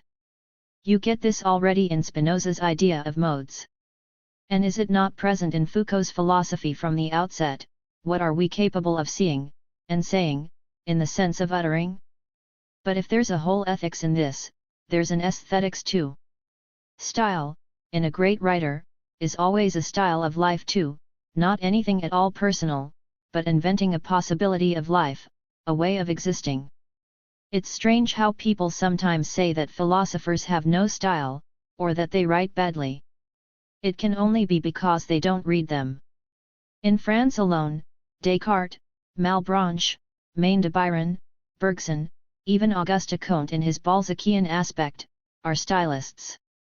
And Foucault also belongs to this tradition. 101. He's a great stylist. Concepts take on with him a rhythmic quality, or, as in the strange dialogues with himself with which he closes some of his books, a contrapuntal one. His syntax accumulates the mirrorings and scintillations of the visible but also twists like a whip, folding up and unfolding, or cracking to the rhythm of its utterances. And then, in his last books, the style tends toward a kind of calm, seeking an ever more austere, an ever purer line. Conversation with Didier Eribon. Le Nouvel Observateur, August 23, 1986. What are you doing in this book? Is it a homage to Michel Foucault? Do you reckon his thought isn't properly understood? Are you analyzing the similarities and differences between his work and yours and what you reckon you owe to him? Or are you, rather, trying to present a mental portrait of Foucault? I felt a real need to write this book. When someone that you like and admire dies, you sometimes need to draw their picture. Not to glorify them, still less to defend them, not to remember, but rather to produce a final likeness you can find only in death, that makes you realize that's who they were. A mask, or what he himself called a double, an overlay. Different people will find different likenesses or overlays. But in the end he's most like himself in becoming so different from the rest of us. It's not a question of points I thought we had in common, or on which we differed. What we shared was bound to be rather indefinite, a sort of background that allowed me to talk with him. I still think he's the greatest thinker of our time. You can do the portrait of a thought just as you can do the portrait of a man. I've tried to do a portrait of his philosophy. The lines or touches are of course mine, but they succeed only if he himself comes to haunt the picture. 103.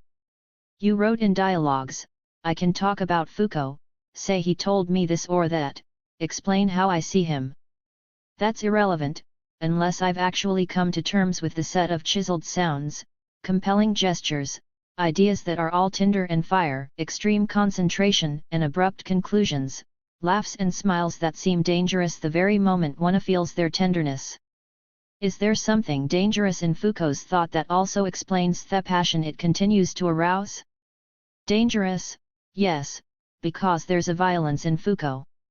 An intense violence, mastered, controlled, and turned into courage. He was trembling with violence on some demonstrations. He saw what was intolerable in things. This may be something he shared with Janet. He was a man of passion, and he himself gave the word passion a very precise sense. One can't but think of his death as a violent death that came and interrupted his work. And his style, at least up to the last books that attained a kind of serenity, is like a lash, it's a whip twisting and relaxing. Paul Vane paints a portrait of Foucault as a warrior. Foucault always evokes the dust or murmur of battle, and he saw thought itself as a sort of war machine. Because once one steps outside what's been thought before, once one ventures outside what's familiar and reassuring, once one has to invent new concepts for unknown lands, then methods and moral systems break down and thinking becomes, as Foucault puts it, a perilous act, a violence whose first victim is oneself. The objections people make, even the questions they pose, always come from safe ashore, and they're like lumps of mud flung at you to knock you down and stop you getting anywhere rather than any help. Objections always come from lazy, mediocre people, as Foucault knew better than anyone. Melville said, "For the sake of the argument, let us call him a fool, then had I rather be a fool than a wise man. I love all men who dive. Any fish can swim near the surface, but it takes a great whale to go downstairs 5 miles or more." Thought divers have been diving and coming up again with bloodshot eyes since the world began to. People will readily agree that intense physical pursuits are dangerous, but thought too is an intense and wayward pursuit. Once you start thinking, you're bound to enter a line of thought where life and death, reason and madness, are at stake, and the line draws you on. You can. 104. Think only on this which is line, assuming you're not bound to lose, not bound to end up mad or dead. That's something that always fascinated Foucault, the switching, the constant juggling of what's close and distant in death or madness. Was everything already implicit in madness and civilization, or are there rather successive advances, crises change soft direction? The question of madness runs right through Foucault's work. Though of course he criticized madness and civilization for still giving too much weight to an experience of madness. He shifted from a phenomenology to an epistemology where madness is trapped in a knowledge varying from one historical formation to another. Foucault always saw history like this, he saw it as a way of avoiding madness. But the experience of thinking cannot itself be detached from some broken line running through the different figures of knowledge. To think about madness is to experience not madness but thought, it becomes madness only when it breaks down. This said, does madness and civilization already contain in principle everything else, for example the conceptions Foucault came to form of discourse, knowledge, and power? Certainly not. There's something great writers often go through, they're congratulated on a book, the book's admired, but they aren't themselves happy with it, because they know how far they still are from what they're trying to do, what they're seeking, of which they still have only an obscure idea. That's why they've so little time to waste on polemics, objections, discussions. I think Foucault's thought is a thought that didn't evolve but went from one crisis to another. I don't believe thinkers can avoid crises, they're too seismic.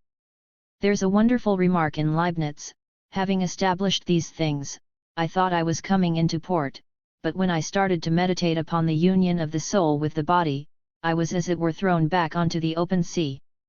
Indeed, this ability to break the line of thought, to change direction, to find themselves on the open sea, and so discover, invent, is what give thinkers a deeper coherence. Madness and civilization was of course itself the result of a crisis. Out of it came a whole conception of knowledge, fully elaborated in the archaeology of Ig6G, that is, in his theory of utterance but leading. 105. Into a new crisis, that of 68. For Foucault it was a great period of energy and exhilaration, of creative gaiety, discipline and punish bears its mark, and that's where he moves from knowledge to power. He moves into this new area to which he'd earlier drawn attention, which he'd marked out but not explored. And of course it's a radicalization. 68 stripped bare all power relations wherever they were operating, that is, everywhere. Previously, Foucault had primarily analyzed forms, and now he moved on to the play of forces underpinning those forms. He leaps into something formless, into the element of what he himself calls microphysics. And this takes him right through to the first volume of the History of Sexuality. But after that book there's yet another, very different, crisis, more internal, perhaps more depressive, more secret, the feeling of facing an impasse. There were lots of interconnected reasons, and maybe we'll come back to this point, but I got the impression that Foucault wanted to be left alone, to be on his own with a few close friends, to take a distance without even moving away, to reach a point where relations broke down. That was my impression, anyway.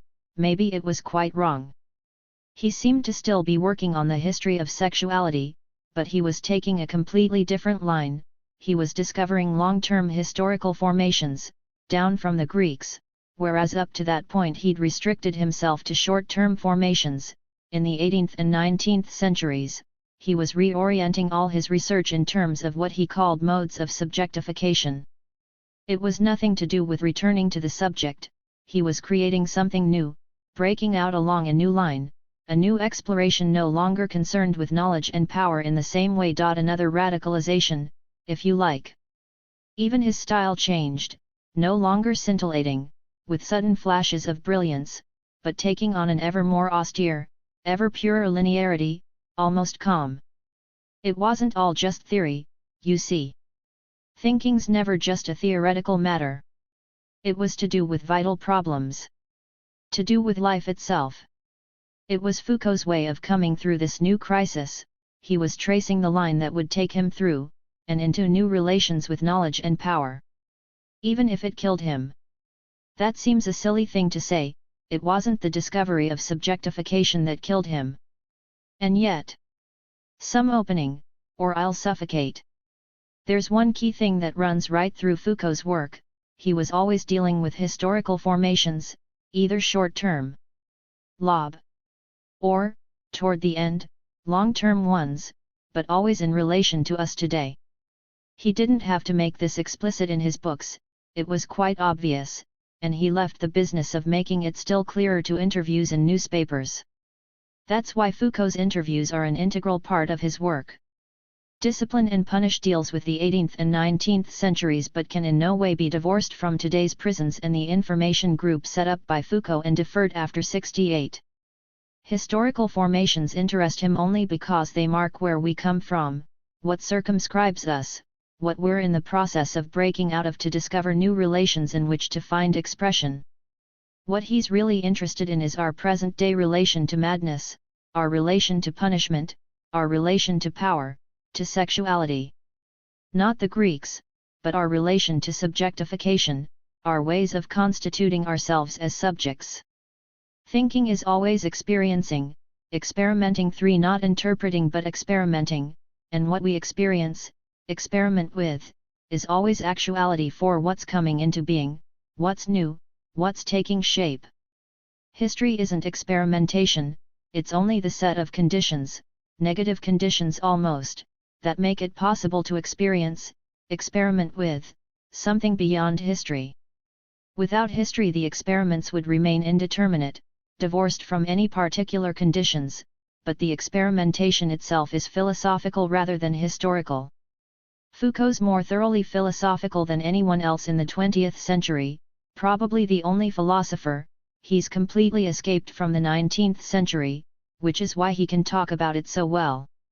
That's what it meant for Foucault to put his life into his thought, his relation to power, and then the relation to oneself, was a matter of life or death, of madness or a new sanity. Subjectification wasn't for Foucault a theoretical return to the subject but a practical search for another way of life, a new style. That's not something you do in your head, but then where, these days, are the seeds of a new way of existing, communally or individually, beginning to appear, and are there any of these seeds in me? We must, of course, examine the Greeks, but only because, according to Foucault, it was they who invented this notion, this practice, of a way of life. There was a Greek experience, 5 Christian experiences, and so on, but it's not the Greeks or Christians who are going to experience things for us these days. 107. Is it so very tragic, Foucault's thought? Isn't it shot through with humor too? In all great writers you find a humorous or comic level along with the other levels, not just seriousness, but something shocking even. There's a general outlandishness in Foucault, not only outlandish punishments, which produce the great comic passages in Discipline and Punish, but the outlandishness of things, and of words. There was a lot of laughter in Foucault, in his life as well as his books. He particularly liked Russell and Brisset, who at the close of the 19th century invented strange procedures for manipulating words and phrases. And Foucault's book of 1963 on Russell is already, so to speak, the poetic and comic version of the theory of utterance set out in the Archaeology of 1969. Russell takes two phrases that have very disparate senses but differ only minimally, /es bands du vieux Pillard and /es bands du vieux Ballard I6, and proceeds to conjure up visual scenes, extraordinary spectacles to connect the two phrases, twist one into the other. Working along other lines, with a crazy etymology, Brisset conjures up scenes corresponding to the way he takes a word apart. Foucault finds here already a whole conception of the relations between the visible and the utterable. And the reader's struck by the way Foucault seems to come upon themes reminiscent of Heidegger or Merleau-Ponty, a visibility beyond the gaze. The eye lets things be seen by grace of their being. It's as though, implicitly, he's taking Russell as a precursor of Heidegger. And it's true that in Heidegger too there's a whole etymological procedure bordering on madness. I really liked Foucault's pages on Russell, because I got a more vague sense of a certain similarity between Heidegger and another author rather like Russell in some ways, Jerry. Jerry defines pataphysics etymologically as going beyond metaphysics, and explicitly bases it on the visible or the being of phenomena. But what do you get by transposing things from Heidegger to Russell, or Jerry? Foucault gets a complete transformation of the relations between the visible and utterable seen in the light of the procedures mentioned, rather than any agreement or homology, any consonance. You get an endless struggle between what we see and what we say, brief clutchings, tussles, captures, because we never say what we see and never see what we say. The visible bursts out between two propositions, and an utterance bursts out between two things. Intentionality gives way to a whole. 108. Theatre, an endless interplay between the visible and the utterable. Each breaks open the other. Foucault's criticism of phenomenology is there, unannounced, in Raymond Russell, and then there's the emphasis on one. In Foucault as in Blancot, you have to begin by analyzing the third person. One speaks, one sees, one dies. There are still subjects, of course, but they're specks dancing in the dust of the visible and permutations in an anonymous babble. The subject's always something derivative. It comes into being and vanishes in the fabric of what one says, what one sees. Foucault draws from this a very intriguing conception of infamous men, a conception imbued with a quiet gaiety. It's the opposite of bitterly. The infamous man isn't defined by excessive evil but etymologically, as an ordinary man, anyone at all, suddenly drawn into the spotlight by some minor circumstance, neighbors complaining, a police summons, a trial. It's a man confronting power, summoned to appear and speak. He's more like something out of Chekhov than Kafka. In Chekhov there's a story about a little maid who strangles a baby because she hasn't been able to get any sleep for nights and nights, and one about a peasant who's taken to court for unbolting railway lines to get weights for his fishing rod. The infamous man is Dacian. The infamous man's a particle caught in a shaft of light and a wave of sound. Maybe fame works the same way, being taken over by a power, an instance of power that makes us appear and speak. There was a point where Foucault got tired of being famous. Whatever he said, people were just waiting to praise or criticize it, they didn't even attempt to understand it. How could he ever again produce something unexpected? You can't work without the unexpected. To be an infamous man was a sort of dream for Foucault, his comic dream, his way of laughing. Am I infamous? His essay on the life of infamous men is a masterpiece. Would you say that article also expresses a crisis? Absolutely, yes, the article has various levels. The fact is that Foucault, after the first volume of the History of Sexuality in 1976, didn't publish any books for 8 years. He suspended work on the rest of the History of Sexuality, even though the contents had already been announced. 109. It was fascinating material, the Children's Crusade and so on, by which he must have completed most of the research. What happened at this point, and during those years? If there really was a crisis, it must have involved many very different interacting factors, disappointment, perhaps, about the way things were going elsewhere, with the eventual failure of the prison movement, on another level, the collapse of more recent hopes, Iran, Poland, the way Foucault became ever more dissatisfied with French social and cultural life, in his work, the feeling of growing misunderstandings about the first volume of the History of Sexuality and of what he was trying to do in the history, and finally, the most personal element perhaps, a feeling that he had himself reached an impasse, that he needed solitude and strength to deal with something relating not only to his thought but also to his life. If he'd reached an impasse, what did it come down to? Foucault had up to that point analyzed formations of knowledge and apparatuses of power, he'd reached the composites of power and knowledge in which we live and speak. And that was still the viewpoint of the history's first volume, establishing the corpus of utterances relating to sexuality in the 19th and 20th centuries, and ascertaining around which foci of powers these utterances take shape, either normalizing or, conversely, challenging those powers. The first volume thus remains within the method Foucault had earlier managed to establish. But I think he must have come up against the question of whether there was anything beyond power, whether he was getting trapped in a sort of impasse within power relations. He was, you might say, mesmerized by and trapped in something he hated. And it was no use telling himself that coming up against power relations was the lot of modern, that is, infamous, man, that it's power that makes us speak and see. It wasn't enough, he needed some opening. He couldn't stay locked in what he'd discovered. The first volume did of course identify points of resistance to power, it's just that their character, their origin, their production were still vague. Perhaps Foucault had the feeling that he must at all costs cross that line, get to the other side, go still further than knowledge and power. Even if it meant reconsidering the whole project of the history of sexuality. And that's just what he's telling himself in the very fine piece on infamous men, always the same inability to cross the line, to get to the other side. Always the same choice, on the side of power, of what it say or has people say. 110. It's nothing to do with him repudiating his earlier work. It's all his earlier work, rather, that pushes him into this new confrontation.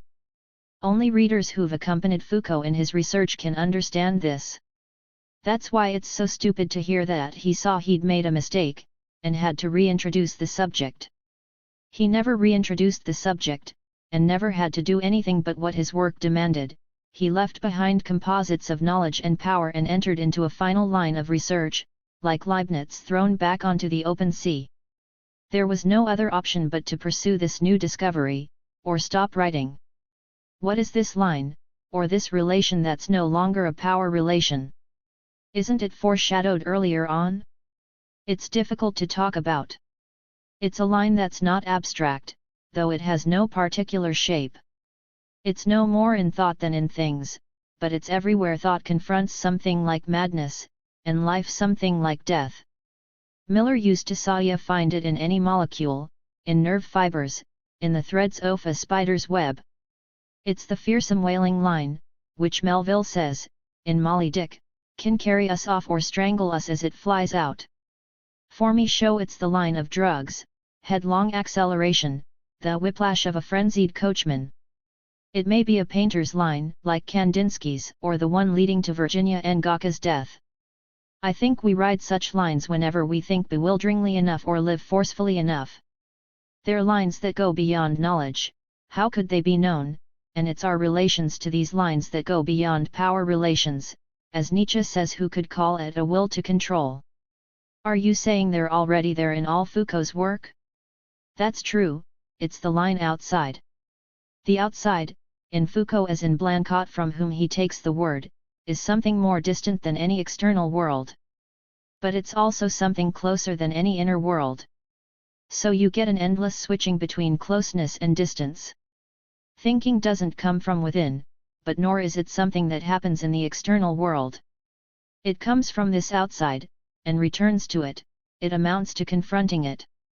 The line outside is our double, with all the double's otherness. Foucault was always talking about it, in Raymond Renusset in A Homage to Blanquot, in The Order of Things. A Portrait of Foucault. In The Birth of the Clinic there's a whole passage on P, to me a model of Foucault's method or procedure. He's R.E.I.C.C. Bichat's conception of death epistemologically, and it's the most thorough, the most brilliant analysis imaginable. But you get the feeling that there's something more to the text, that there's a passion there that goes beyond summarizing some long-dead author. The thing is, Bichat put forward what's probably the first general modern conception of death, presenting it as violent, plural, and coextensive with life. Instead of taking it, like classical thinkers, as a point, he takes it as a line that we're constantly confronting, and cross in either direction only at the point where it ends.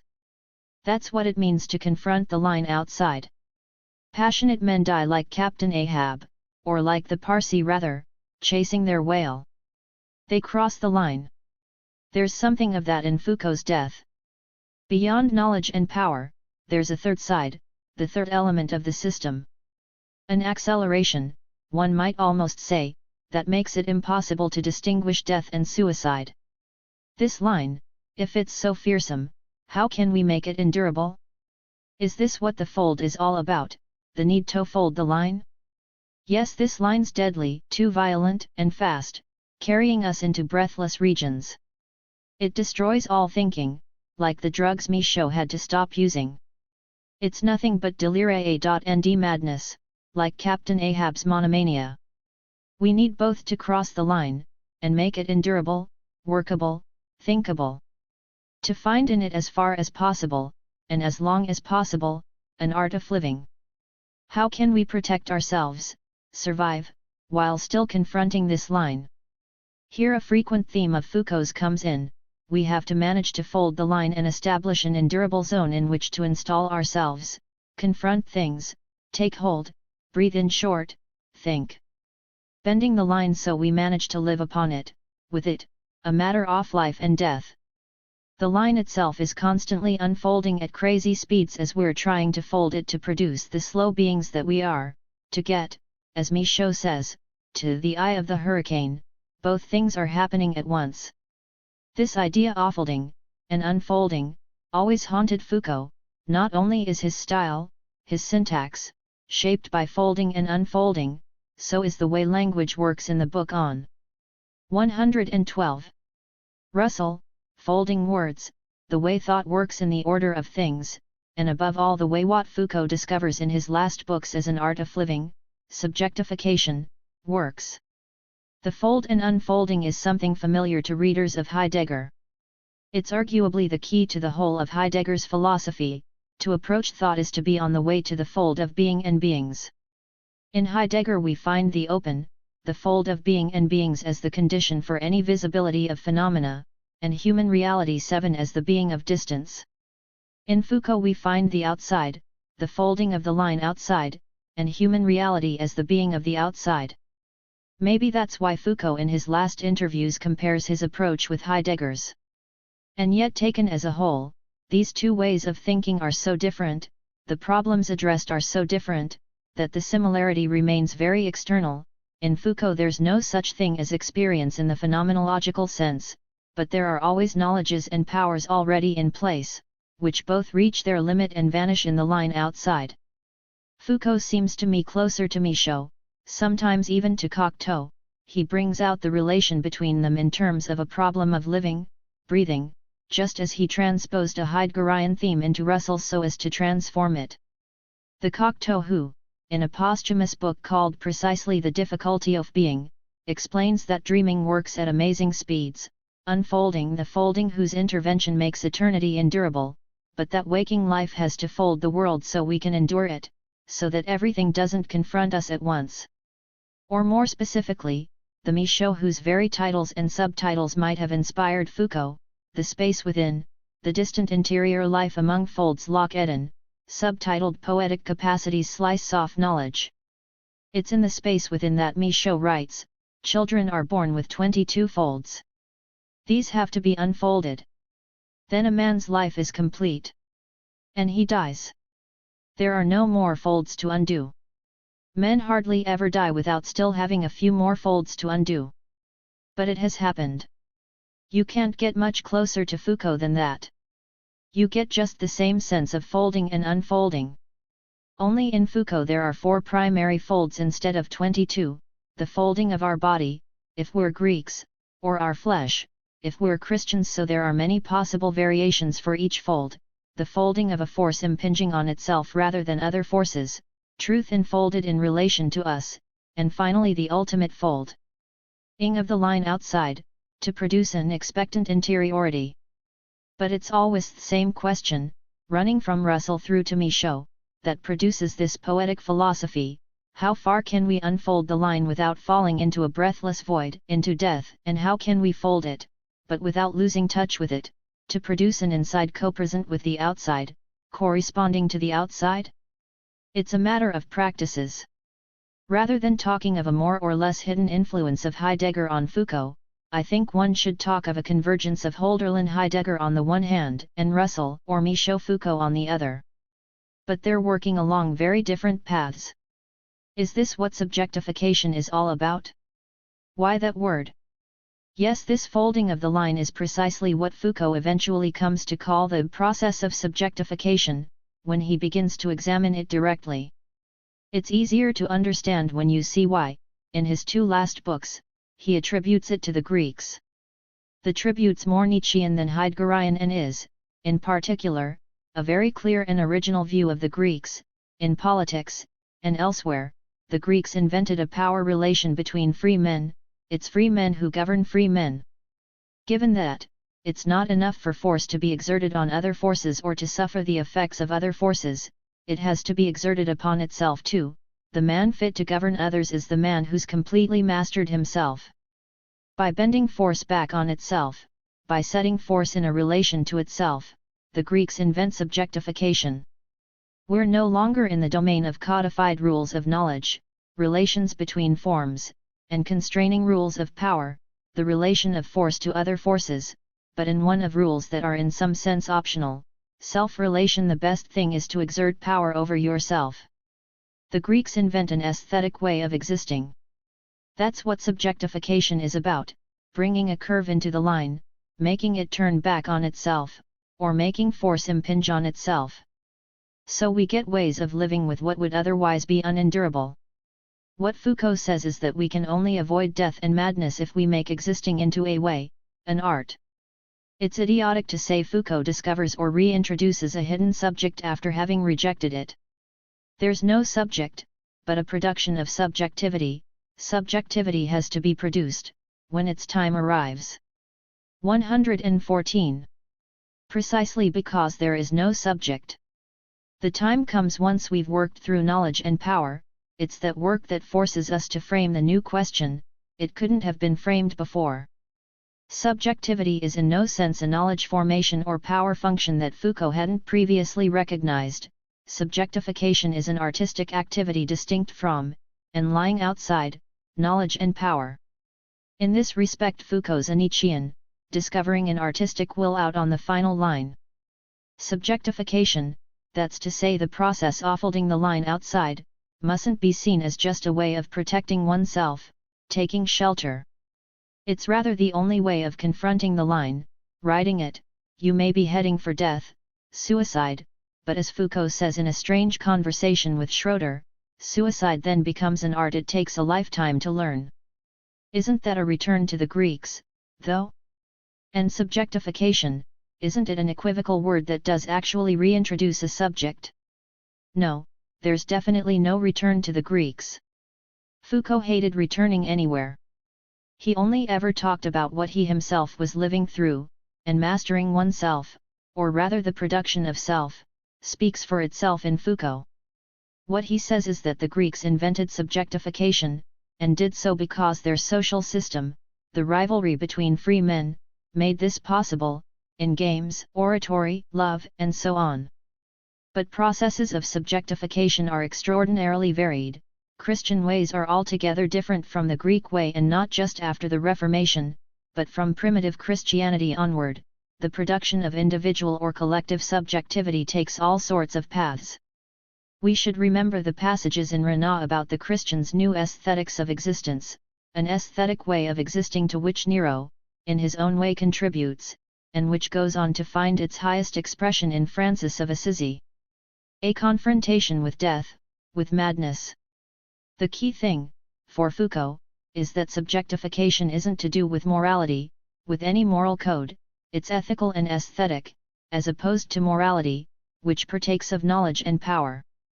So there's a Christian morality but also a Christian ethics/aesthetics, and all sorts of conflicts and compromises between the two. We might say the same these days. What is our ethics?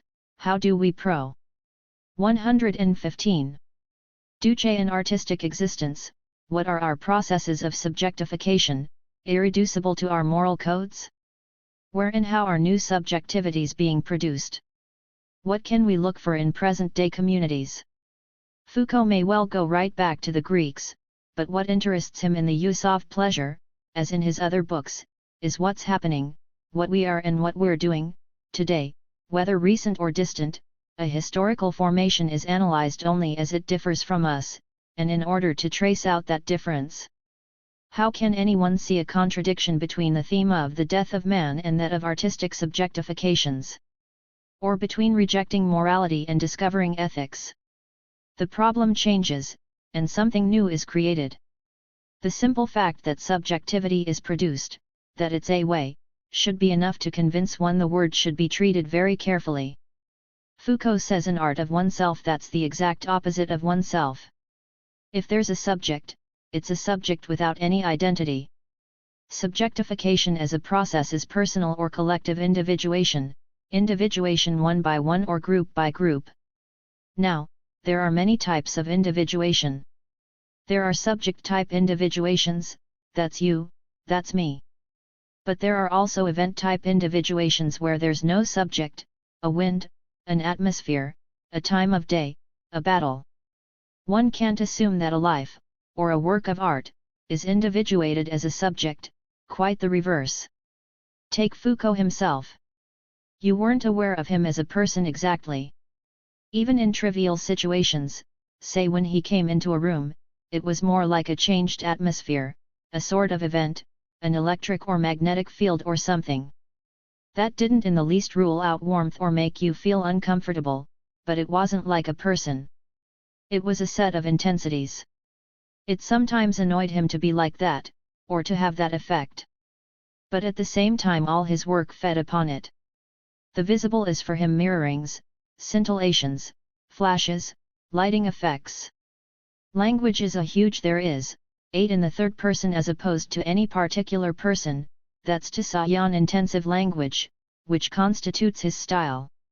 In the conversation with Schroeder, once again, he develops an opposition between love and passion, and presents himself as a creature of passion rather than love. It's an extraordinary text, since it's only an informal conversation. Foucault doesn't try to provide any philosophical basis for the distinction.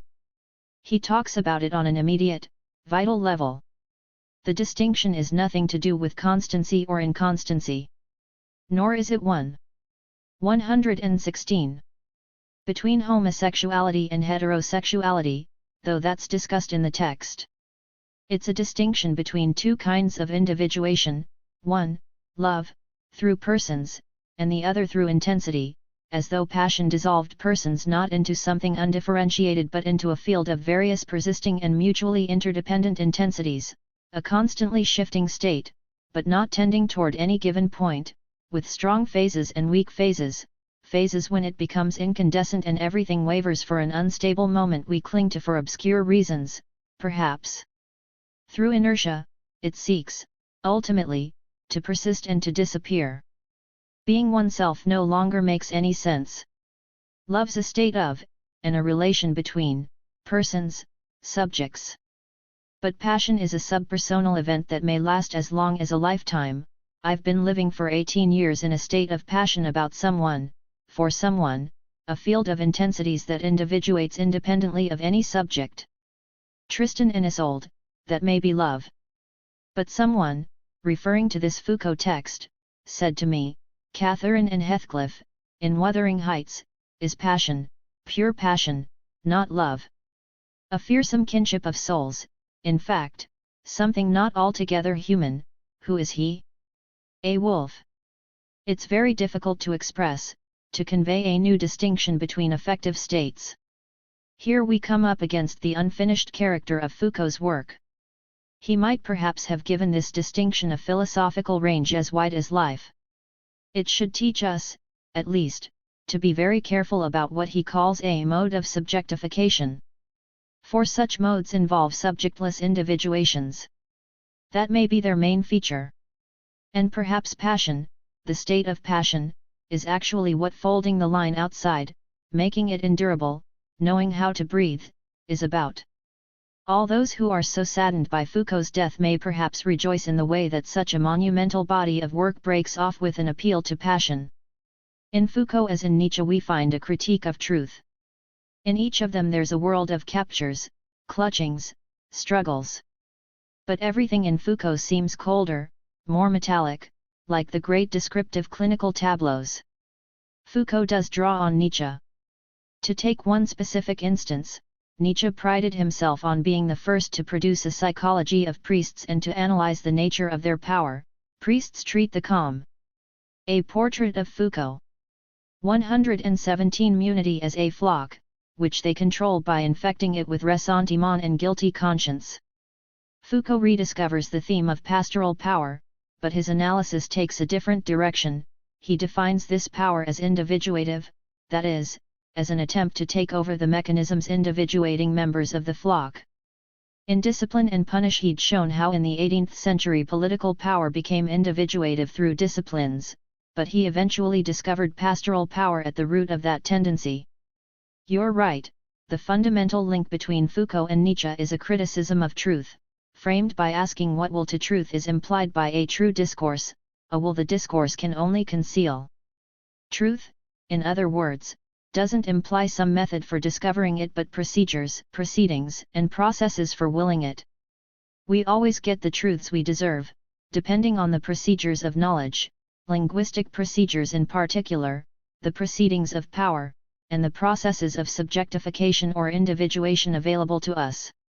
So to get at the will to truth directly, we have to consider untrue discourses, which become confused with the procedures that produce them. Like those of Russell or Brissett, their untruth can also be seen as truth in the wild state. Foucault and Nietzsche have three main things in common. The first is their conception of force. Power in Foucault, like POWER9 in Nietzsche, isn't just violence, isn't just the relation of a force to a being or an object, but corresponds to the relation of a force to the other forces it affects, or even to forces that affect it. Inciting, exciting, inducing, seducing, and so on, are affects. Secondly, there's the relation between forces and form. Any form is a combination of forces. This already comes out in Foucault's great descriptive tableaus. But more particularly in all the stuff about the death of man and the way it relates to Nietzsche's Superman. The point is that human forces aren't on their own enough to establish a dominant form in which man can install himself. Human forces, having an understanding, a will, an imagination, and so on, have to combine with other forces. An overall form arises from this combination, but everything depends on the nature of the other forces with which the human forces become linked.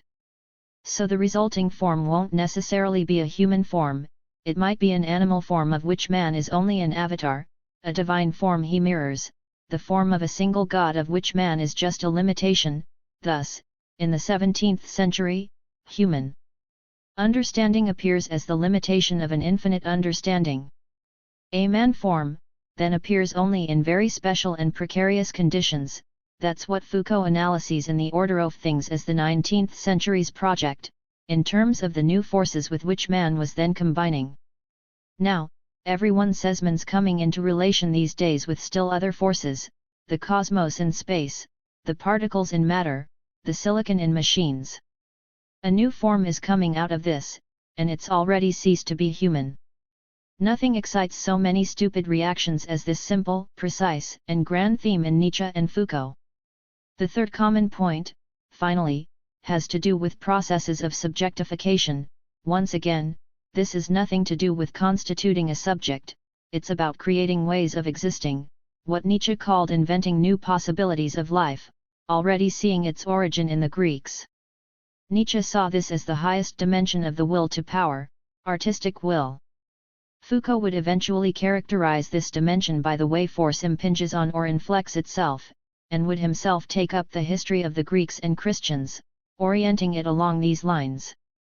The key thing, as Nietzsche said, is that thinkers are always, so to speak, shooting arrows into the air, and other thinkers pick them up and shoot them in another direction. That's what happens with Foucault. Whatever he takes up he thoroughly transforms. He's always creating. You say he's more metallic than Nietzsche. Maybe he even changed what the arrow was made of.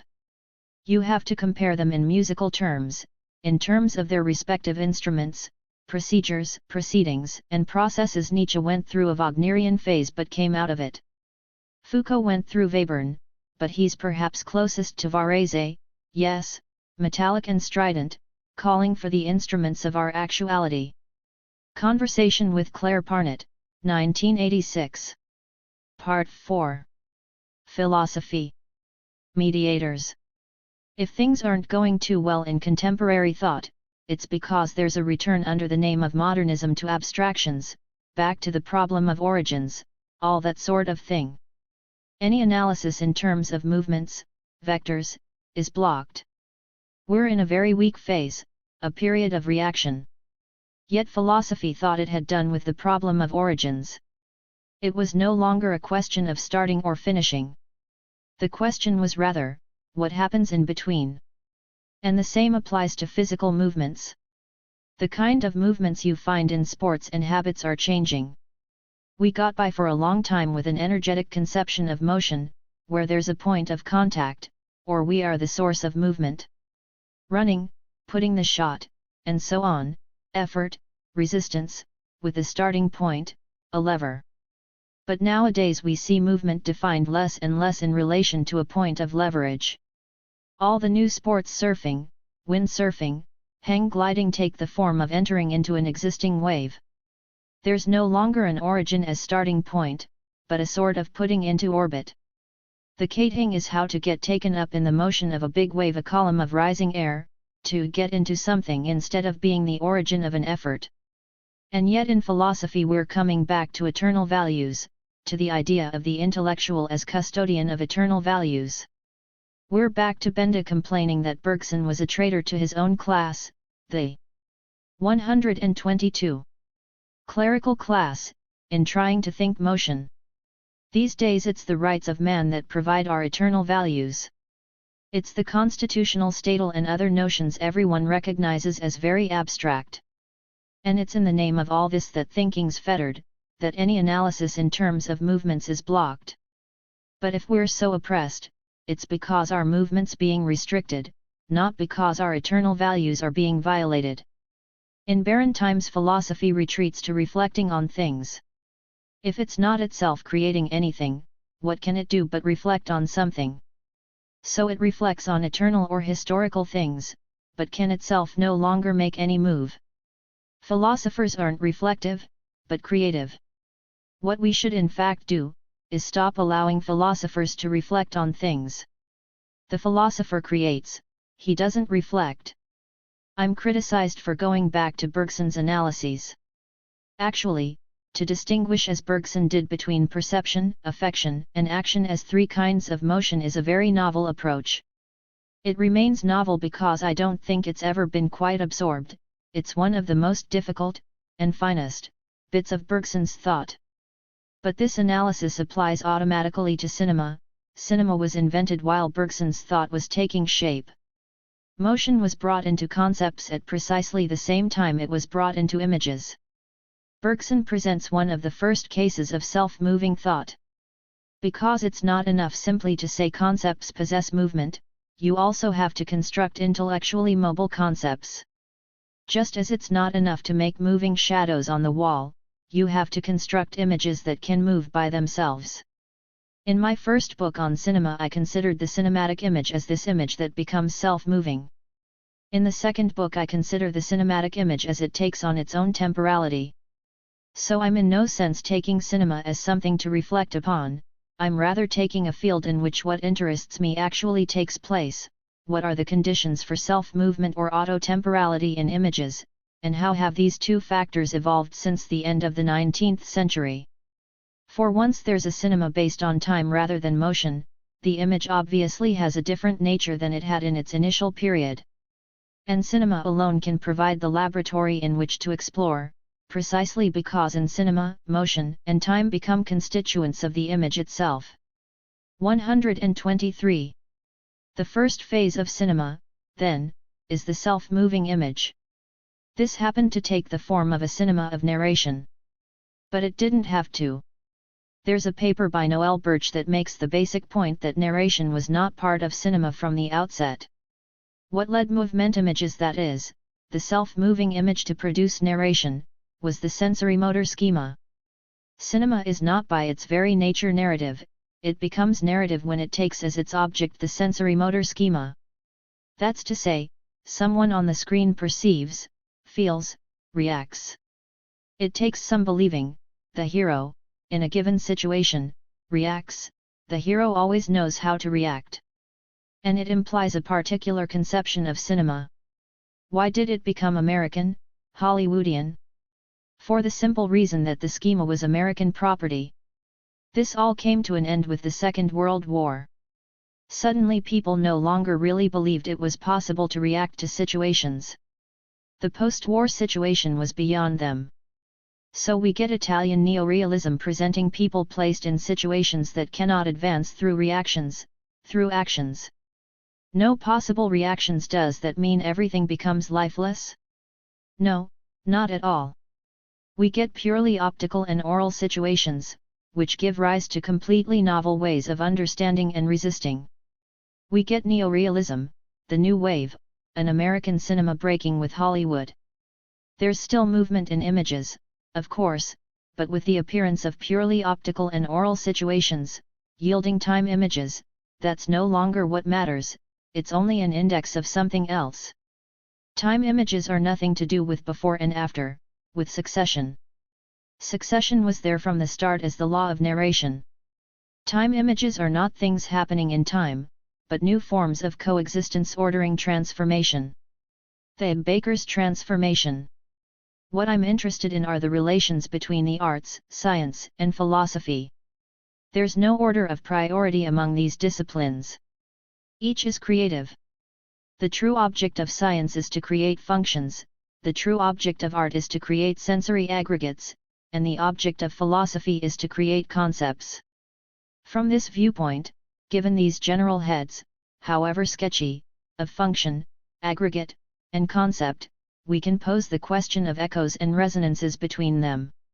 How is it possible in their completely different lines of development, with 124 quite different rhythms and movements of production, how is it possible for a concept, an aggregate, and a function to interact? An initial example, in mathematics there's a kind of space called Riemannian. Mathematically very well defined, in terms of functions, this sort of space involves setting up little neighboring portions that can be joined up in an infinite number of ways, and it made possible, among other things, the theory of relativity. Now, if take modern cinema, I see that after the war a new kind of space based on neighborhoods appears, the connections between one little portion and another being made in an infinite number of possible ways and not being predetermined. These two spaces are unconnected. If I say the cinematic space is Riemannian, it seems facile, and yet in a way it's quite true. I'm not saying that cinema's doing what Riemann did. But if one takes a space defined simply as neighborhoods joined up in an infinite number of possible ways with visual and oral neighborhoods joined in a tactile way, then it's Bresson's space. Bresson isn't Riemann, of course, but what he does in cinema is the same as what happened in mathematics, and echoes it. Another example, in physics there's something that interests me a lot, which has been analyzed by Prigogine and Stengers, called the Baker's transformation. You take a square, pull it out into a rectangle, cut the rectangle in half, stick one bit back on top of the other, and go on repeatedly altering the square by pulling it out into a rectangle again, as though you were kneading it. There are a certain number of transformations. Any 2 points, however close they may have been in the original square, are bound to end up in 2 different halves. This leads to a whole theory, to which Prigogine attaches great importance in relation to his probabilistic physics. On, now, to René. In his film Jetma we see a hero taken back to one moment in his life, and the moment is then set in a series of different contexts. Like layers that are constantly shifted around, altered, rearranged so that what is close in one layer becomes very distant in another. It's a very striking conception of time, very intriguing cinematically, and it echoes the Baker's transformation. So I don't feel it's outrageous to say that René comes close to Prigogine, or that Goddard, for different reasons, comes close to Thorne. I'm not saying that René and Prigogine, or Goddard and Thorne, are doing the same thing. I'm pointing out, rather, that there are 125 able similarities between scientific creators of functions and cinematic creators of images. And the same goes for philosophical concepts, since there are distinct concepts of these spaces. Thus philosophy, art, and science come into relations of mutual resonance and exchange, but always for internal reasons. The way they impinge on one another depends on their own evolution. So in this sense we really have to see philosophy, art, and science as sorts of separate melodic lines in constant interplay with one another. With philosophy having in this no reflective pseudo-primacy nor, equally, any creative inferiority. Creating concepts is no less difficult than creating new visual or oral combinations, or creating scientific functions. What we have to recognize is that the interplay between the different lines isn't a matter of one monitoring or reflecting another. A discipline that set out to follow a creative movement coming from outside would itself relinquish any creative role. You'll get nowhere by latching onto some parallel movement, you have to make a move yourself. If nobody makes a move, nobody gets anywhere. Nor is interplay an exchange, it all turns on giving or taking. Mediators are fundamental. Creation's all about mediators. Without them nothing happens.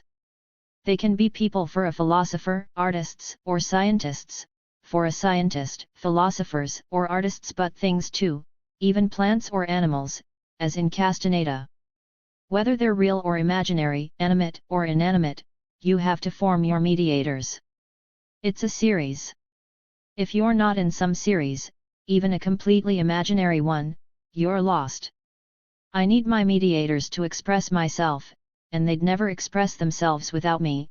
You're always working in a group, even when you seem to be on your own. And still more when it's apparent, Felix Guattari and I are one another's mediators.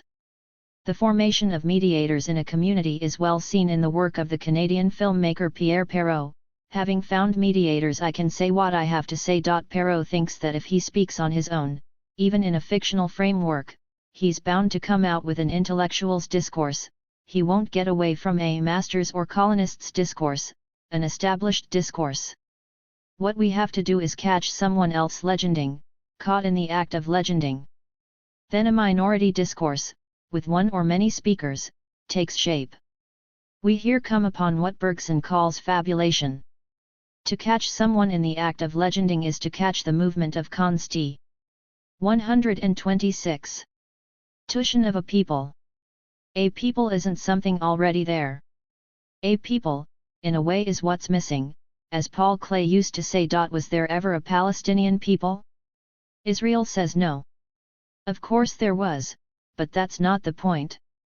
The thing is, that once the Palestinians have been thrown out of their territory, then to the extent that they resist, they enter the process of constituting a people.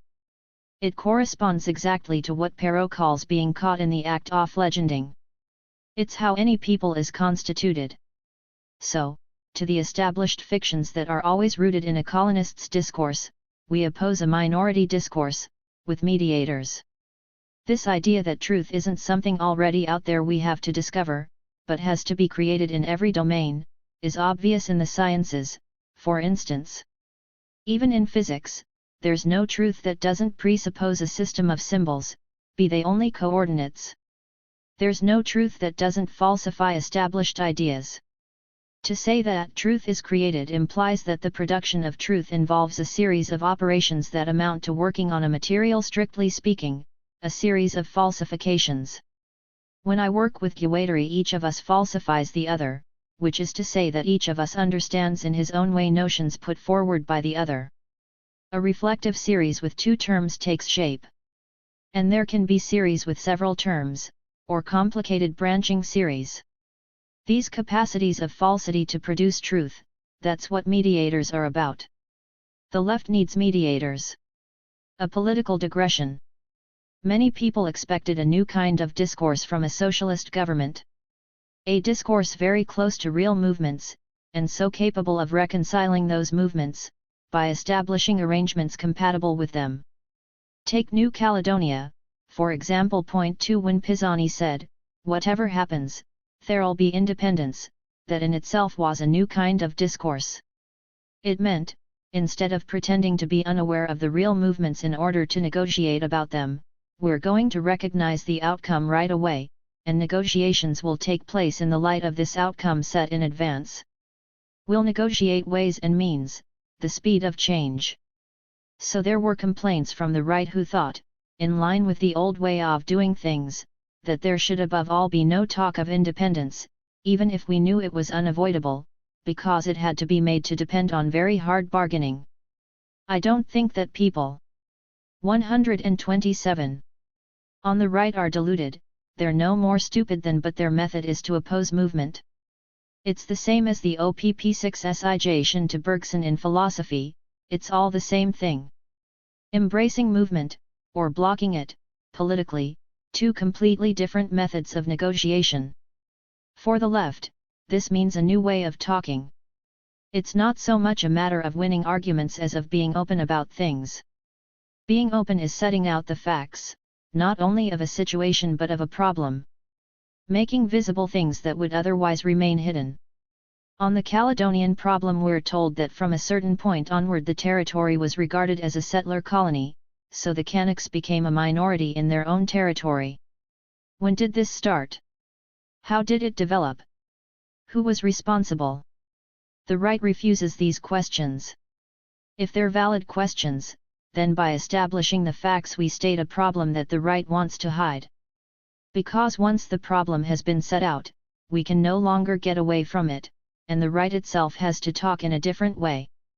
So the job of the left, whether in or out of power, is to uncover the sort of problem that the right wants at all costs to hide. It seems, I'm afraid, that one may speak in this connection of a real inability to get at the facts.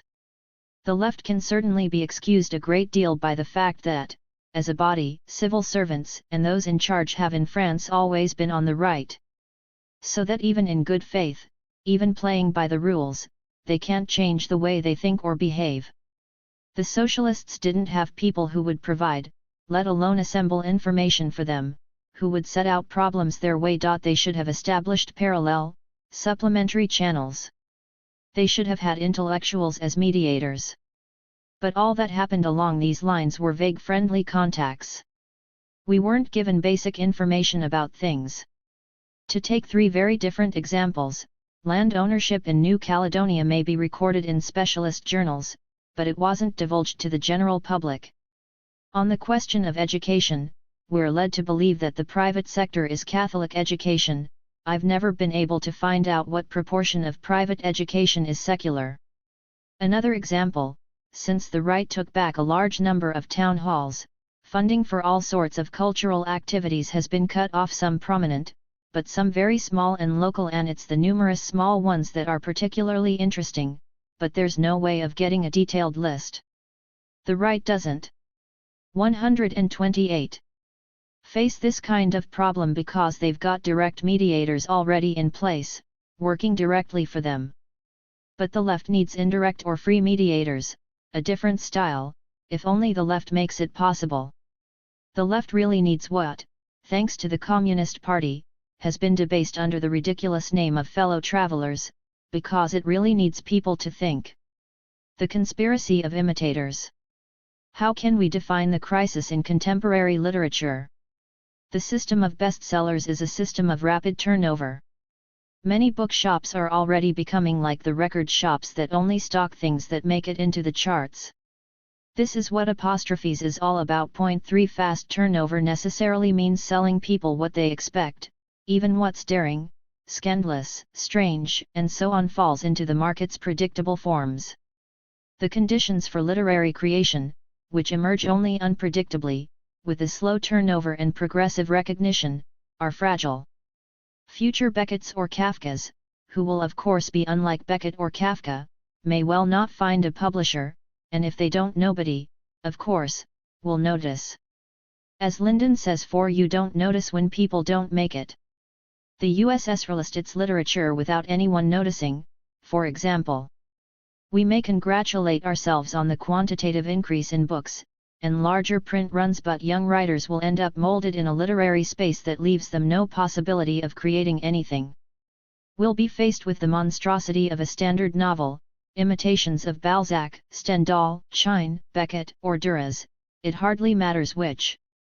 Or rather, Balzac himself is inimitable, Joughin's inimitable, their new syntaxes, the unexpected. What gets imitated is always itself a copy.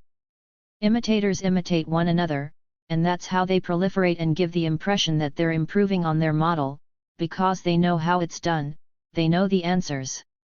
It's awful, what they do on Apostrophes. Point 3 Technically, the program's very well done, the way it's put together, the shots. And yet it's the zero state of literary criticism, literature as light entertainment. Pivot's never hidden the fact that what he really likes is football and food.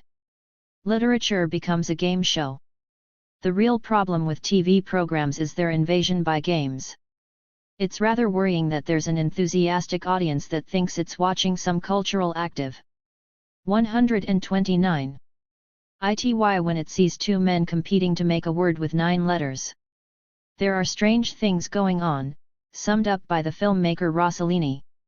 Listen carefully, the world today is too pointlessly cruel. Cruelty is crushing someone else's personality, reducing someone to the state where they'll make a total confession of anything.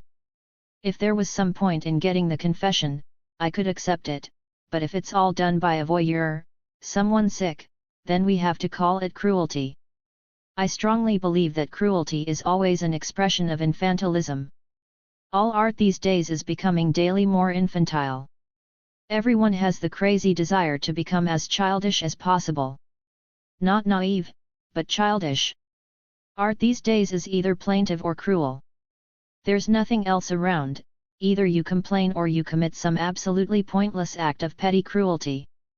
Look, for example, at all this speculation, for that's what we have to call it, on incommunicability, alienation. I see in it no sentiment whatever, just gross indulgence. And that, as I said, has made me give up cinema. And it's an even better reason for giving up interviews. Cruelty and infantilism test the strength even of those who indulge them, and they force themselves even on those who try to evade them. The couple overflow it. We sometimes go on as though people can't express themselves. In fact, they're always expressing themselves. The sorriest couples are those where the woman can't be preoccupied or tired without the man saying what's wrong. Say something. Or the man, without the woman saying. And so on. Radio and television have spread this spirit everywhere, and we're riddled with pointless talk, insane quantities of words and images. Stupidity's never blind or mute. So it's not a problem of getting people to express themselves but of providing little gaps of solitude and silence in which they might eventually find something to say. Repressive forces don't stop people expressing themselves but rather force them to express themselves. What a relief to have nothing to say, the right to say nothing, because only then is there a chance of framing the rare, and ever rarer, thing that might be worth saying. What we're plagued by these days isn't any blocking of communication, but pointless statements. But what we call the meaning of a statement is its point. That's the only definition of meaning, and it comes to the 130. Same thing as a statement's novelty. You can listen to people for hours, but what's the point?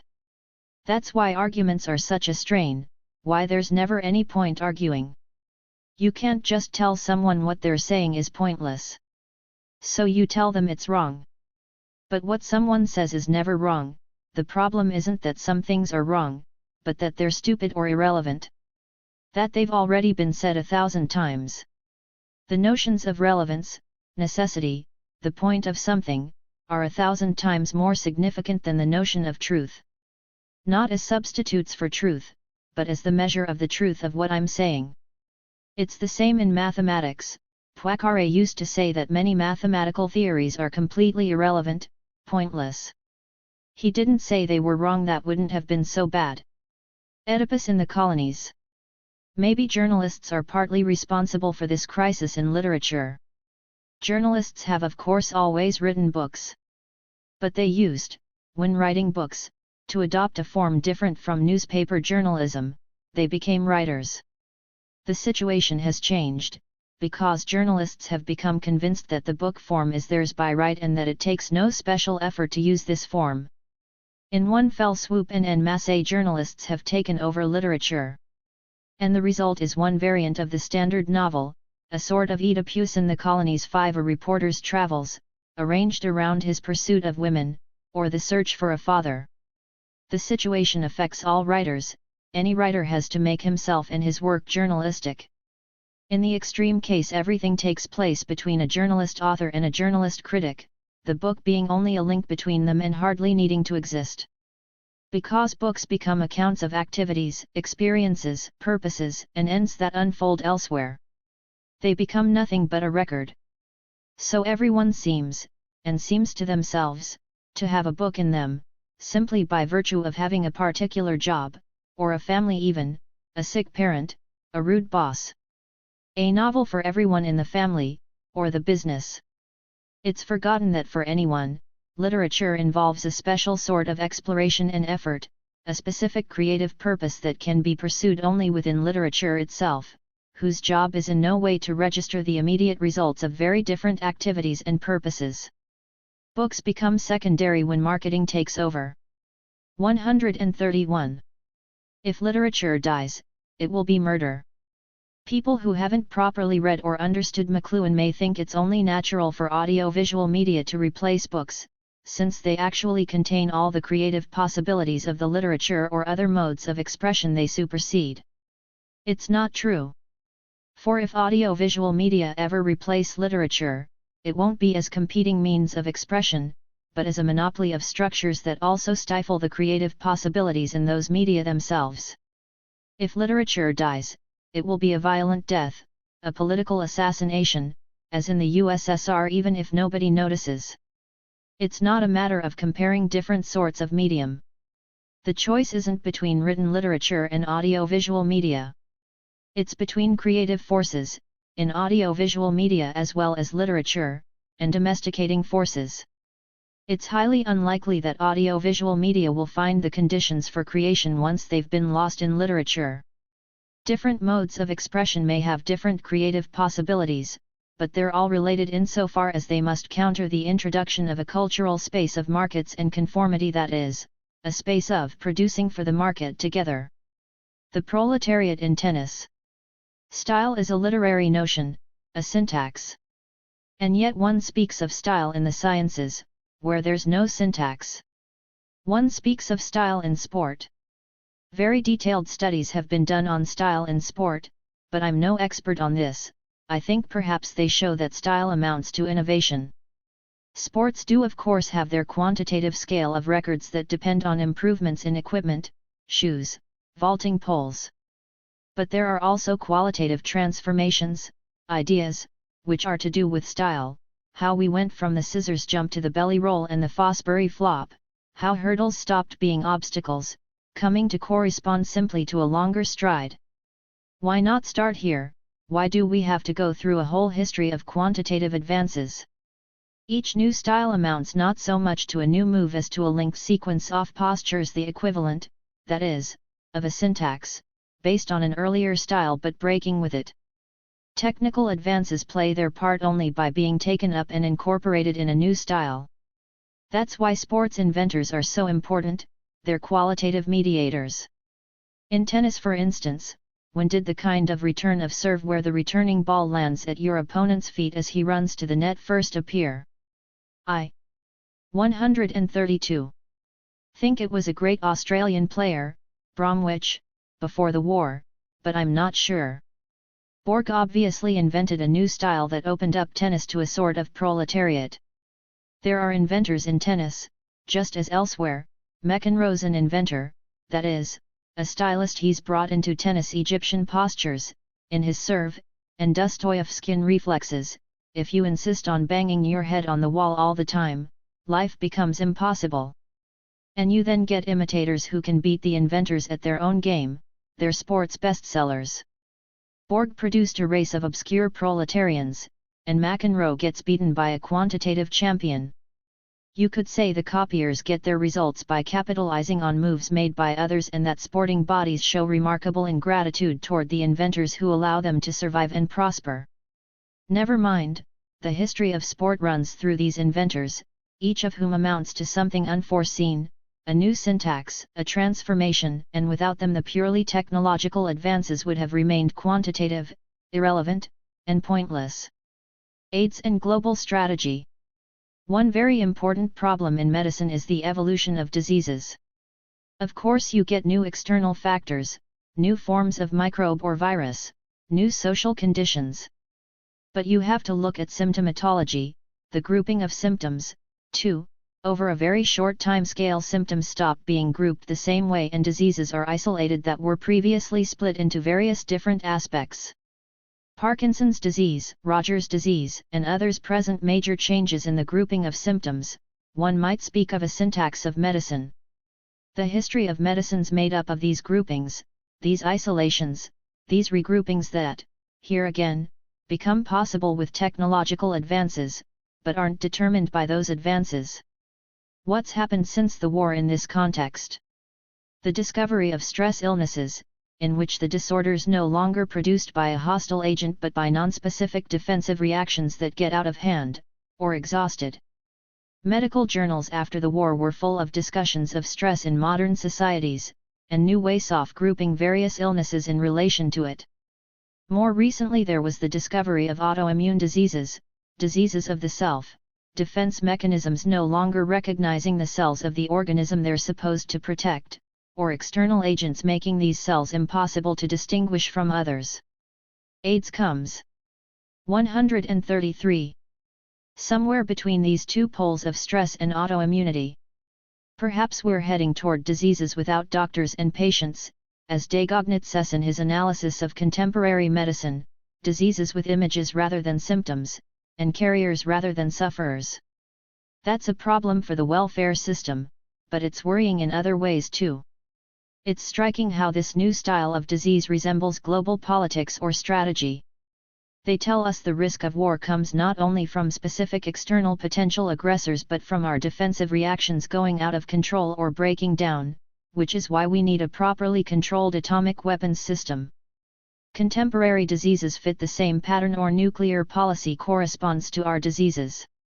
Homosexuals are in danger of playing the part of some biological aggressor, just as minorities or refugees will fill the role of an enemy. It's one more reason to insist on a socialist government that rejects this twin image of disease and society. We have to see creation as tracing a path between impossibilities. Kafka explained how it was impossible for a Jewish writer to speak in German, impossible for him to speak in Czech, and impossible not to speak. Pierre Perrault comes up against the same problem, the impossibility of not speaking, of speaking in English, of speaking in French. Creation takes place in choked passages. Even in some particular language, even in French for example, a new syntax is a foreign language within the language. A creator who isn't grabbed around the throat by a set of impossibilities is no creator. A creator's someone who creates their own impossibilities, and thereby creates possibilities. As with McEnroe, it's by banging your head on the wall that you find a way through. You have to work on the wall, because without a set of impossibilities, you won't have the line of flight, the exit that is creation, the power of falsity that is truth. Your writing has to be liquid or gaseous simply because normal perception and opinion are solid, geometric. It's what Bergson did in philosophy, what Virginia Woolf or Henry James did with the novel, what Renoir did in cinema, and what experimental cinema, which has gone a long way exploring the states of matter, does. Not becoming unearthly, but becoming all the more earthly by inventing laws of liquids and gases on which the earth depends. So style requires a lot of silence and work to make a whirlpool at some point, then flies out like the matches children follow along the water in a gutter. Because you don't get a style.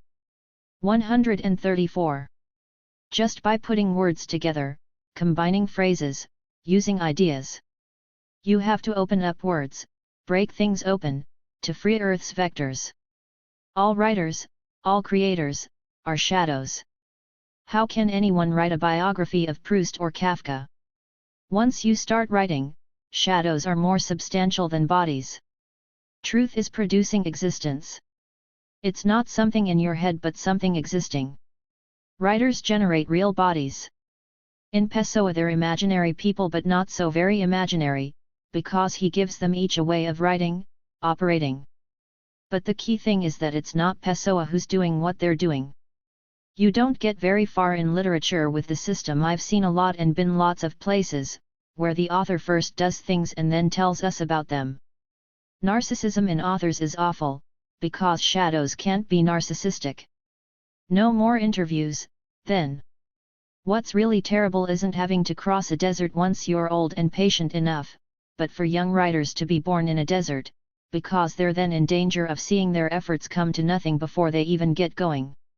And yet, it's impossible for the new race of writers, already preparing their work and their styles, not to be born. Conversation with Antoine Delors and Claire Parnett L'Autre Journal 8, October 1985. On. You republishing a new book, The Fold, Leibniz and the Baroque. Can you retrace the path that, setting out from your study of Hume, Empiricism and Subjectivity, 1953, brings you now to Leibniz?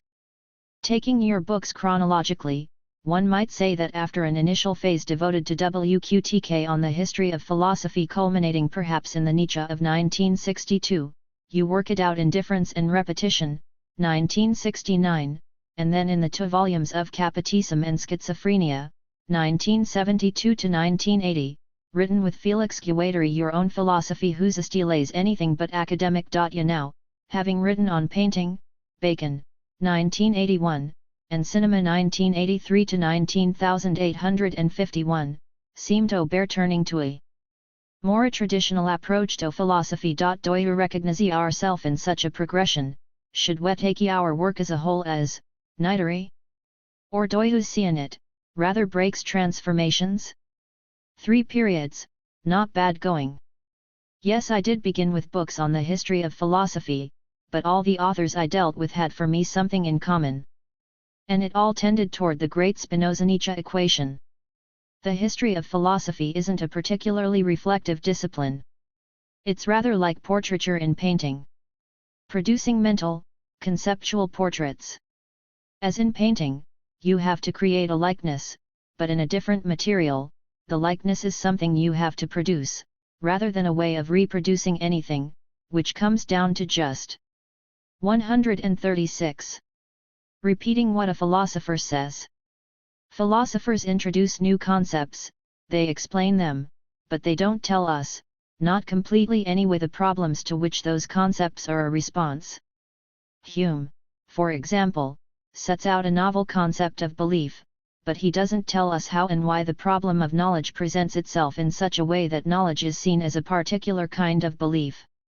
The history of philosophy, rather than repeating what a philosopher says, has to say what he must have taken for granted, what he didn't say but is nonetheless present in what he did say. Philosophy is always a matter of inventing concepts. I've never been worried about going beyond metaphysics or any death of philosophy. The function of philosophy, still thoroughly relevant, is to create concepts. Nobody else can take over that function. Philosophy has of course always had its rivals, from Plato's rivals through to Zarathustra's clown. These days, information technology, communications, and advertising are taking over the words concept and creative, and these conceptualists constitute an arrogant breed that reveals the activity of selling to be capitalism's supreme thought, the cogito of the marketplace. Philosophy feels small and lonely confronting such forces, but the only way it's going to die is by choking with laughter. Philosophy's no more communicative than it's contemplative or reflective, it is by nature creative or even revolutionary, because it's always creating new concepts. The only constraint is that these should have a necessity, as well as an unfamiliarity, and they have both to the extent they're a response to real problems. Concepts are what stops thought being a mere opinion, a view, an exchange of views, gossip. Any concept is bound to be a paradox. A philosophy is what Felix Guattari and I tried to produce in Anti-Oedipus and A Thousand Plateaus, especially in A Thousand Plateaus, which is a long book putting forward many concepts. We weren't collaborating, we just did one book and then we did another, each a book not in the sense of a unity, but of an indefinite article. We each had a past and earlier work behind us, his was in psychiatry, politics, and philosophy, already crammed with concepts, and mine was differentiand elopetition in the Logikoff sense. But we didn't collaborate like two different people. We were more like two streams coming together to make a third stream, which I suppose was us. One of the questions about philosophy, after all, has always been what to make of the philos. A philoso. 137. Phy amounted for me, then, to a sort of second period that would never have begun or got anywhere without Felix. Then let's suppose there's a third period when I worked on painting and cinema, images, on the face of it. But I was writing philosophy books. You see, I think concepts involve two other dimensions, percepts and affects. That's what interests me, not images. Percepts aren't perceptions, they're packets of sensations and relations that live on independently of whoever experiences them. Affects aren't feelings, they're becomings that spill over beyond whoever lives through them, thereby becoming someone else. The great English and American novelists often write in percepts, and Kleist and Kafka in affects. Affects, percepts, and concepts are three inseparable forces, running from art into philosophy and from philosophy into art. The trickiest case, obviously, is music. An analysis is sketched out in A Thousand Plateaus. The ritornello law involves all three forces.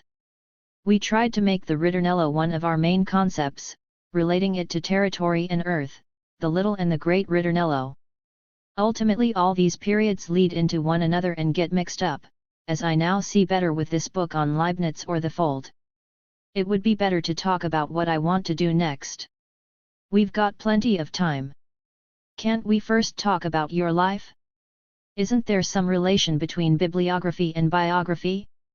Academics' lives are seldom interesting. They travel of course, but they travel by hot air, by taking part in things like conferences and discussions, by talking, endlessly talking.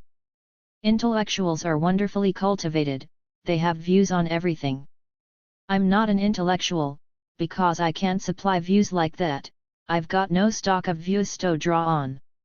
What I know only from something I'm actually working on, and if I come back to something a few years later, I have to learn everything all over again.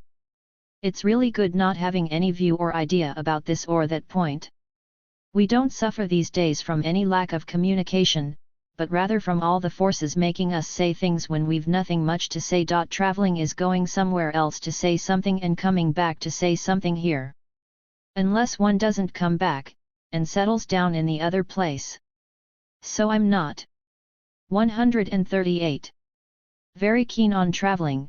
You shouldn't move around too much, or you'll stifle becomings. I was struck by a sentence of Toynbee's, the nomads are the ones who don't move on. They become nomads because they refuse to disappear. If you want to apply biobibliographical criteria to me, I confess I wrote my first book fairly early on, and then produced nothing more for 8 years.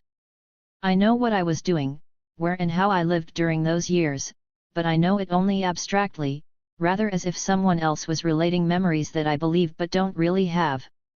It's like a hole in my life, an 8-year hole. That's what I find interesting in people's lives, the holes, the gaps, sometimes dramatic, but sometimes not dramatic at all. There are catalepsies, or a kind of sleepwalking through a number of years, in most lives. Maybe it's in these holes that movement takes place. Because the real question is how to make a move, how to get through the wall, so you don't keep on banging your head against it. Maybe by not moving around too much, not talking too much, avoiding false moves, staying in places devoid of memory. There's a fine short story by Fitzgerald, in which someone's walking around a town with a 10-year hole. There's the opposite too, not holes, but an excess of memory, extraneous floating memories you can no longer place or identify, that did happen, but when you don't know what to do with that kind of memory, it gets in your way. Was I 7, 14, 40? Those are the two interesting things in someone's life, amnesias and hypermnesias. This criticism of talking is one you direct against television in particular. You've expressed your feelings about this in the preface you wrote for Serge Daney's book, Cinejournal. But how do philosophers communicate? How should they communicate? Philosophers since Plato have written books, expressed themselves in books. They still do, but these days one sees a difference emerging between two sorts of people we call, or who call themselves, philosophers. There are the ones that teach, who go on teaching, have chairs in universities, and think that's important. And there are the ones that don't teach, perhaps even refuse to teach, but try to make their mark in the media, the new philosophers. We have to put you, it seems, in the first category. You've even produced a tract against the new philosophers. What does giving courses mean to you? What's so special about it? 139. Giving courses has been a major part of my life, in which I've been passionately involved. It's not like giving individual lectures, because courses have to be carried on over a long period with a relatively fixed audience, sometimes for a number of years. It's like a research laboratory. You give courses on what you're investigating, not on what you know. It takes a lot of preparatory work to get a few minutes of inspiration. I was ready to stop when I saw it was taking more and more preparation to get a more taxing inspiration. And the future's bleak because it's becoming more and more difficult to do research in French universities. A course is a kind of spreekgesang, closer to music than to theatre. Indeed, there's nothing in principle to stop courses being a bit like a rock concert. It must be said that Vincennes, and it was the same after we'd been forcibly transferred to Saint Denis, provided exceptional conditions. In philosophy, we rejected the principle of building up knowledge progressively. There were the same courses for first-year and nth-year students, for students and non-students, philosophers and non-philosophers, young and old, and many different nationalities. There were always young painters and musicians there, filmmakers, architects, who showed great rigor in their thinking. They were long sessions. Nobody took in everything, but everyone took what they needed or wanted, what they could use, even if it was far removed from their own discipline. There was a period marked by abrupt interventions, often schizophrenic, from those present. Then there was the taping phase, with everyone watching their cassettes, but even then there were interventions from one week to the next in the form of little notes I got, sometimes anonymously.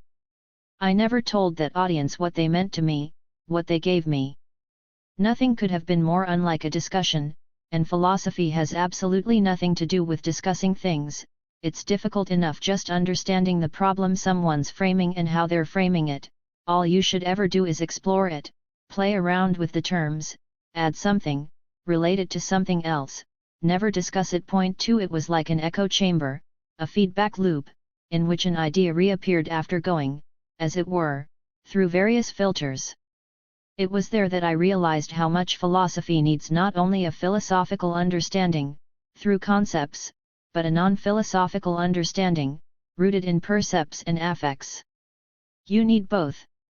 Philosophy 140 has an essential and positive relation to non-philosophy. It speaks directly to non-philosophers. Take the most remarkable case, Spinoza, the absolute philosopher, whose Ethics is the foremost book on concepts. But this purest of philosophers also speaks to everyone. Anyone can read the Ethics if they're prepared to be swept up in its wind, its fire. Or take Nietzsche. You can, on the other hand, get too much knowledge taking all the life out of philosophy. Non-philosophical understanding isn't inadequate or provisional, it's one of philosophy's two sides, one of its two wings. In the preface to Difference and Repetition, you say, the time is approaching when it will hardly be possible to write a philosophy book in the way people have for so long written them. You add that the search for these new means of philosophical expression, begun by Nietzsche, should be pursued in conjunction with the development of certain other arts, like theatre or film. You cite Borges as a model for your approach to the history of philosophy, a model Foucault had already invoked for his own project in the Introduction to the Order of Things. 12 years later, you say of the 15 plateaus of A Thousand Plateaus that one can read them more or less independently of each other, except that the conclusion should be read at the end, the conclusion throughout which you stick the numbers of the preceding plateaus in a crazy carousel. As though you felt you had to embrace both order and disorder without surrendering either. How do you see this question of philosophical style these days, this question of the architecture, the composition, of a philosophy book, and what, from that perspective, does it mean to write a book with someone else? Writing with someone else is something very unusual in the history of philosophy, especially when it's not a dialogue. How, why, do you do it? How did you go about it? What made you do it? And who's the author of these books? Do they even have an author? Great philosophers are great stylists too. Style in philosophy is the movement of concepts. This movement's only present, of course, in the sentences, but the sole point of the sentences is to give it life, a life of its own. Style is a set of variations in language, a modulation and a straining of one's whole language towards something outside it. Philosophy's like a novel, you have to ask what's going to happen, what's happened. Except the characters are concepts, and the set. 141. Things, the scenes, are spacetimes. One's always writing to bring thing to life, to free life from where it's trapped, to trace lines of flight. The language for doing that can't be a homogeneous system, it's something unstable, always heterogeneous, in which style carves differences of potential between which things can pass. 3 Come to pass, a spark can flash and break out of language itself, to make us see and think what was lying in the shadow around the words, things we were hardly aware existed. 2 things work against style, homogeneous language or, conversely, a heterogeneity so great that it becomes indifferent, gratuitous, and nothing definite passes between its poles. Between a main and a subordinate clause there should be a tension, a kind of zigzagging, even particularly when the sentence seems quite straightforward. There's style when the words produce sparks leaping between them, even over great distances. Given that, writing with someone else presents no particular problem, quite the reverse. There'd be a problem if we were precisely 2 persons, each with his own life, his own views, setting out to collaborate with each other and discuss things. When I said Felix and I were rather like 2 streams, what I meant was that individuation doesn't have to be personal. We're not at all sure we're persons, a draft, a wind, a day, a time of day, a stream, a place, a battle, an illness all have a non-personal individuality. They have proper names. We call them hexedes. They combine like 2 streams, 2 rivers.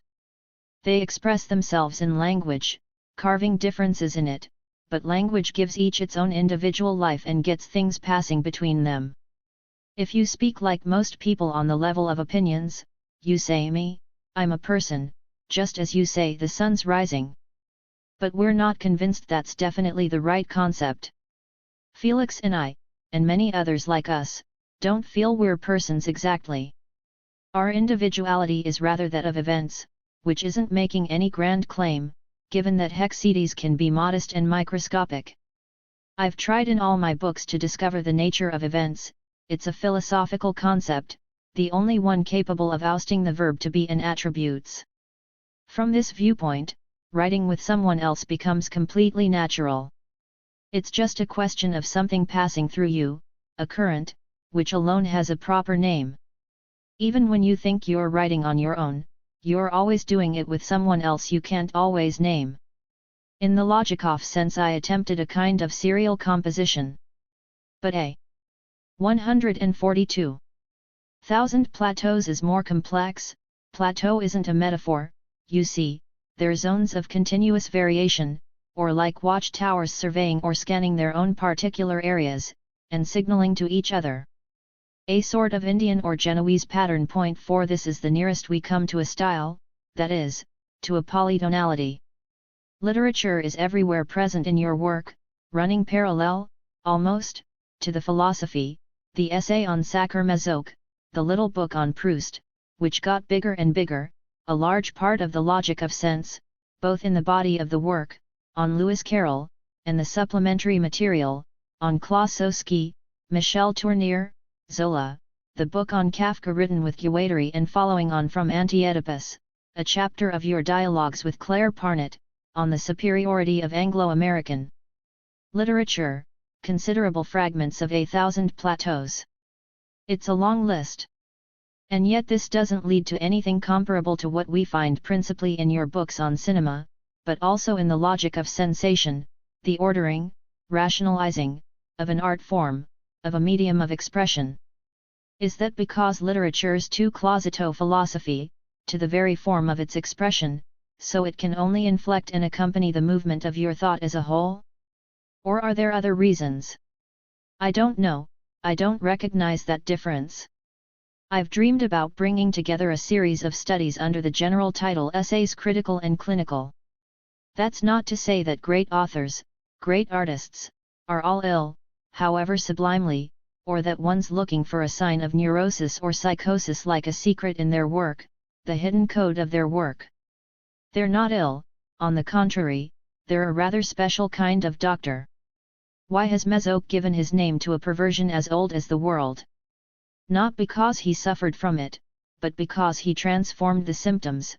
He set out a novel picture of it by making the contract its primary sign and also by linking masochistic practices to the place of ethnic minorities in society and the role of women in those minorities. Masochism becomes an act of resistance, inseparable from a minority sense of humor. Masoch is a great symptomatologist. In Proust it's not memory he's exploring, it's all the different kinds of signs, whose natures have to be discovered by looking at their setting, the way they're emitted, their matter, their system. The recherche is a general semiology, a symptomatology of different worlds. Kafka's 143. Work is a diagnosis of all the diabolical powers around us. As Nietzsche said, artists and philosophers are civilization's doctors. It's hardly surprising that, if they consider it at all, they're not particularly interested in psychoanalysis. Psychoanalysis is so reductive in the secrets it pursues, so misunderstands signs and symptoms, everything comes down to what Lawrence called the dirty little secret. It's not just a matter of diagnosis. Signs imply ways of living, possibilities of existence, they're the symptoms of life gushing forth or draining away. But a drained life or a personal life isn't enough for an artist. You don't write with your ego, your memory, and your illnesses. In the act of writing there's an attempt to make life something more than personal, to free life from what imprisons it. The artist or philosopher often has slender, frail health, a weak constitution, a shaky hold on things. Look at Spinoza, Nietzsche, Lawrence. Yet it's not death that breaks them, but seeing, experiencing, thinking too much life. Life overwhelms them, yet it's in them that the sign is at hand at the close of Zarathustra, in the 5th book of the Ethics. You write with a view to an unborn people that doesn't yet have a language. Creating isn't communicating but resisting. There's a profound link between signs, events, life, and vitalism, the power of non-organic life that can be found in a line that's drawn, a line of writing, a line of music. It's organisms that die, not life. Any work of art points a way through for life, finds a way through the cracks. Everything I've written is fatalistic, at least I hope it is, and amounts to a theory of signs and events. I don't think the problem takes a different form in literature than in the other arts, it's just that I haven't had the chance to do the book I'd like to have done about literature. Psychoanalysis still runs through, underpins, albeit in a strange way, difference and repetition in the logic of sense. From Anti-Oedipus, the first volume of Capitalism and Schizophrenia, onward, it patently becomes an enemy to be toppled. But on a still deeper level it remains from that point on the prime outlook we have to get rid of if we're to think something new, to think anew, almost. How did this come about? And why was Anti-Oedipus the first major philosophy book to come out of what happened in May 68, perhaps its first real philosophical manifesto? For the book says, right at the start, that the future doesn't lie in some Freud-Marxist synthesis. It frees us from 144. Freud, from Lacan and his structures, rather as some people thought the new philosophers would soon free us from Marx, and their evolution. How do you see what thus seems a striking analogy? Oddly enough, it wasn't me who rescued Felix from psychoanalysis, he rescued me. In my study on Mazoch, and then in the Logikoff sense, I thought I'd discovered things about the specious unity of sadism and masochism, or about events, that contradicted psychoanalysis but could be reconciled with it. Felix, on the other hand, had been and was still a psychoanalyst, a student of Lacan's but like a son who already knew that reconciliation was impossible. Anti-Oedipus marks a break that followed directly from two principles: the unconscious isn't a theater but a factory, a productive machine, and the unconscious isn't playing around all the time with mummy and daddy but with races, tribes, continents, history, and geography, always some social frame. We're trying to find an immanent conception, an immanent way of working with the syntheses of the unconscious, a productivism or constructivism of the unconscious. And we came to see that psychoanalysis had no understanding at all of the meaning of indefinite articles, a child, becomings, becoming animal, our relation to animals, desires, utterances. Our last piece on psychoanalysis was something we wrote about the wolf man in A Thousand Plateaus, showing how psychoanalysis is unable to think plurality or multiplicity, a pack rather than a lone wolf, a pile of bones rather than a single bone. We saw psychoanalysis as a fantastic project to lead desire up blind alleys and stop people saying what they wanted to say. A project directed against life, a song of death, law, and castration, a thirsting after transcendence, a priesthood, a psychology, all psychology being priestly. If our book was significant, coming after 68, it's because it broke with attempts at Freudo-Marxism. We weren't trying to articulate or reconcile different dimensions but trying rather to find a single basis for a production that was at once social and desiring in a logic of flows. Deleuze was at work in reality, we saw only reality all around us, taking the imaginary and the symbolic to be illusory categories.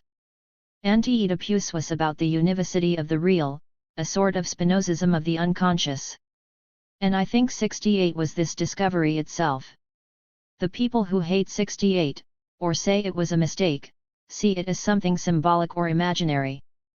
But that's precisely what it wasn't, it was pure reality. 145. Breaking through. I don't, at any rate, see the slightest analogy between what Anti-Oedipus did with Freud and what the new philosophers have been doing with Marx. I find the very suggestion shocking.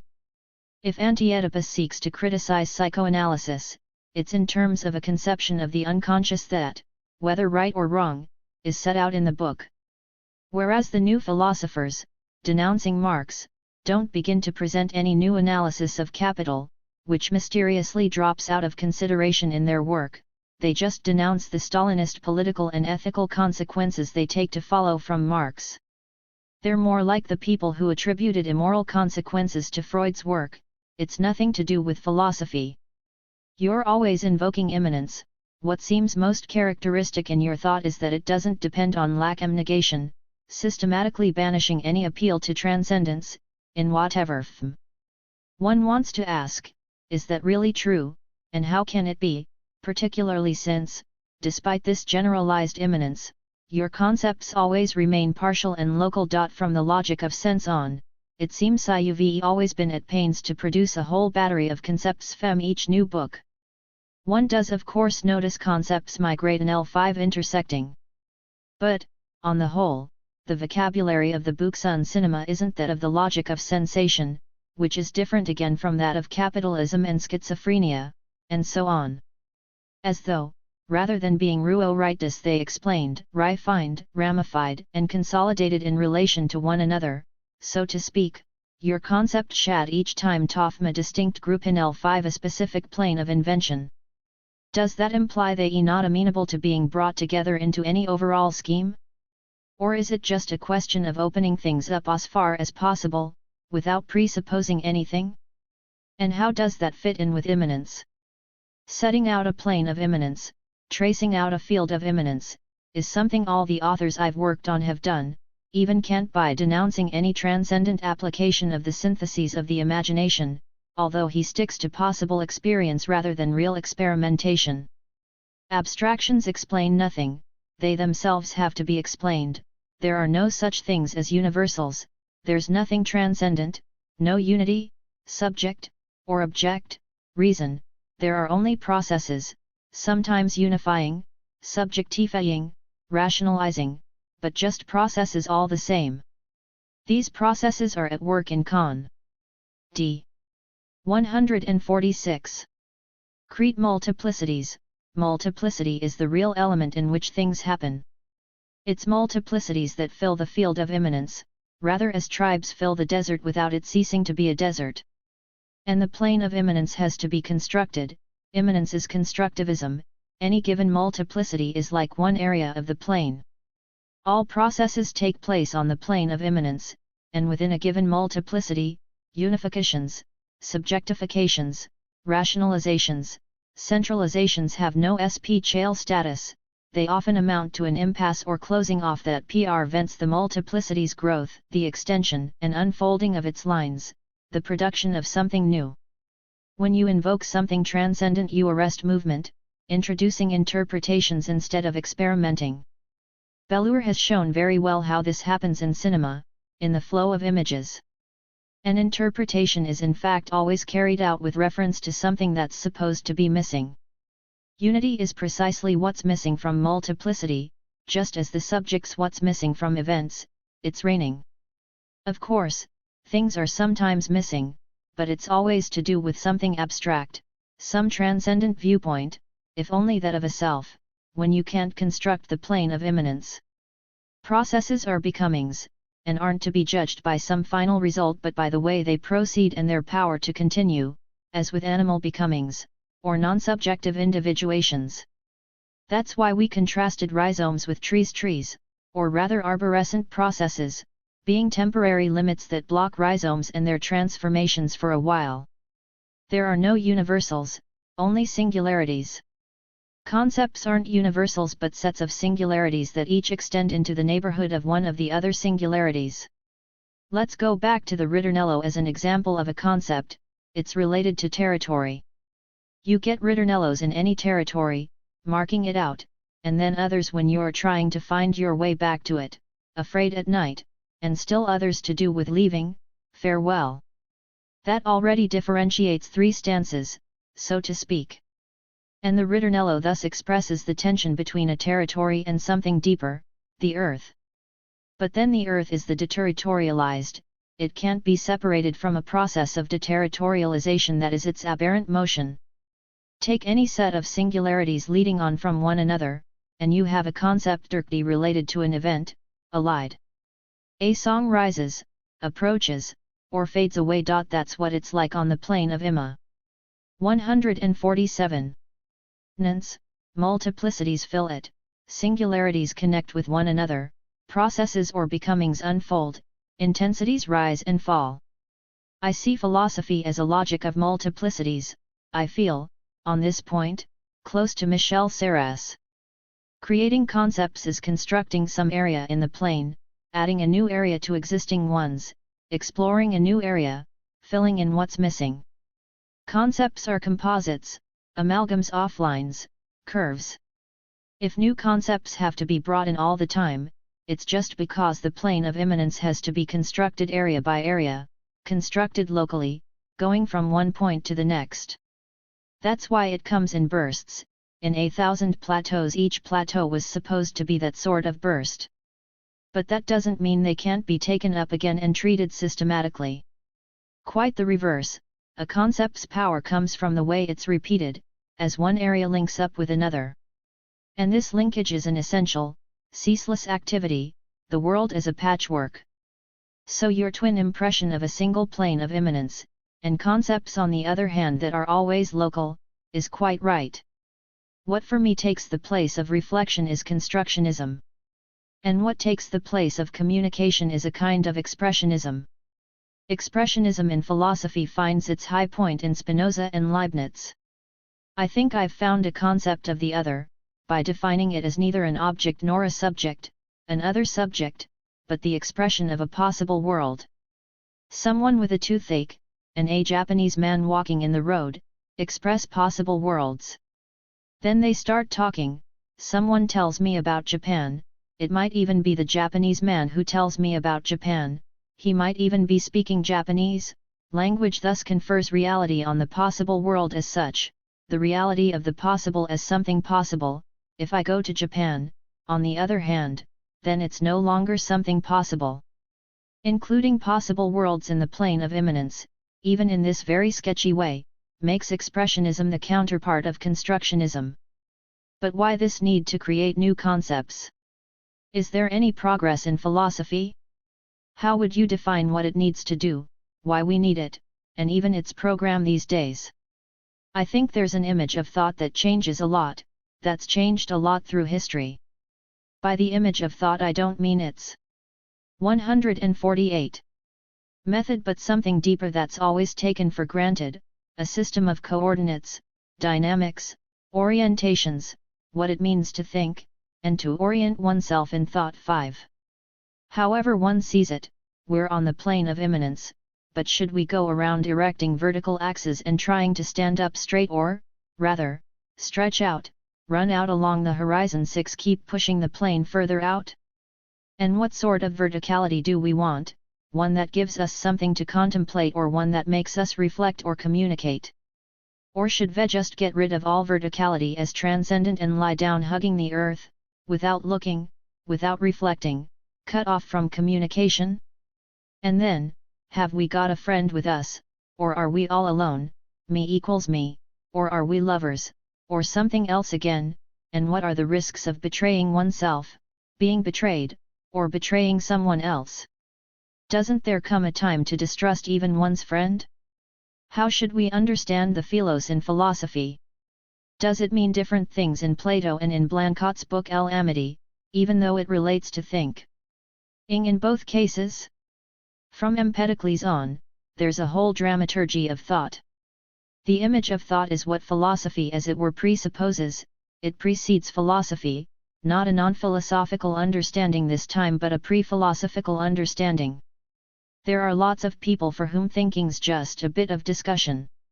Okay, it's a stupid image, but even stupid people have an image of thought, and it's only by bringing out these images that we can determine philosophy's preconditions.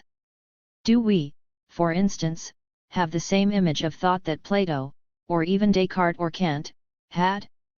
Doesn't the image change in response to overriding constraints that express, of course, extrinsic determinants, but above all express a becoming of thought? Can we, flailing around in confusion, still claim to be seeking truth? It's the image of thought that guides the creation of concepts. It cries out, so to speak, whereas concepts are like songs.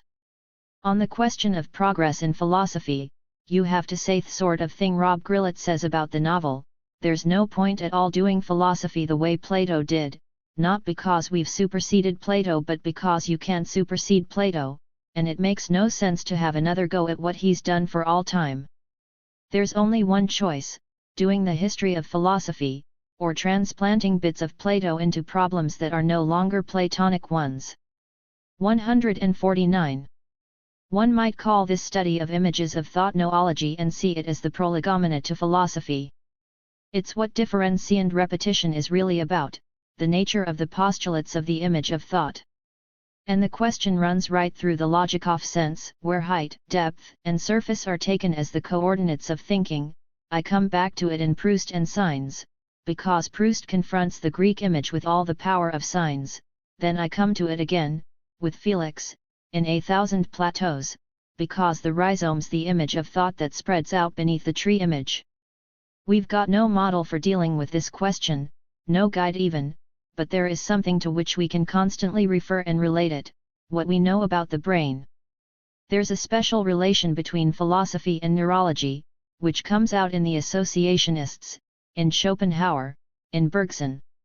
Our current inspiration doesn't come from computers but from the microbiology of the brain. The brain's organized like a rhizome, more like grass than a tree, an uncertain system 7 with probabilistic, semi-aleatory, quantum mechanisms. It's not that our thinking starts from what we know about the brain but that any new thought traces uncharted channels directly through its matter, twisting, folding, fissuring it. It's amazing how Michaud does this. New connections, new pathways, new synapses, that's what philosophy calls into play as it creates concepts, but this whole image is something of which the biology of the brain, in its own way is discovering an objective material likeness, or the material working. Something that's interested me in cinema is the way the screen can work as a brain, as in René's films, or Cyberberg's. Cinema doesn't just operate by linking things through rational cuts, but by relinking them through irrational cuts too. This gives two different images of thought. What was interesting about pop videos at the outset was the sense you got that some were using connections and breaks that didn't belong to the waking world, but not to dream either, or even nightmare. For a moment they bordered on something connected with thought. This is all I'm saying, there's a hidden image of thought that, as it unfolds, branches out, and mutates, inspires a need to keep on creating new concepts, not through any external determinism but through a becoming that carries the problems themselves along with it. 150. Your last book was devoted to Foucault. Were you doing history of philosophy? Why Foucault? What are the relations between your two philosophies?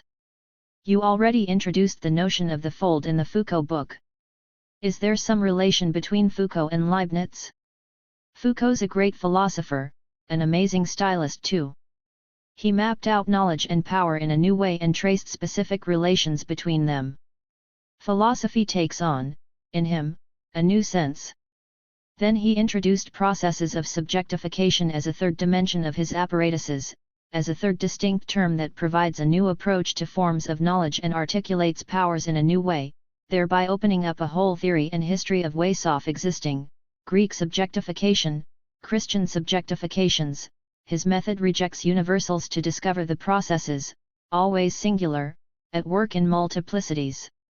What's influenced me most is his theory of utterance, because it involves conceiving language as a heterogeneous and unstable aggregate and allows one to think about how new types of utterance come to be formed in all fields.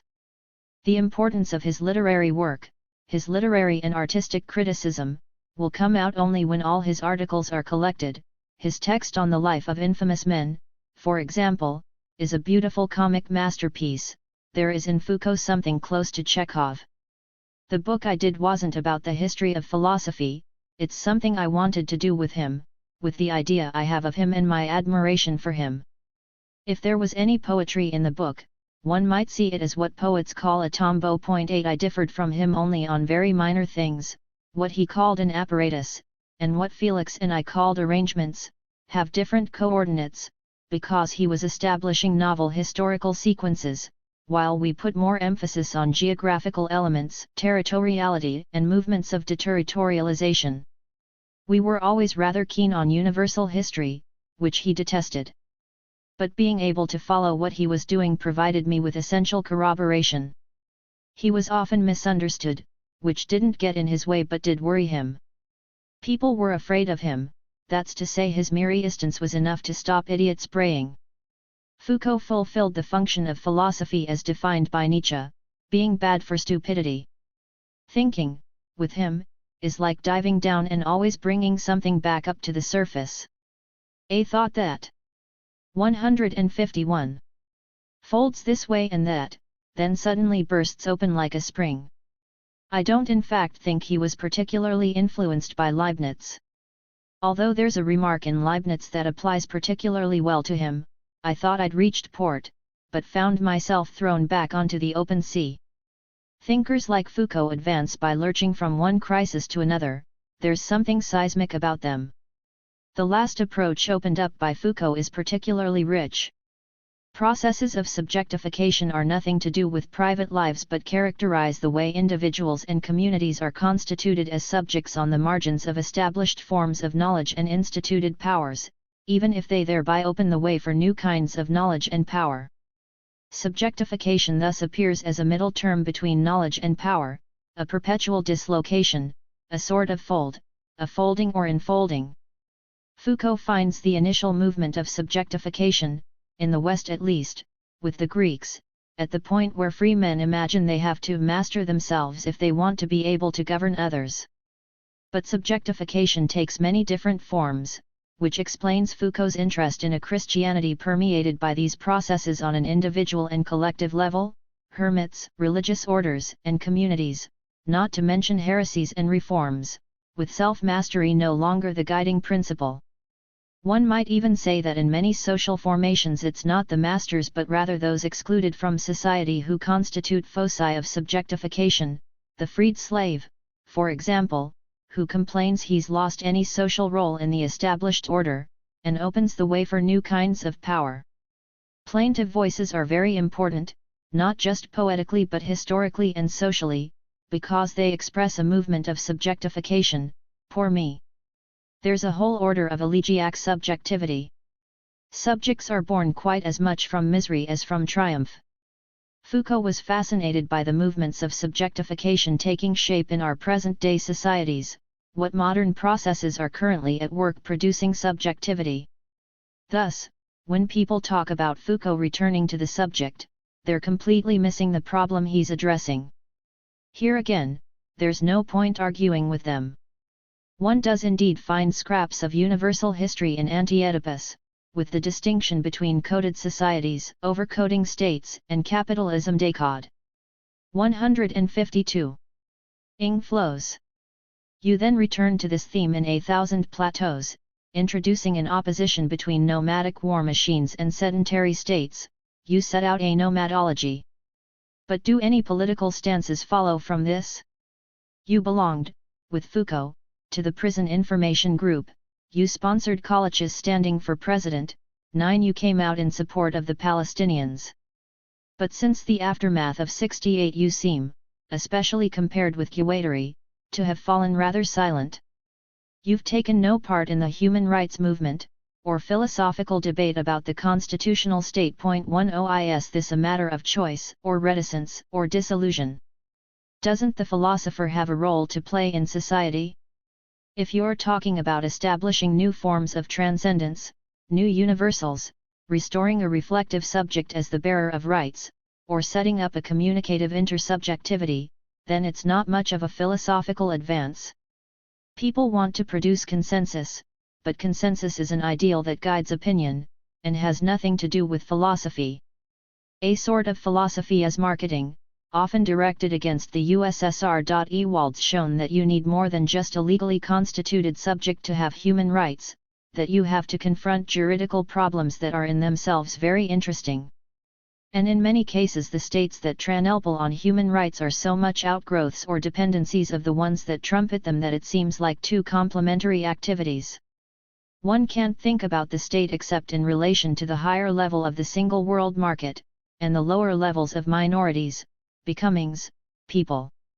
Beyond the state it's money that rules, money that communicates, and what we need these days definitely isn't any critique of Marxism, but a modern theory of money as good as Marx's that goes on from where he left off.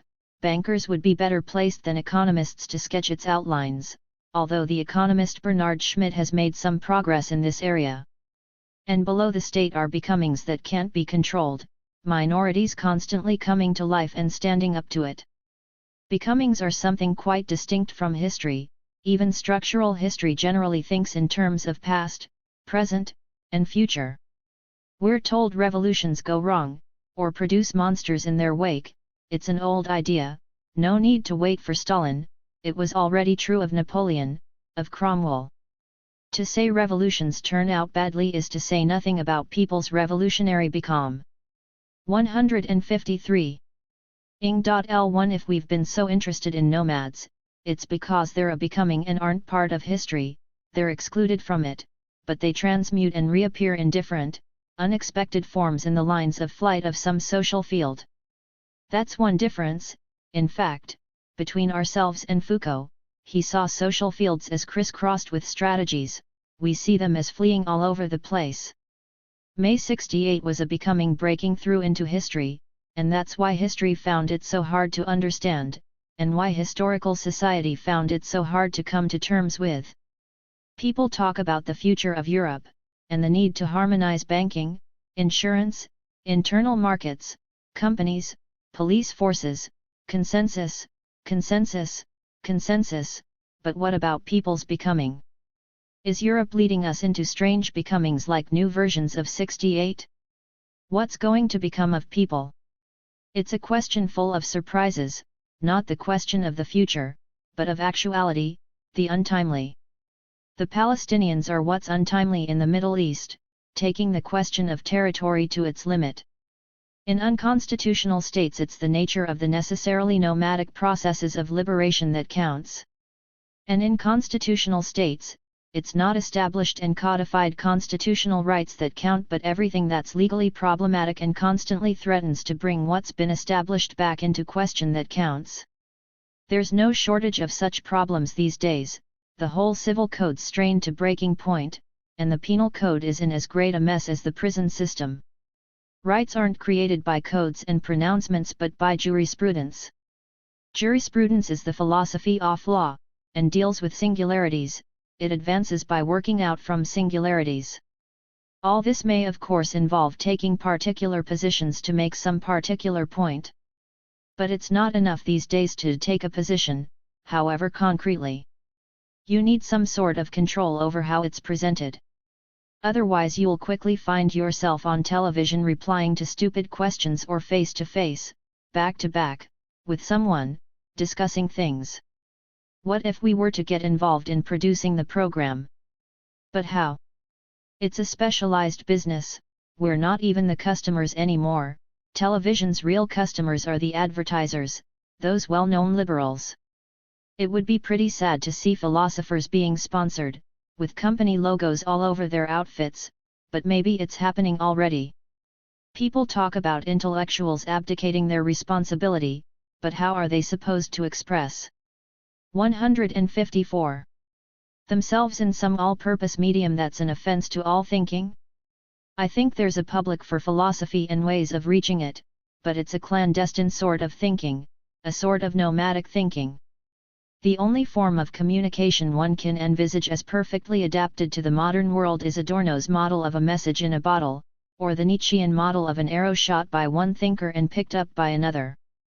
The Fold, devoted to Leibniz, even though his name appears only in the subtitle, coupled with a theme, Leibniz and the Baroque, seems to hark back to the long series of books devoted to particular philosophers, Kant, Bergson, Nietzsche, Spinoza. And yet one feels it's much more a book of than a book on a philosopher. Or rather that to an amazing extent it's at once about both Leibniz and the whole of your thought, here more than ever before present as a whole. What's your view of this dual aspect? One might say that by drawing on Leibnizian concepts, the book combines series of concepts from your other books, somewhat reworking all the earlier results in a very ingenious way to arrive at a new and more comprehensive result. Leibniz is fascinating because perhaps no other philosopher created so much. They're at first sight extremely odd notions, almost crazy. They seem to have only an abstract unity, along the lines of every predicate is contained in its subject, except the predicate's not an attribute, it's an event, and the subject isn't a subject, it's an envelope. His concepts do however have a concrete unity in the way they're constructed or operate that's reflected on the level of the folds of the earth, the folds of organisms, folds in the soul. Everything folds, unfolds, enfolds in Leibniz, it's in the folds of things that one perceives, and the world is enfolded in each soul, which unfolds this or that region of it according to the order of space and time, whence the overall harmony. So we can take the non-philosophical situation implicit in Leibniz as something like a windowless and doorless Baroque chapel that has only an inside, or the Baroque music that finds the harmony in any melody. The Baroque carries folding to infinity, as in El Greco's paintings and Bernini's sculptures, and so opens the way to a non-philosophical understanding through percepts and affects. 155. I see this book as both a recapitulation and a continuation. One has to follow in Leibniz's footsteps.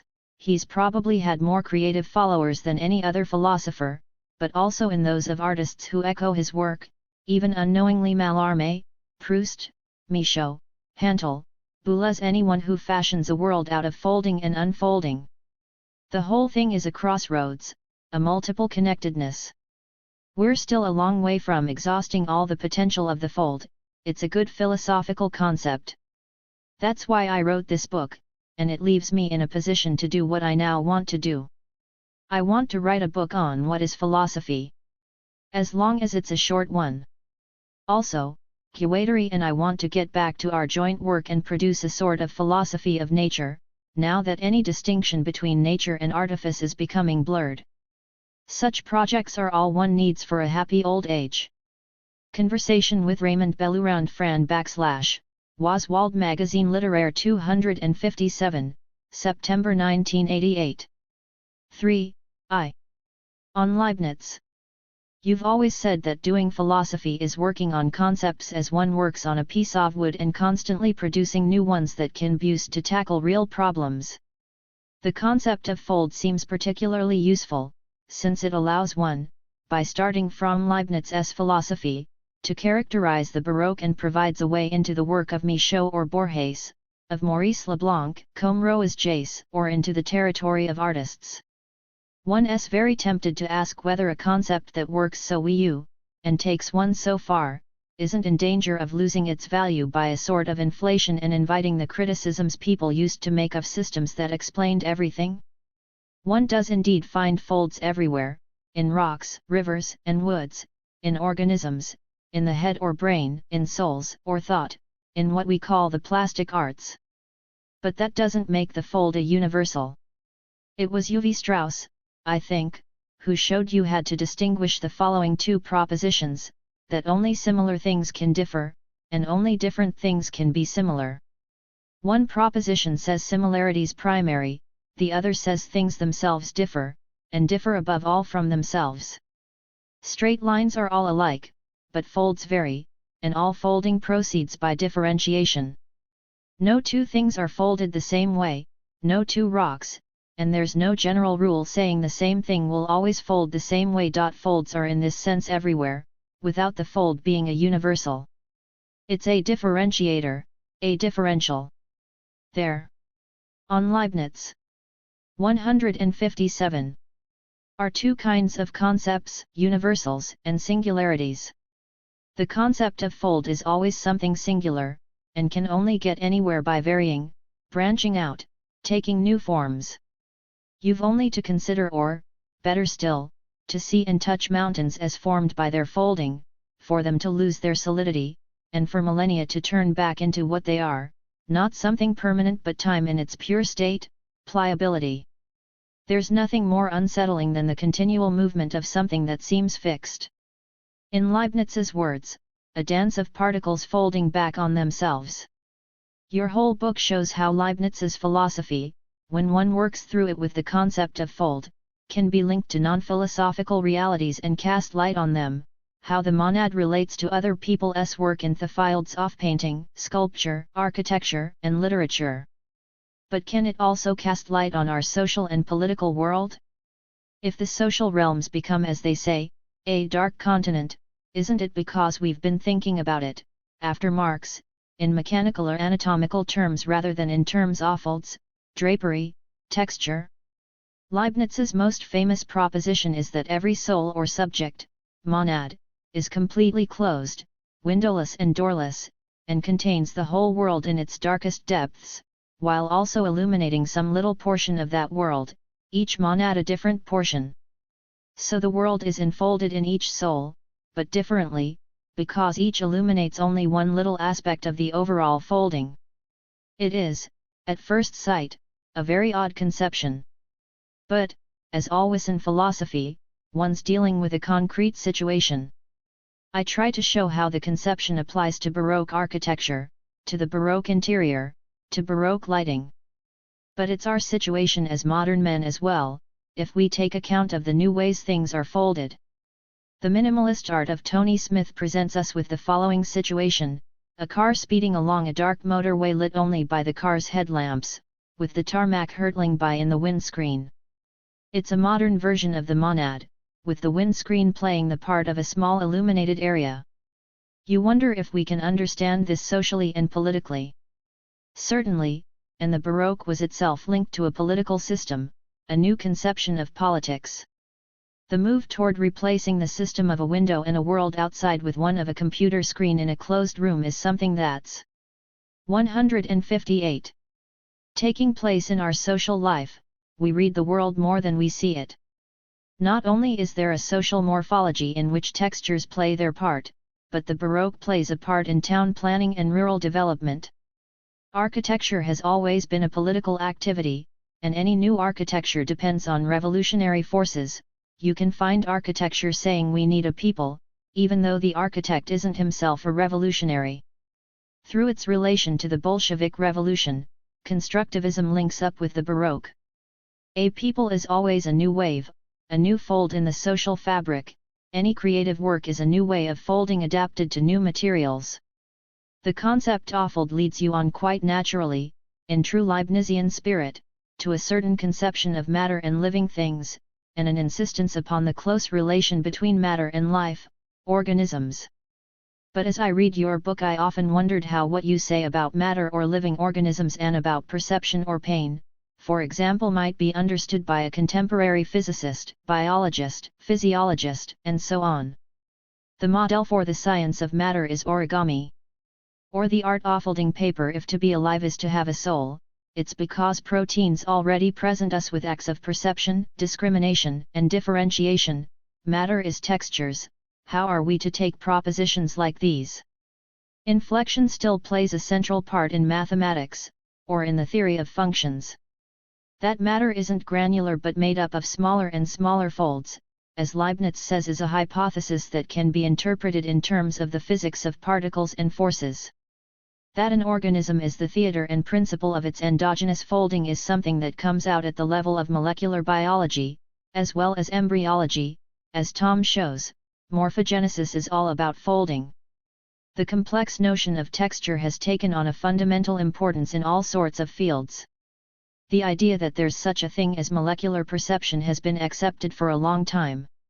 When ethologists define the worlds of animals, they do so in a way that's very reminiscent of Leibniz, showing that an animal responds to a certain number of stimuli, sometimes very few, that amount to little glimmerings in the dark depths of a vast nature. This isn't of course to say that they're repeating what Leibniz said before them. Between 17th century pre-formation and present-day genetics, folding changes in nature, function, and meaning.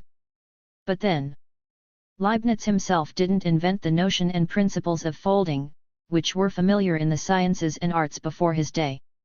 He was, however, the first thinker to free the fold, by taking it to infinity. The Baroque, similarly, was the first period in which folding went on infinitely, spilling over any limit, as in El Greco and Bernini.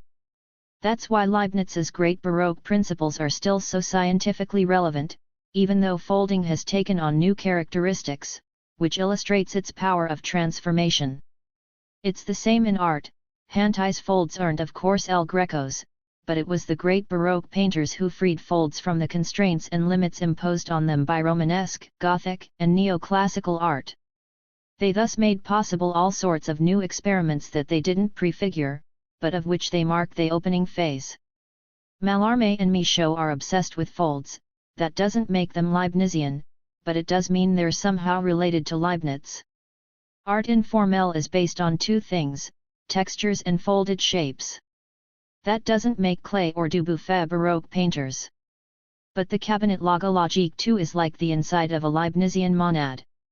Without the Baroque and without Leibniz, folds wouldn't have developed the autonomy that subsequently allowed them to create so many new paths.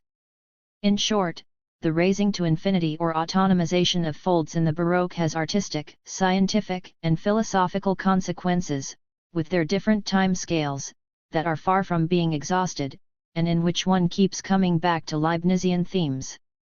For you to be working on a theory of events is nothing new. In the fold, though, the theory's more fully worked out than ever before, most particularly through the way you bring together Leibniz and Whitehead. I can hardly summarize here the elements or determinants of events as you characterize them. But simply to say that you talk in terms of extension, intensity, individuals, and prehension is enough to make clear that the events you're talking about aren't the ones journalists and the media chase after. What, then, are the media handling when they capture events, or what would have to happen for the media to grasp what you yourself call events? I don't think the media have much capacity or inclination to grasp an event. In the first place, they often show a beginning or end, whereas even a short or instantaneous event is something going on. And then, 160. They want something spectacular, whereas events always involve periods when nothing happens. It's not even a matter of there being such periods before and after some event, they're part of the event itself. You can't, for example, extract the instant of some terribly brutal accident from the vast empty time in which you see it coming, staring at what hasn't yet happened, waiting ages for it to happen. The most ordinary event casts us as visionaries, whereas the media turn us into mere passive onlookers, or worse still, voyeurs. Grothusen said events always take place, so to speak, when nothing's happening. People miss the amazing wait in events they were least awaiting. It's art, rather than the media, that can grasp events, the films of Ozu or Antonioni, for example. But then with them, the periods in which nothing happens don't fall between two events, they're in the events themselves, giving events their depth. I have, it's true, spent a lot of time writing about this notion of event. You see, I don't believe in things. The Fold returns to this question from another viewpoint. My favorite sentence in the book is "There's a concert tonight." In Leibniz, in Whitehead, there are only events. What Leibniz calls a predicate is nothing to do with an attribute, but an event, crossing the Rubicon. So they have to completely recast the notion of a subject. What becomes of the subject, if predicates are events? It's like a Baroque emblem. Point 3. It seems to me that the Fold, rather than developing your work so far, envelopes it, implicates rather than explicates it. Point 4. In other words, rather than taking us towards some region, a commentator's dream, of Deleuze philosophy summed up, it makes it circular, joins it all up. Indeed, the concept of fold links up with your last book, Foucault, the folding of thought in the process of subjectification, and Leibniz links up with a succession of studies relating to the history of philosophy, devoted to Rousseau, Spinoza, Kant, Nietzsche, and Bergson. The fold, in short, seems to fit in and connect with any given segment of your work, so that, if you'll excuse the comparison, the whole might be likened to, say, an alarm clock that doesn't so much tell us something, the time, as offer infinite possible ways of being taken apart and put back together again. Am I completely wrong? I hope you're right, and I think you are. The thing is, everyone has habits of thinking. I tend to think of things as sets of lines to be unrav. On Leibniz. 161 yield, but also to be made to intersect. I don't like points. I think it's stupid summing things up. Point 5. Lines aren't things running between 2 points. Points are where several lines intersect. Lines never run uniformly, and points are nothing but inflections off lines. More generally, it's not beginnings and ends that count, but middles. Things and thoughts advance or grow out from the middle, and that's where you have to get to work, that's where everything unfolds.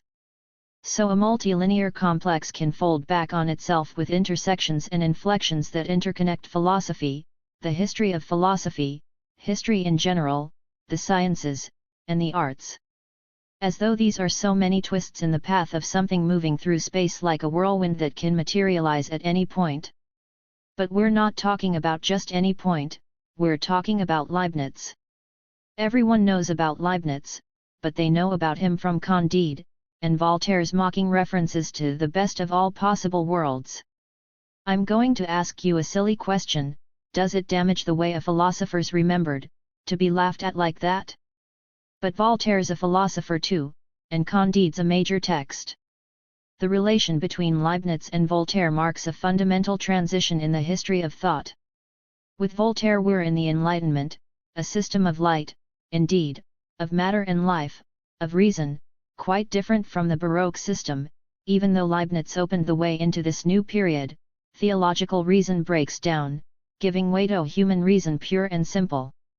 The Baroque itself already marks a crisis in theological reasoning, a final attempt to reconstruct a world that's falling apart. It's a bit like the way they define schizophrenia, and what we call Baroque dances have often been compared to the postures assumed by schizophrenics.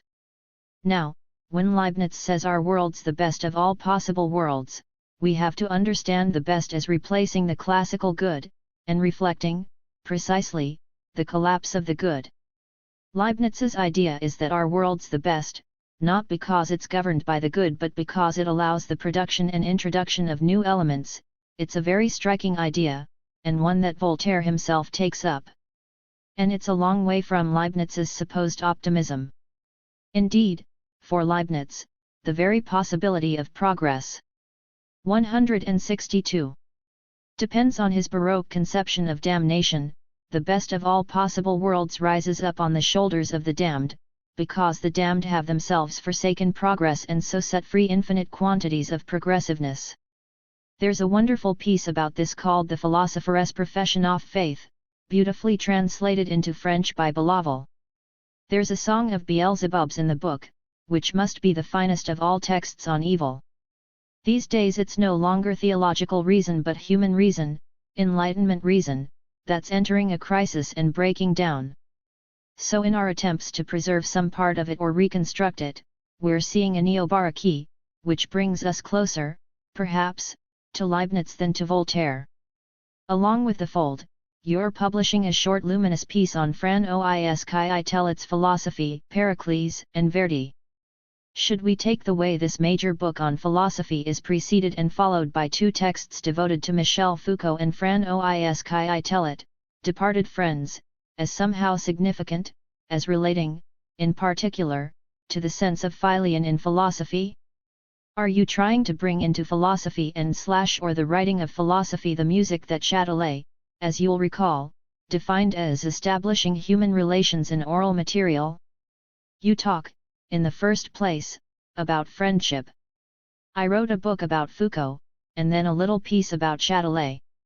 But they're not for me just tributes to friends. The book on Foucault was very much meant as a philosophy book, and by writing a philosophy book entitled Foucault I was claiming that he never turned into a historian but always remained a great philosopher. François Châtelet, for his part, thought of himself more as a philosophy producer, rather as one talks of a film producer. But then, in film, a lot of producers have wanted to establish new modes of production, new ways of running things. What I'm trying to show, all too sketchily, is that what Châtelet saw himself doing wasn't a substitute for philosophy but involved, on the contrary, a very original and definite philosophy. And then there's the question of friendship. It's intrinsic to philosophy, because the philosopher isn't a sage, but a friend of whom, what? Kojève, Blanquet, Mascolo have taken up this question of friendship, which goes to the heart of thought. You can't know what philosophy is until you confront this puzzling question and find some answer, however difficult that may be. You ask about music, too, since Châtelet was immersed in music. Music, are philosophers friends of music too? It seems clear to me that philosophy is truly an unvoiced song, with the same feel for movement that music has. That already applies to Leibniz who, paralleling Baroque music, makes harmony a basic concept. He makes philosophy the production of harmonies. Point 6 is that what friendship is, a harmony embracing even dissonance? It's not a matter of setting philosophy to music, or vice versa. Rather, it's once again one thing folding into another, fold by fold, like Boulez and Mallarmé. Point 7 Conversation with Robert Maggiore. Liberation, September 22, 1988. Letter to Rita Benzmaya, on Spinoza. I'm struck by the extremely high quality of the articles devoted to me here, and therefore very honored by this venture of Lendemains. I'd like to respond by setting the whole venture under the aegis of Spinoza and telling you, if I may, about the problem that interests me in relation to him. It will be a way of, so to speak, participating in the venture. I think great philosophers are also great stylists. And while a philosophical vocabulary is one element in a style, involving as it does the introduction of new words on the one hand, or giving an unusual sense to ordinary words on the other, style is always a matter of syntax. But syntax is a sort of straining toward something that isn't syntactic nor even linguistic, something outside language. Syntax, in philosophy, strains toward the movement of concepts. Now concepts don't move only among other concepts, in philosophical understanding, they also move among things and within us, they bring us new percepts and new affects. TT amount to philosophy's own non-philosophical understanding. And philosophy requires non-philosophical understanding just as much as it requires philosophical understanding. That's why philosophy has an essential relation to non-philosophers, and addresses them too. They may even sometimes have a direct understanding of philosophy that doesn't depend on philosophical understanding.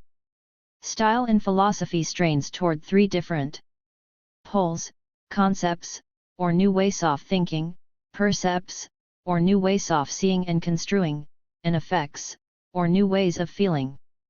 They're the philosophical trinity, philosophy as opera. You need all three to get things moving.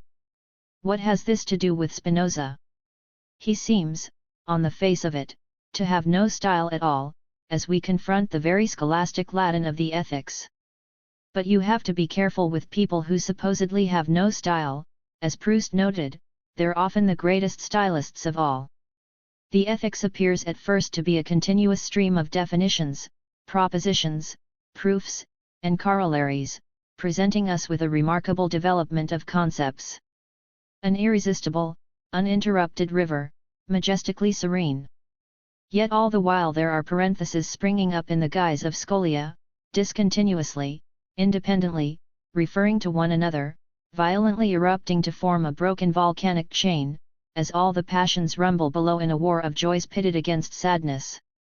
These scholia might seem to fit into the overall conceptual development, but they don't. They're more like a second ethics, running parallel to the first but with a completely different rhythm, a completely different tone, echoing the movement of concepts in the full force of affects.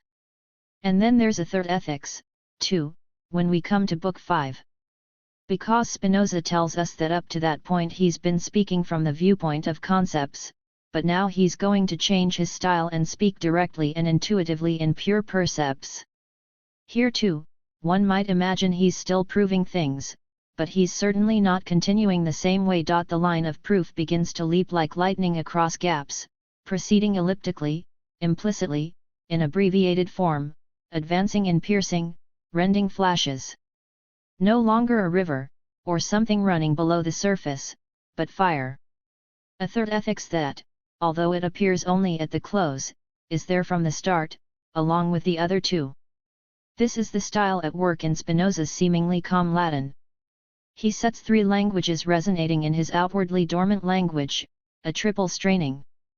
The Ethics is a book of concepts, the second kind of knowledge, but of affects, the first kind, and percepts, the third kind, too. Thus the paradox in Spinoza is that he's the most philosophical of philosophers, the purest in some sense, but also the one who more than any other addresses non-philosophers and calls forth the most intense non-philosophical understanding. This is why, 166. Absolutely anyone can read Spinoza, and be very moved, or see things quite differently afterward, even if they can hardly understand Spinoza's concepts.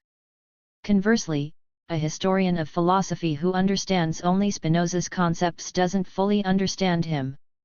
We need both wings, as Jaspers would say, just to carry us, philosophers and non-philosophers, toward the same limiting point.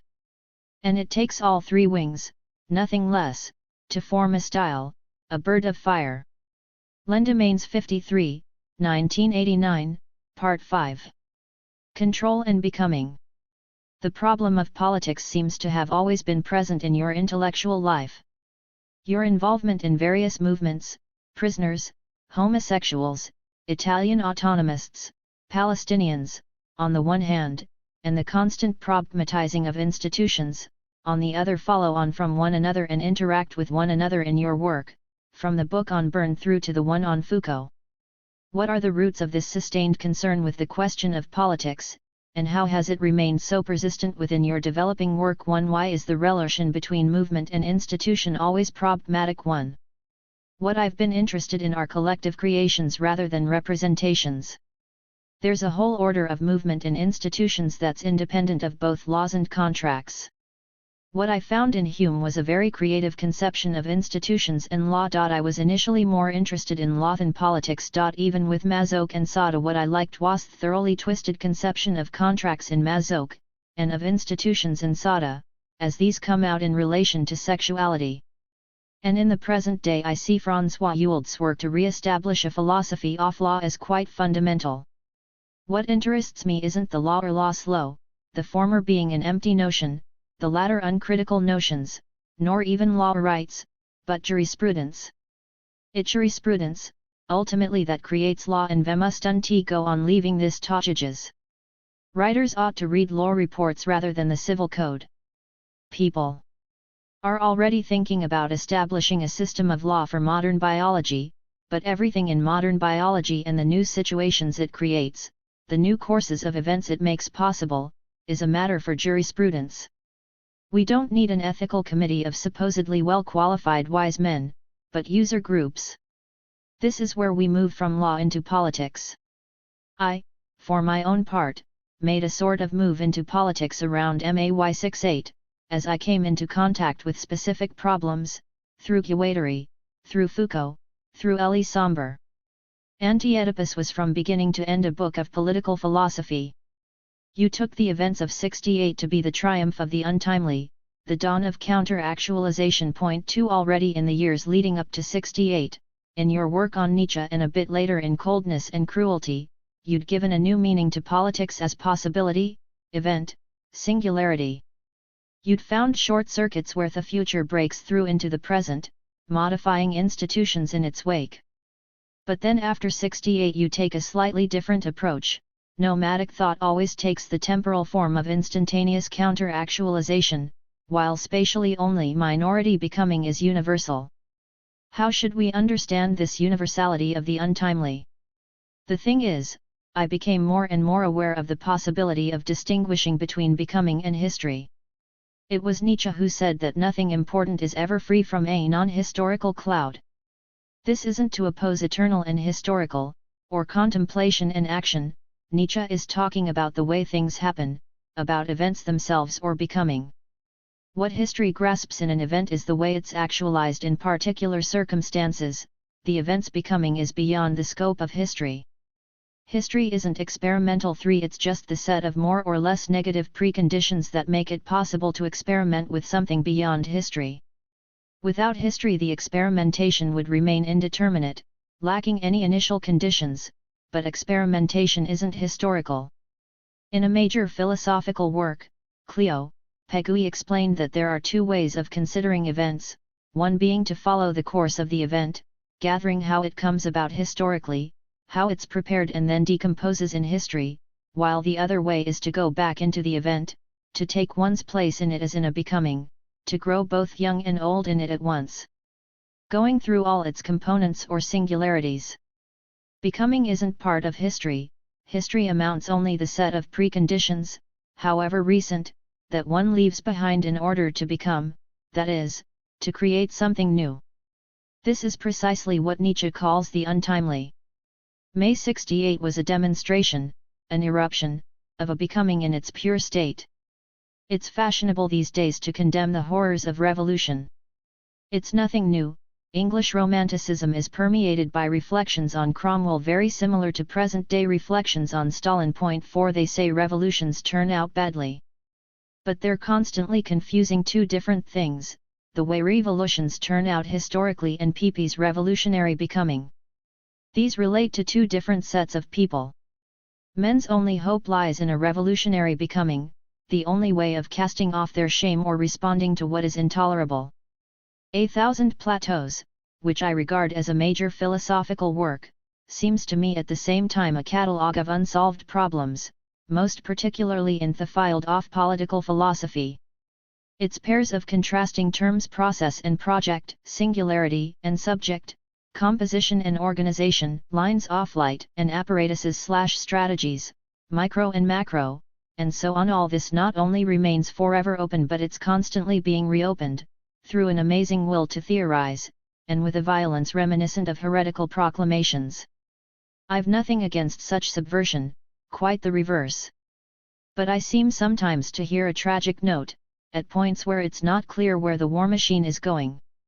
I'm moved by what you say. I think Felix Guattari and I have remained Marxists, in our two different ways, perhaps, but both of us. You see, we think any political philosophy must turn on the analysis of capitalism and the ways it has developed. What we find most interesting in Marx is his analysis of capitalism as an immanent system that's constantly overcoming its own limitations, and then coming up against them once more in a broader form, because its fundamental limit is capital itself. A Thousand Plateaus sets out in many different directions, but these are the three main ones. First, we think any society is defined not so much by its contradictions as by its lines of flight. It flees all over the place, and it's very interesting to try and follow the lines of flight taking shape at some particular moment or other. Look at Europe now, for instance.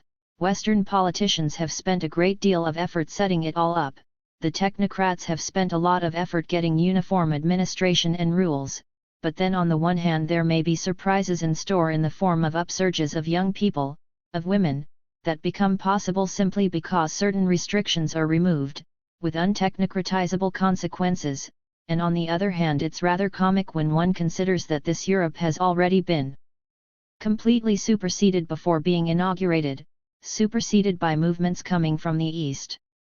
These are major lines of flight. There's another direction in A Thousand Plateaus, which amounts to considering not just lines of flight rather than contradictions, but minorities rather than classes. Then finally, a third direction, which amounts to finding a characterization of war machines that's nothing to do with war but to do with a particular way of occupying, taking up, space-time, or inventing new space-times, revolutionary movements. People don't take enough account, for instance, of how the PLO has had to invent a space-time in the Arab world, but artistic movements too, are war machines in this sense. You say there's a certain tragic or melancholic tone in all this. I think I can see why. I was very struck by all the passages in Primo Levi where he explains that Nazi camps have given us a shame at being human. Not, he says, that we're all responsible for Nazism, as some would have us believe, but that we've all been tainted by it. Even the survivors of the camps had to make compromises with it, if only to survive. There's the shame of there being men who became Nazis, the shame of being unable, not seeing how, to stop it, the shame of having compromised with it. There's the whole of what Primo Levi calls this gray area. And we can feel shame at being human in utterly trivial situations, too, in the face of too great a vulgarization of thinking, in the face of TV entertainment, of a ministerial speech, of jolly people gossiping. This is one of the most powerful incentives toward philosophy, and it's what makes all philosophy political. In capitalism only one thing is universal, the market. There's no universal state, precisely because there's a universal market of which states are the centers, the trading floors. But the market's not universalizing, homogenizing, it's an extraordinary generator of both wealth and misery. A concern for human rights shouldn't lead us to extol the joys of the liberal capitalism of which they're an integral part. There's no democratic state that's not compromised to the very core by its part in generating human misery. What's so shameful is that we've no sure way of maintaining becomings, or still more of arousing them, even within ourselves.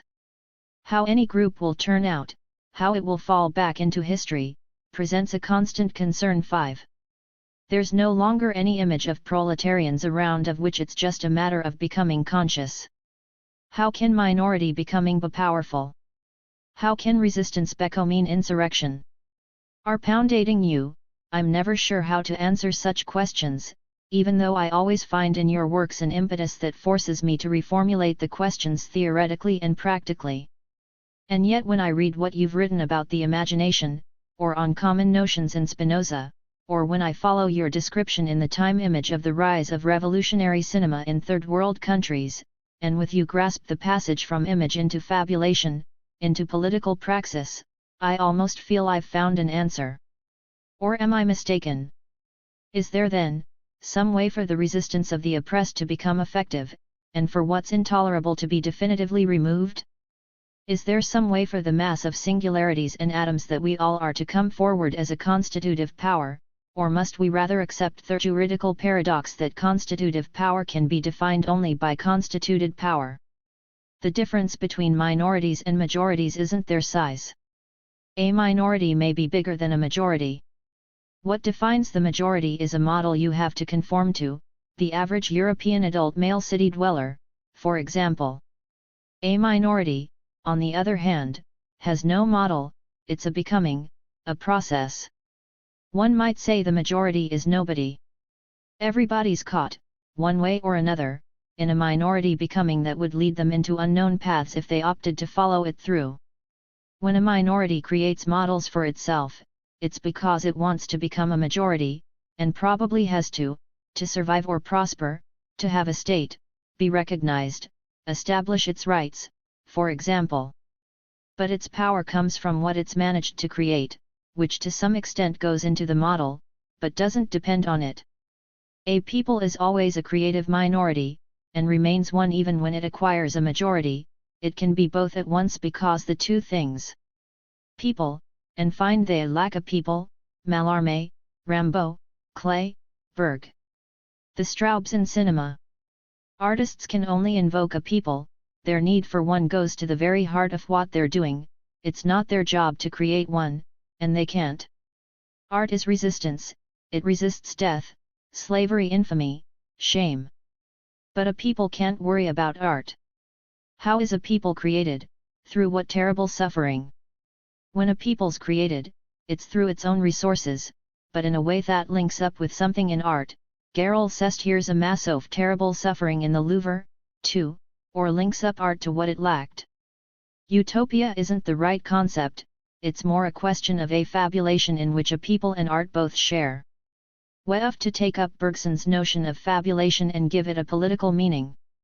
In your book on Foucault, and then again in your TV interview at INA 6, you suggest we should look in more detail at three kinds of power: sovereign power, disciplinary power, and above all the control of communication that's on the way to becoming hegemonic. On the one hand, this third scenario relates to the most perfect form of domination, extending even to speech and imagination, but on the other hand, any man, any minority, any singularity, is more than ever before potentially able to speak out and really recover a greater degree of freedom. In the Marxist utopia of the Grundrisse, communism takes precisely the form of a transversal organization of free individuals built on a technology that makes it possible. Is communism still a viable option? Maybe in a communication society it's less utopian than it used to be? We're definitely moving toward control societies that are no longer exactly disciplinary. Foucault's often taken as the theorist of disciplinary societies and of their principal technology, confinement, not just in hospitals and prisons, but in schools, factories, and barracks. But he was actually one of the first to say that we're moving away from disciplinary societies, we've already left them behind. We're moving toward control societies that no longer operate by confining people but through continuous control and instant communication.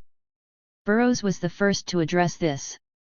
People are of course constantly talking about prisons, schools, hospitals, the institutions are breaking down. But they're breaking down because they're fighting a losing bat. TLE. New kinds of punishment, education, healthcare are being stealthily introduced. Open hospitals and teams providing home care have been around for some time. One can envisage education becoming less and less a closed site differentiated from the workspace as an closed site, but both disappearing and giving way to frightful continual training, to continual monitoring 7 of workers' cookids or bureaucrat students. They try to present this as a reform of the school system, but it's really its dismantling. In a control-based system nothing's left alone for long. Uer self long ago suggested how work in Italy was being transformed by forms of part-time work done at home, which have spread since you wrote, and by new forms of circulation and distribution of products. One can of course see how each kind of society corresponds to a particular kind of machine, with simple mechanical machines corresponding to sovereign societies, thermodynamic machines to disciplinary societies, cybernetic machines, and computers to control societies. But the machines don't explain anything, you have to analyze the collective apparatuses of which the machines are just one component. Compared with the approaching forms of ceaseless control in open sites, we may come to see the harshest confinement as part of a wonderful happy past. The quest for universals of communication ought to make us shudder. It's true that, even before control societies are fully in place, forms of delinquency or resistance, 2 different things, are also appearing. Computer piracy and viruses, for example, will replace strikes and what the 19th century called sabotage, clogging the machinery.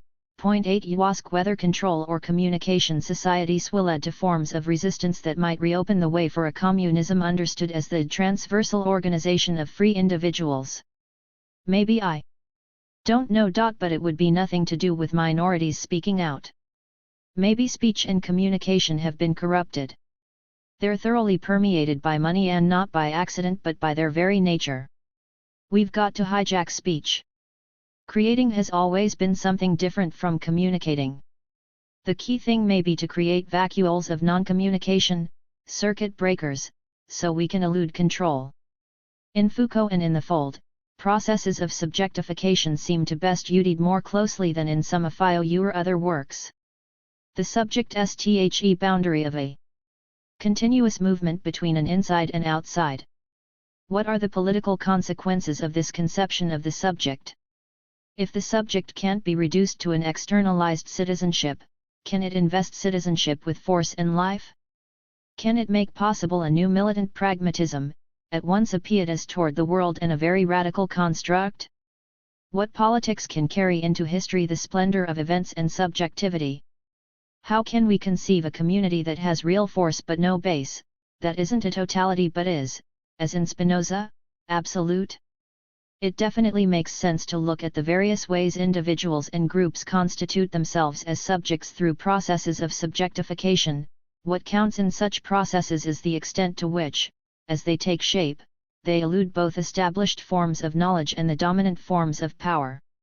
Even if they in turn engender new forms of power or become assimilated into new forms of knowledge. For a while, though, they have a real rebellious spontaneity. This is nothing to do with going back to the subject, that is, to something invested with duties, power, and knowledge. One might equally well speak of new kinds of event, rather than processes of subjectification, events that can't be explained by the situations that give rise to them, or into which they lead. They appear for a moment, and it's that moment that matters, it's the chance we must seize. Or we can simply talk about the brain. The brain's precisely this boundary of a continuous two-way movement between an inside and outside, this membrane between them. New cerebral pathways, new ways of thinking, aren't explicable in terms of microsurgery. It's for science, rather, to try and discover what might have happened in the brain for one to start thinking this way or that. I think subjectification, events, and brains are more or less the same thing. What we most lack is a belief in the world. We've quite lost the world, it's been taken from us. If you believe in the world, you precipitate events, however inconspicuous, that elude control. You engender new spacetimes, however small their surface or volume. It's what you call pietas. Our ability to resist control, or our submission to it, has to be assessed at the level of our every move. We need both creativity and a people. Conversation with Tony Negri, Futurantiner 1, Spring 1990. Postscript on Control Societies. History. Foucault associated disciplinary societies with the 18th and 19th centuries.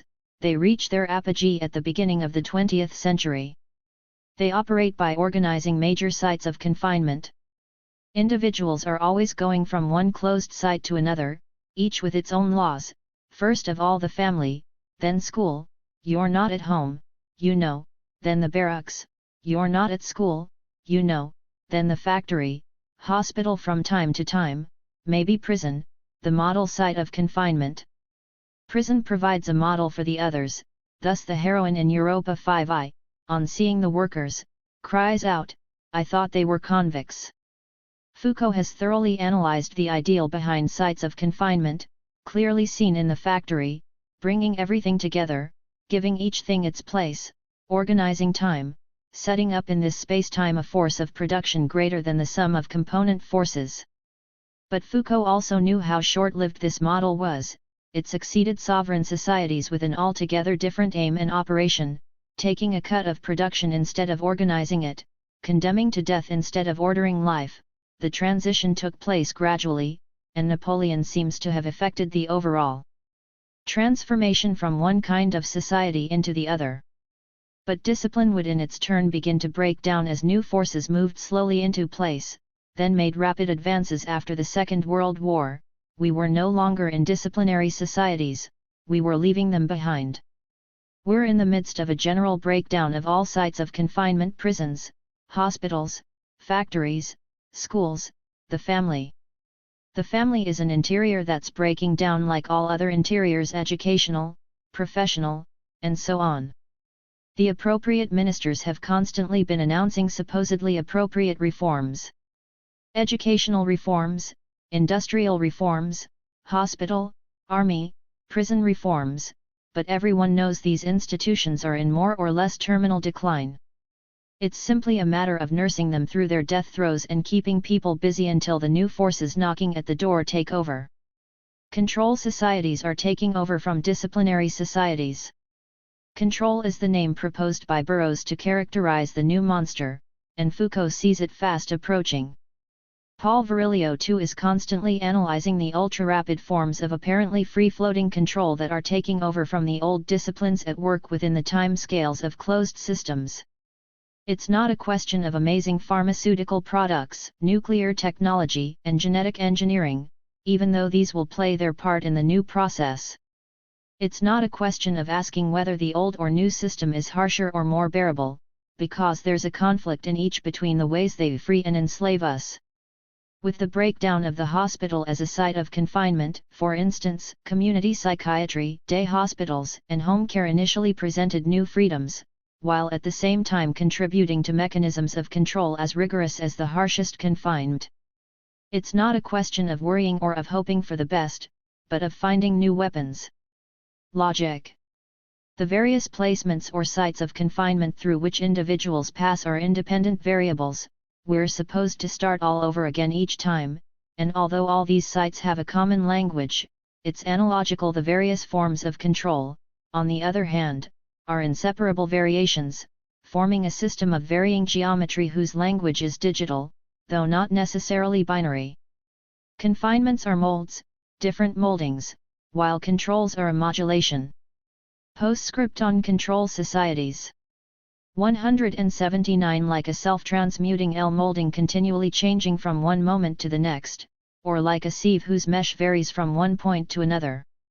This comes out well in the matter of wages.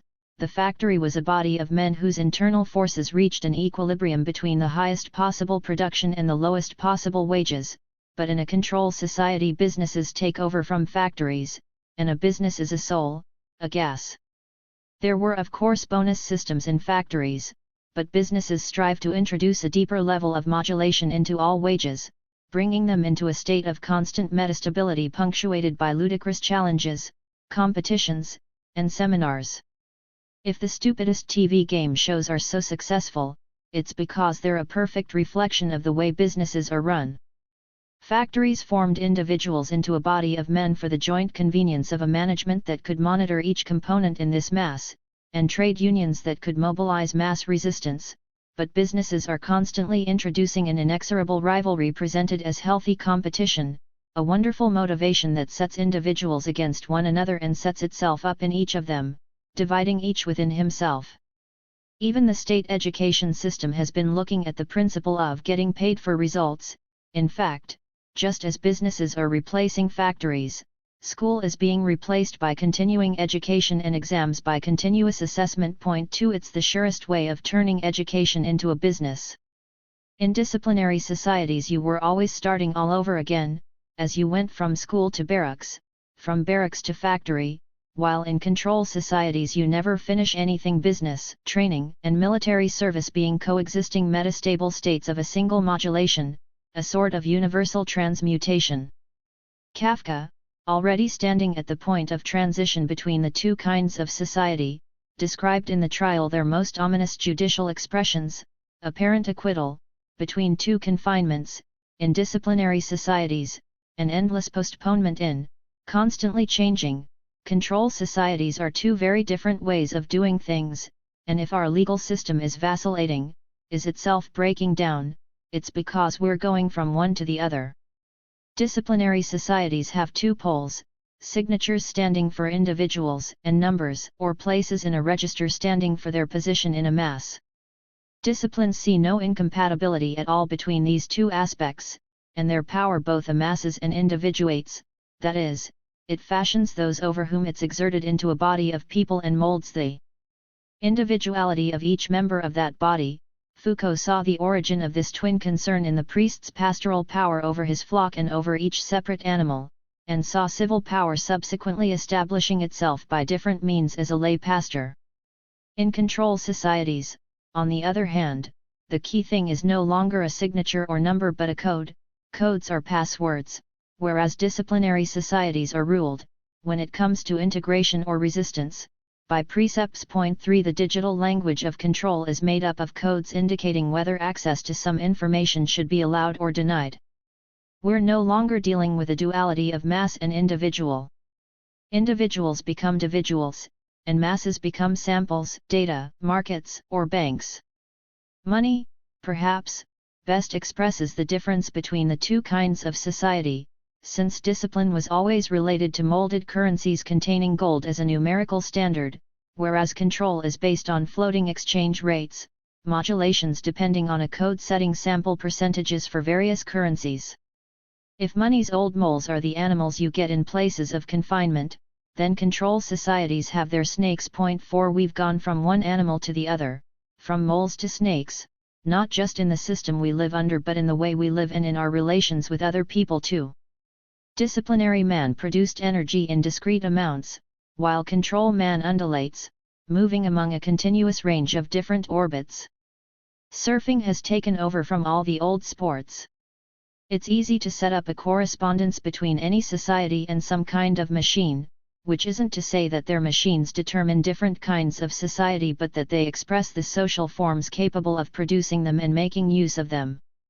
The old sovereign societies worked with simple machines, levers, pulleys, clocks, but recent disciplinary societies were equipped with thermodynamic machines presenting the passive danger of entropy and the active danger of sabotage. Control societies function with a third generation of machines, with information technology and computers, where the passive danger is noise and the active, piracy and viral contamination. This technological development is more deeply rooted in a mutation of capitalism. The mutation has been widely recognized and can be summarized as follows: 19th century capitalism was concentrative, directed toward production, and proprietorial. Thus it made the factory into a site of confinement, with the capitalist owning the means of production and perhaps owning other similarly organized sites, workers' homes, schools. As for markets, they were won either through specialization, through colonization, or through reducing the costs of production. But capitalism in its present form is no longer directed toward production, which is often transferred to remote parts of the Third World, even in the case of complex operations like textile plants, steel works, and oil refineries. It's directed toward meta-production. It no longer buys raw materials and no longer sells finished products, it buys finished products or assembles them from parts. What it seeks to sell is services, and what it seeks to buy, activities. It's a capitalism no longer directed toward production but toward products, that is, toward sales or markets. Thus it's essentially dispersive, with factories giving way to businesses. Family, school, army, and factory are no longer so many analogous but different sites converging in an owner, whether the state or some private power, but transmutable or transformable coded configurations of a single business where the only people left are administrators. Even art has moved away from closed sites and into the open circuits of banking. Markets are won by taking control rather than by establishing a discipline, by fixing rates rather than by reducing costs, by transforming products rather than by specializing production. Corruption here takes on a new power. The sales department becomes a business center or SU. We're told businesses have souls, which is surely the most terrifying news in the world. Marketing is now the instrument of social control and produce, the arrogant breed who are our masters. Control is short-term and rapidly shifting, but at the same time continuous and unbounded, whereas discipline was long-term, infinite, and discontinuous. A man is no longer a man confined but a man in debt. One thing, it's true, hasn't changed. Capitalism still keeps 3/4 of humanity in extreme poverty, too poor to have debts and too numerous to be confined. Control will have to deal not only with vanishing frontiers, but with mushrooming shantytowns and ghettos. Program. We don't have to stray into science fiction to find a control mechanism that can fix the position of any element at any given moment: an animal in a game reserve, a man in a business, electronic tagging. Felix Guattari has imagined a town where anyone can leave their flat. LU, UJ, UCCL, ME1 our neighborhood, using their individual electronic card that opens this or that barrier, but the card may also be rejected on a particular day or between certain times of day. It doesn't depend on the barrier but on the computer that is making sure everyone is in a permissible place, and affecting a universal modulation. We ought to establish the basic socio-technological principles of control mechanisms as their age dawns, and describe in these terms what is already taking the place of the disciplinarized soft confinement that everyone cessare breaking down.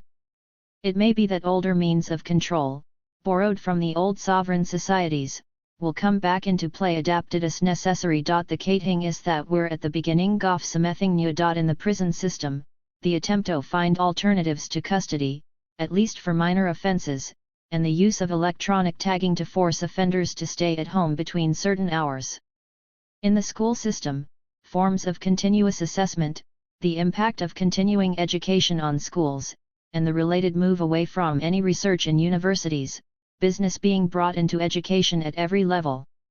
In the hospital system, the new medicine without doctors or patients that identifies potential cases and subjects at risk and is nothing to do with any progress toward individualizing treatment, which is how it's presented, but is the substitution for individual or numbered bodies of coded individual matter to be controlled. In the business system, new ways of manipulating money, products, and men, no longer channeled through the old factory system. This is a fairly limited range of examples, but enough to convey what it means to talk of institutions breaking down, the widespread progressive introduction of a new system of domination. One of the most important questions is whether trade unions still have any role, linked throughout their history to the struggle against disciplines and sites of confinement. Can they adapt, or will they give way to new forms of resistance against control societies? Can one already glimpse the outlines of these future forms of resistance, capable of standing up to marketing's blandishments? Many young people have a strange craving to be motivated. They're always asking for special courses and continuing education, it's their job to discover whose ends these serve, just as older people discovered, with considerable difficulty, who was benefiting from disciplines. A snake's coils are even more intricate than a mole's burrow. L'Autre Journal, May 1990. Translator's Notes. Letter to a Harsh Critic. 1. The journal Recherches was started by Guattari in 1965 as the organ of one of the many acronym-designated groups he founded over the course of his career, the FDRI, Fédération des groupes d'études et de recherches institutionnelles, grouping of groups for the study of groups perhaps. The FDRI went on to play a major role in the events of May 68, notably orchestrating the occupation of the National Theatre, directed by Guattari, Godard, Julian Beck, Danny Cohn-Bendit, and others, where the principles of the revolution were dramatically debated and enacted in exchanges between stage and floor that ran continuously for several days and nights. May 68, Recherches became a focus for a wide range of marginal groups, and in 1973 Guattari was prosecuted for an outrage to public morals for publishing a special issue entitled 3 Billion Perverts, Grand Encyclopedia of Homosexualities. The opening list of contributors included Deleuze, his wife Fanny, Foucault, Sartre, Genet, and the 24-year-old gay activist Michel Cressol, to whom the present letter is addressed. The various contributions were unsigned, but Cressol was presumably the 24 years old who directed the opening, and scandalously open, discussion of sexual experiences with Arab men, Us and the Arabs, referred to later, and criticized as racist, fascistic, and Oedipal in the second contribution, co-authored by Deleuze, who here, alluding to Kafka's short story Arabs and Jackals, complains you're not an Arab, you're a jackal, as in the closing essay, L'écoles énergumènes, fanatical. Asses in every sense. Cressol's letter to Deleuze displays the sour coquetry and wounded pride of a spurned, and rather Oedipal, courtship, and this is reflected in de Woneu's occasionally teasing tone. His closing remark may be read as "Whatever people say, I do like you."